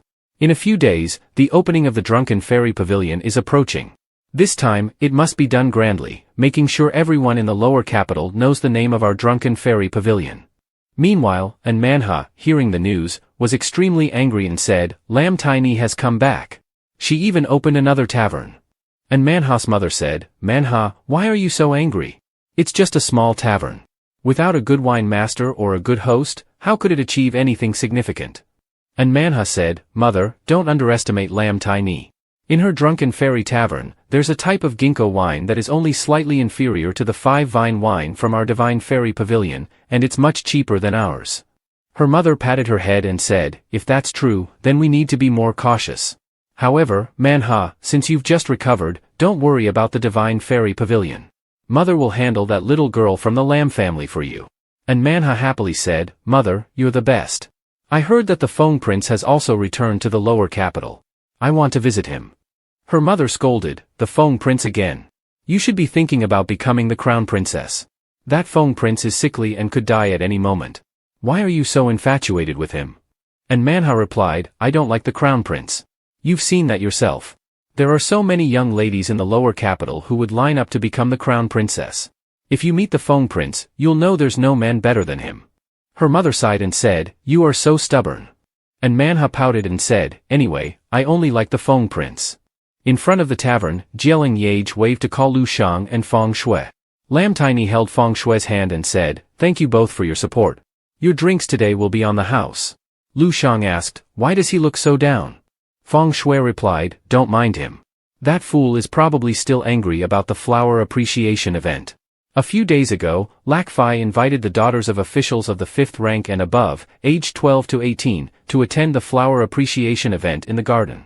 To put it bluntly, it was just an excuse to select the Crown Princess. Lam Tiny said that the daughters of officials of the 5th rank and above all received invitations, but it seems someone directly removed the Lam family from the list. I'm not interested in the selection of the Crown Princess, but since a noble consort did this, it clearly shows contempt for the Lam family. Feng Shui replied, I would rather not attend this flower appreciation event, but my father won't agree. Inside the tavern, Lu Shang was still drinking. Feng Shui said, Lu Shang and I have been childhood friends, and we've been together for a long time. We both have feelings for each other, but as the eldest daughter and Lu Shang being just the son of a concubine, our parents would never allow us to be together. Leng Yeaj comforted her, every problem has a solution. Don't be too sad. Feng Shui replied, okay. Outside, a large carriage arrived. Prince Sheng noticed it and thought, the golden dragon breed from Baidia can run day and night without eating or drinking for 3 days. Even the imperial palace doesn't have one. But this person is using it to pull the carriage, and the coachman is also a master of the reincarnation stage. From the carriage, Feng Zhen stepped out. Prince Zheng was astonished. This person is handsome and looks wealthy. I can't compare to him. Leng Yeaj went outside and waved, asking, Feng Zhen, Prickney Shanghai, why are you two here? Prickney Shanghai glanced at Feng Zhen with great curiosity. Feng Zhen smiled and said, Leng Yeaj, we meet again. Everyone around whispered in awe. Leng Yeaj broke into a sweat, thinking, the lethal charm of Feng Zhen is showing again. Prince Zheng spoke, I came to congratulate the opening of the Drunken Fairy Pavilion. Someone, bring out the gifts. His people immediately brought out the gifts. Lam Tiny received them and joyfully said, it's great that Prickney Shanghai is here and even brought a gift. She thought, with a gift this large, its value must be quite significant. Inside the tavern, no complete sets were seen. Lam Tai immediately looked at Feng Zhen, her eyes brightening as she asked, Feng Prince, where are your gifts? She thought to herself, Feng Zhen is the wealthiest man in north of Zhang. Now that he has a favorable impression of Leng Yeaj, I need to quickly ask for some money. Leng Yeaj smiled and said, Feng Zhen, my sister is just joking with you. Feng Zhen smiled and replied, of course, there will be no shortage of gifts. Saying this, he handed over a stack of papers. Lam Tai thought, could it be that he's directly giving out banknotes? Feng Prince is indeed very generous. After reading, she was astonished, land tax? Feng Prince, have you bought the Drunken Immortal Tavern?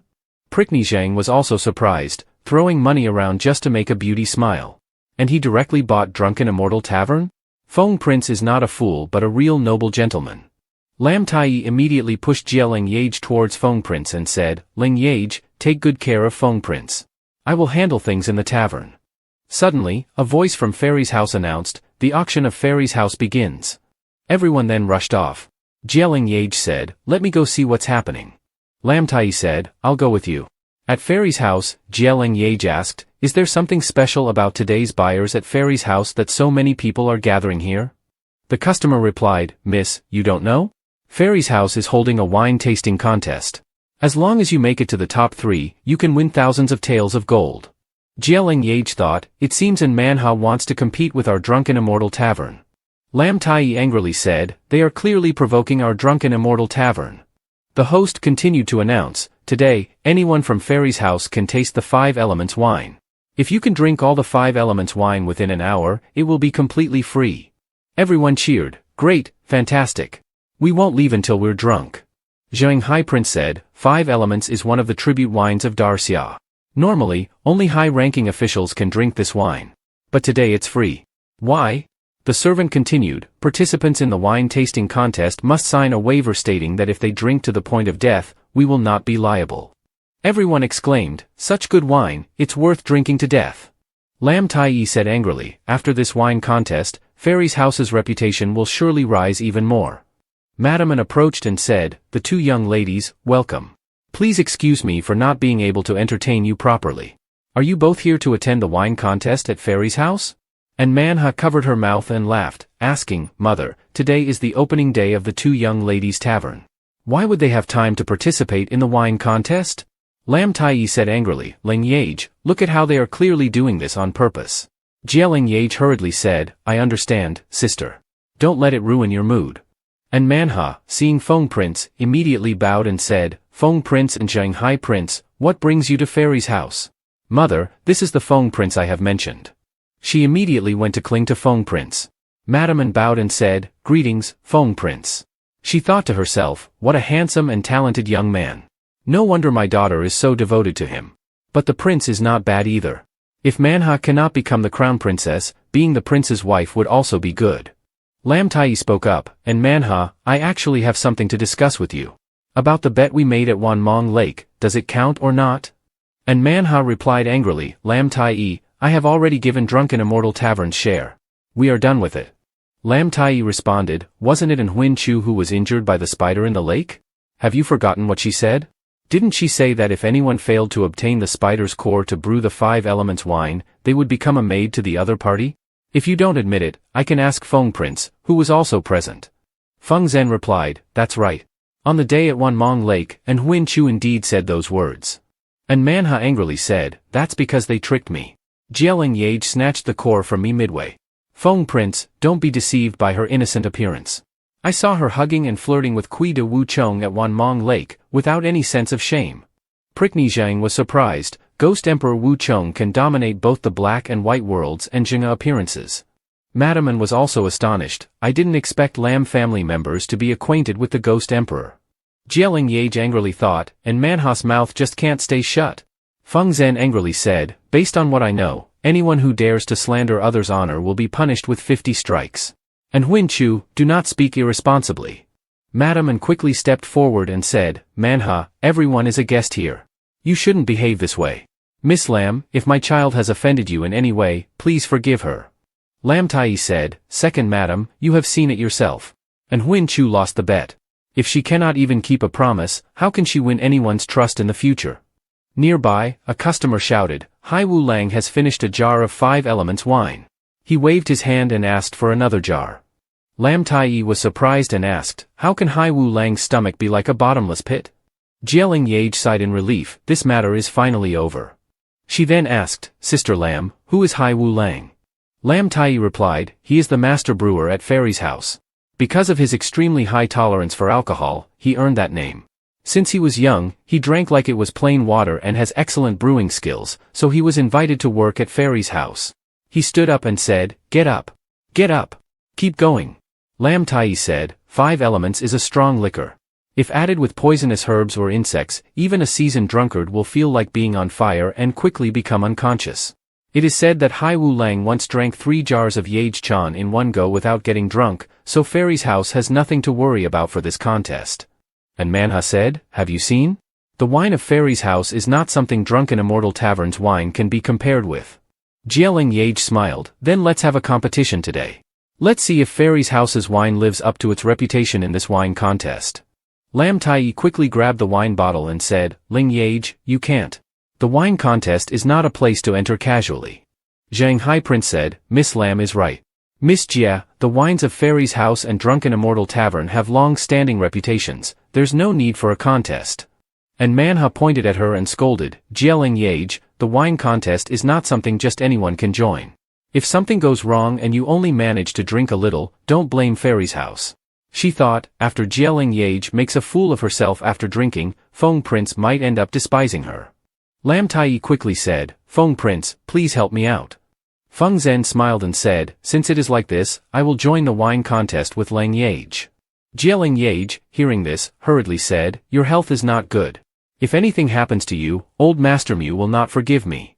Feng Zhen flicked her forehead and said, the people of north of Zheng drink to avoid the cold, so I drank to counteract it when I was first infected. It can be said that I grew up drinking wine. Do you think a few jars of ordinary wine can trouble me? Prince Zheng also joined in, saying, this is really interesting. I can't miss it. And Manhua, seeing this, angrily said, if the 3 of you want to participate, then first sign a contract. Any issues or incidents that arise will not be related to Fairy's house. Hai Wu Lang excitedly asked, is there anyone else who dares? All 3 responded, Master, please invite us. He glanced at Madaman, thinking, rest assured, Madam. Today, no one can beat me. Ladian spoke, Feng Prince, Crown Prince, Miss Leng Yeaj, according to the rules, one must drink a jar of 5 spirits wine before participating in this wine contest. It's not too late to withdraw now. Feng Zhen spoke up, let's begin. The servant poured wine for the Crown Prince and said, Crown Prince, please. And Manhua cheerfully offered, Feng Prince, let me pour the wine for you. Dao Nua said from the side, those who are not involved, leave. And Manhua thought to herself, how dare this lowly servant act so aggressively towards me? If it weren't for the Feng Prince. She then asked, on what grounds does she get to sit next to the Feng Prince, while I am not even allowed to pour wine? Dao Nua replied, Mr. Mu said she is from the family. Feng Zhen praised, Dao Nua did well. I will raise your salary when we get back. Seeing this, and Manhua became angry and said, disgusting. Her mother hurriedly pulled her away. She asked, Mother, is the wine we're drinking really 5 spirits wine? Leng Yeaj shows no reaction at all. Her mother answered, the Feng Prince is from northern Qing, so his tolerance for alcohol is naturally high. As for Leng Yeaj, perhaps she comes from a martial arts background, so the wine hasn't affected her yet. Just wait. After a while, everyone said, the alcohol tolerance of the second Miss Lam isn't bad. The competition is getting more intense. After a while, the Crown Prince said, I can't go on anymore, I concede. Leng Yeaj continued drinking, thinking, if even a black spot can be worn away by food, then drinking wine should be as easy as turning over one's hand. She kept drinking and said, another one. Everyone praised, good, very good. The servant announced, 5th jar, 6th jar. People were discussing, go to the immortal mansion and watch the wine contest with Hai Wu Lang. Who dares to challenge Hai Wu Lang? It's said to be a pair of young men and women, which is quite rare. The servant continued, 10th jar. Leng Yeaj put down the jar of wine and asked, is this all there is to 5 spirits wine? And Manhua angrily asked, Leng Yeaj, mind your words. The 5 spirits wine from Immortal Mansion is the best in Darcia. Could it be that the wine from Drunken Immortal Mansion is better than ours? Lam Tai said, whether it's good or not, we'll know once we drink it. She thought, finally, she said what I was waiting for. Then she clapped her hands, and someone brought a jar of wine. And Manhua angrily said, you clearly came here to cause trouble. Leng Yeaj said, perhaps Lady An is aware of who is causing trouble today? The previous wine contest has not yet been decided, so let's have another round. This is the 5 spirits wine from Drunken Immortal Mansion. Let's see who finishes their wine first. She opened the jar, and everyone exclaimed, this jar of wine is not bad, let's have another round. Hai Wu Lang sniffed the wine and thought, this jar of wine is indeed not bad. Feng Zhen said, the wine is good, but I can't drink any more, so I'll withdraw. Madam, are you willing to compete? Hai Wu Lang approached and said to Lady An, looking at that jar of wine, it seems to be an excellent vintage. Even I would get drunk after drinking just one jar. She smiled and said, Master Hai, you've been competing all afternoon. How about both sides take a break and continue later? Leng Yeaj smiled and said, Lady An is right. Then, Lady An handed Hai Wu Lang something. Hai Wu Lang asked, what is this? She answered, I didn't expect that girl from the Lam family could endure so much. Fortunately, I was prepared in advance. It was a liquor antidote. I had previously bought it from a pharmacist. As long as you drink it, you won't get drunk even after 1,000 jars. Hai Wu Lang said, but using it to win the contest is not honorable. And Manhua angrily said, Master Hai, what time is it that you're still saying such things? Do you want the Immortal Mansion's business to be destroyed in one day? Lady An said, Master Hai, if you lose, don't stay at the Immortal Mansion anymore. You know that if the Immortal Mansion doesn't need you, you won't be able to establish yourself elsewhere. Master Hai hesitated and then drank it. But as he brought it to his mouth, the pill fell out. Leng Yeaj said, is using an antidote to alcohol the way you at Immortal Mansion handle wine contests? Lady An asked, who said that? Lam Tai pointed at them and said, well, Immortal Mansion, do you dare to cheat? People shouted, did you hear? Miss Lam just said that Immortal Mansion is cheating. Go and see. Can it be that Immortal Mansion is doing such a thing? Lady An gritted her teeth and said, Miss Lam, don't slander us. Master Hai, do you dare to secretly drink the antidote behind my back? Leng Yeaj said, if Master Hai was planning to drink the antidote, was it his own idea? Then Master Hai, how much did you pay for that antidote? Where did you buy it from? Master Hai quickly said, I bought it for 10 coins of silver from a small shop by the road. Crown Prince Qing Hai, let me ask you, where did you buy your antidote? How much did it cost? Crown Prince Qing Hai replied, in this lower realm, only pharmacists sell antidotes. Sales by prescription are recorded in the books. If sold individually, each pill is 500 coins. Leng Yeaj smiled and said, Master Hai, the 10 coins you mentioned is only 1% of the amount. It cannot buy it. This pill is not an ordinary antidote. If you don't believe it, take a look. She then picked it up and crushed it. Everyone was astonished, this pill actually has worms? Leng Yeaj said, ladies and gentlemen, this worm is called a liquor worm. It lives on alcohol, and those who consume it will not get drunk even after 1,000 drinks. But once they stop drinking, it will start gnawing at their internal organs until they burst. If Master Hai drinks it today, he might win. But within 3 days, his internal organs will surely rot and he will die. Master Hai, seeing this, angrily said, I have served Immortal Mansion for half my life, and yet you use such ruthless methods to defeat Drunken Immortal Mansion? If you are so ungracious, don't blame me for being unkind. For years, Immortal Mansion has used inferior products to pose as 5 spirits wine and suppressed other small shops. Such behavior is truly despicable. People discussed, it's unbelievable that Immortal Mansion is so vile. Master Hai has worked like a beast of burden for Immortal Mansion all these years, and now he almost dies unjustly. And she's the madam of the An family. I'm disgusted. Mrs. An and Manhua were both startled upon hearing this. At the snowy fairy residence, everyone asked, is there still any of the 5-legged Tai Hong wine left today? Leng Yeaj said, we guarantee our guests can drink to their heart's content. Lam Tiny, sweating, asked, why are there so many guests today? It seems like it's time for us to hire more staff. Sister Lam, is that Master Hai over there? Lam Tiny replied, yes, it is indeed Master Hai. Why has he left the lower realms? Leng Yeaj immediately ran to Master Hai and asked, Master Hai, what brings you here? Master Hai shook his head and replied, yesterday, Shenxian residence failed, so I can no longer stay in the lower realms. Leng Yeaj extended an invitation, if Master Hai doesn't mind, would you be willing to come to our snowy fairy residence? We are in need of a master brewer like you. Seeing Master Hai kneeling, Leng Yeaj asked, Master Hai, what are you doing? Master Hai replied, young lady, you are kind and have not abandoned me. From now on, I will devote myself fully to snowy fairy residence. Waiter, come over and clean the rooms at the back of the inn. Prepare accommodations for Master Hai. The waiter responded, yes. Master Hai, please follow me. Leng Yeaj continued, Yen Trej, recently, the reputation of Ghost Gate has risen. You have done well. Yen Trej bowed and replied, thank you, Sect Master. Lam Tiny asked, not long ago, I heard that Ghost Gate has absorbed many small factions in the city and is nurturing many children in orphanages. So, Ghost Gate is your organization, right? Leng Yeaj said. I only hold the title of Sect Master. The entire establishment of the sect has been done by Yen Trej. Yen Trej replied, Sect Master, the talented orphans have started their training. Those with beautiful appearances have been placed in all major residences to gather information. Here is a letter from the Nguo Marquis residence requesting information about someone's identity. He handed the letter to her. Lam Tiny asked, Nguo Marquis holds a grudge against me because of Manhua and Madame Doi. Aren't they giving up yet? Leng Yeaj read the letter and said, it is indeed surprising how people from the same family do not recognize each other. They dare to seek information about me from Ghost Gate. Yen Trej, prepare false information and give it to them. Yen Trej asked, should I issue a kill order for them? Leng Yeaj replied, being ruthless is not urgent. Punishing them is my task. Have you found any clues regarding the Crown Prince and Honging Lang? Yen Trej answered, the Crown Prince and Honging Lang both like martial arts. Usually, they interact quite normally, but yesterday Honging Lang, on his way back from Hongwu Palace to Hong Mansion, accidentally injured a commoner girl.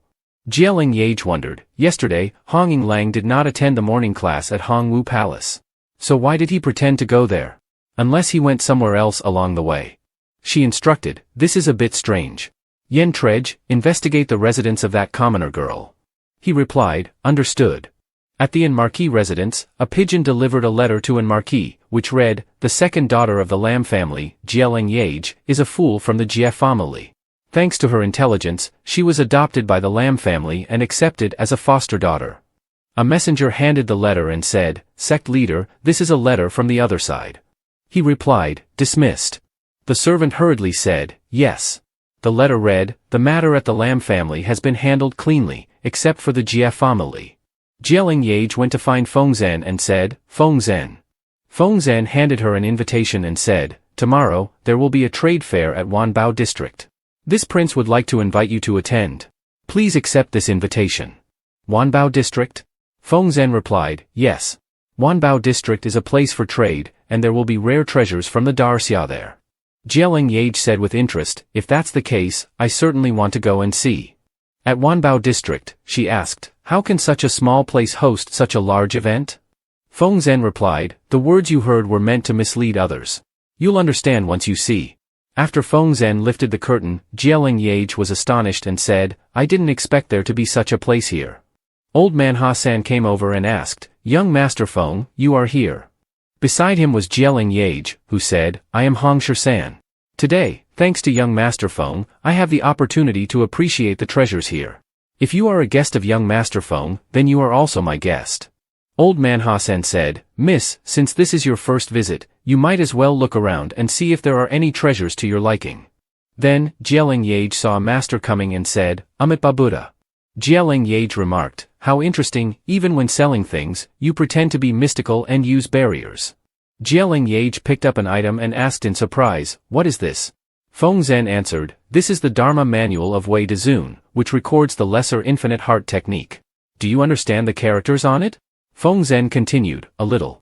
Wei Dezun is one of the branches of the ancient Buddha sect, which was once prosperous in the Central Plains but later declined due to warfare.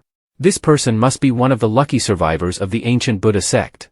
The master responded, Amitabha Buddha, Buddha blesses those who are destined. I have set up numerous barriers, only those who are destined can break them. Leng Yeaj smiled and said, Old monk, whether we are destined or not is another matter, but the money in this is certainly destined for you. Hong Fong, seeing the Buddha, was startled. Buddha, I didn't expect to meet you today. He immediately said, Master, I am interested in this Dharma manual. Leng Yeaj was surprised and asked, Hong Fong? Hong Fong held the Dharma manual and thought, indeed, it's rare to see this after 100 years. Leng Yeaj grabbed it and said, we should review this first, sales must be handled in order. Hong Fong was angry, young people are really full of energy, but didn't your parents teach you to be polite and humble? Yes, I indeed have a mother but no father to teach me. My father is a scoundrel without ethics. Hong Fong thought, even cursing her own father, who is this girl? Then the Dharma manual flew from Leng Yeaj's hand. The Buddha said, if you truly wish for it, you should let this old man know what you plan to do with the Iron Fist manual. Hong Fong hurriedly replied, I won't hide it from the master. My father's birthday is coming up, and I want to use the Iron Fist manual to create a famous sword. Leng Yeaj scolded, hypocrite. Hong Fong was angry and said, what did you say? She replied, the Iron Fist manual is a sacred object of the Buddhist sect. It should be offered with incense and worshipped as a family heirloom. But you want to use it to make a weapon, increasing harm. If I were the master, I would never sell it to someone like you. Hong Fong thought, oh no, I forgot about this. The Buddha said, Amitabha Buddha, young donor, although you are young, you have a lot of insight. This Dharma manual should belong to you. Leng Yeaj happily said, thank you, master. Hong Fong shouted, Master, reconsider. He tried to reach out, but the Buddha immediately struck him, sending him flying. Amitabha Buddha, those who are virtuous will meet a good end. All misfortunes are self-inflicted. Leng Yeaj happily said, Feng Zhen, let's go. Feng Zhen smiled and walked back with her.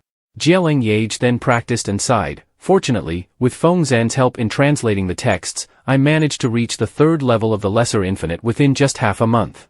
Yen Trej came in and said, Sect Master, here is a letter Hong Fong prepared to send to the north of Zhang. Leng Yeaj said, Hong Fong and the north of Zhang? Could it be that?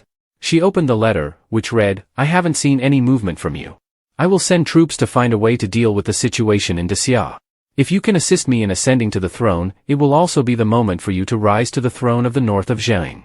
After reading it, Leng Yeaj said, as expected, he has plans to rebel. She thought to herself, if he intends to rebel, I will make sure to give him a grand welcome through the Fong 6 of the Ghost Gate. She then told Yen Trej, inform Hong Fong that we will assist him, and also send a letter to the 6th Prince and Lam Tai Thursday about Hong Fong's plans. Yen Trej replied, yes. Leng Yeaj said, Hong Fong deserves what he gets. It's time for the Hong family to be wiped out. A month later, at the camp, one of Hong Fong's subordinates reported, Master, the Marquis has been overturned. It's time to act. He thought to himself, it seems like Wiona's time to act has come. On the throne, the Emperor said, you are all pillars of Xia. If you wish to repay Xia, I will definitely entrust you with important responsibilities. Luo Kang said, thank you, Your Majesty. I, Luo Kang, am willing to repay the court with my utmost loyalty and devotion until death. The Emperor smiled and said, good, very good. Suddenly, Luo Kang drew his sword and charged, saying, die, you dog Emperor. Leng Yeaj quickly shouted, be careful, Your Majesty. The soldiers urgently called out, protect the Emperor. The Crown Prince quickly supported the Emperor and said, Father, wake up. Hong Weon ran over and said, Your Highness, I am here to help you. However, Hong Weon attacked the Crown Prince. He asked, Hong Weon, are you planning to rebel? She replied, the Xiahao family has been ruling for 1,000 years, it's time for you to abdicate. Suddenly, there was an explosion. Leng Yeaj thought, Hong Fong, I will never forgive you. Hong Fong approached and said, Leng Yeaj, I have always admired you. If you could join my army, I could provide you with a life of comfort. My influence is such that even the Martial Marquis must be cautious. Aren't you considering it? Leng Yeaj smiled and said, Hong Fong, are you referring to the north of Zhang's single palace behind you? Hong Fong was startled, and his soldiers behind him were quickly subdued. Hong Fong, sweating, replied, not bad, but my father will soon break it. Leng Yeaj said, do you think you can wait for Hong Tan Van? The antidote to his poison has long been tampered with by me. He is now under the control of the martial marquis. Jia Catju was tied up and led away. She cried, "Husband, save me." Hong Fong was stunned. Leng Yeaj introduced herself. "Let me introduce myself again. I am Leng Yeaj, the master of the Ghost Gate." The letter was just a bit of fun from this humble person. Hong Fong angrily said, "Leng Yeaj, what grudge does my Hong family have with you that you repeatedly harm us?" Leng Yeaj said, "You should ask yourself that. 14 years ago, what did you do, Hong Fong? You owe me and my mother." With that, she drew her bow and arrow. Hong Fong, enraged, said, "So it was you." In the palace, everyone cheered, "Long live the emperor! Long live the emperor! 10,000 years." The emperor replied, "All of you, be at ease." 3 days later, Xia Hohan was made emperor, and the Hong family was completely destroyed. Feng Zhen asked Leng Yeaj, "The great revenge has been taken. What do you plan to do next?" Leng Yeaj stretched and said, "Rest for a while." Feng Zhen smiled and asked, "Then would you like to travel around the mountains and rivers with me?" Leng Yeaj smiled and replied, "Sure." And so, the two of them set off together, traveling everywhere.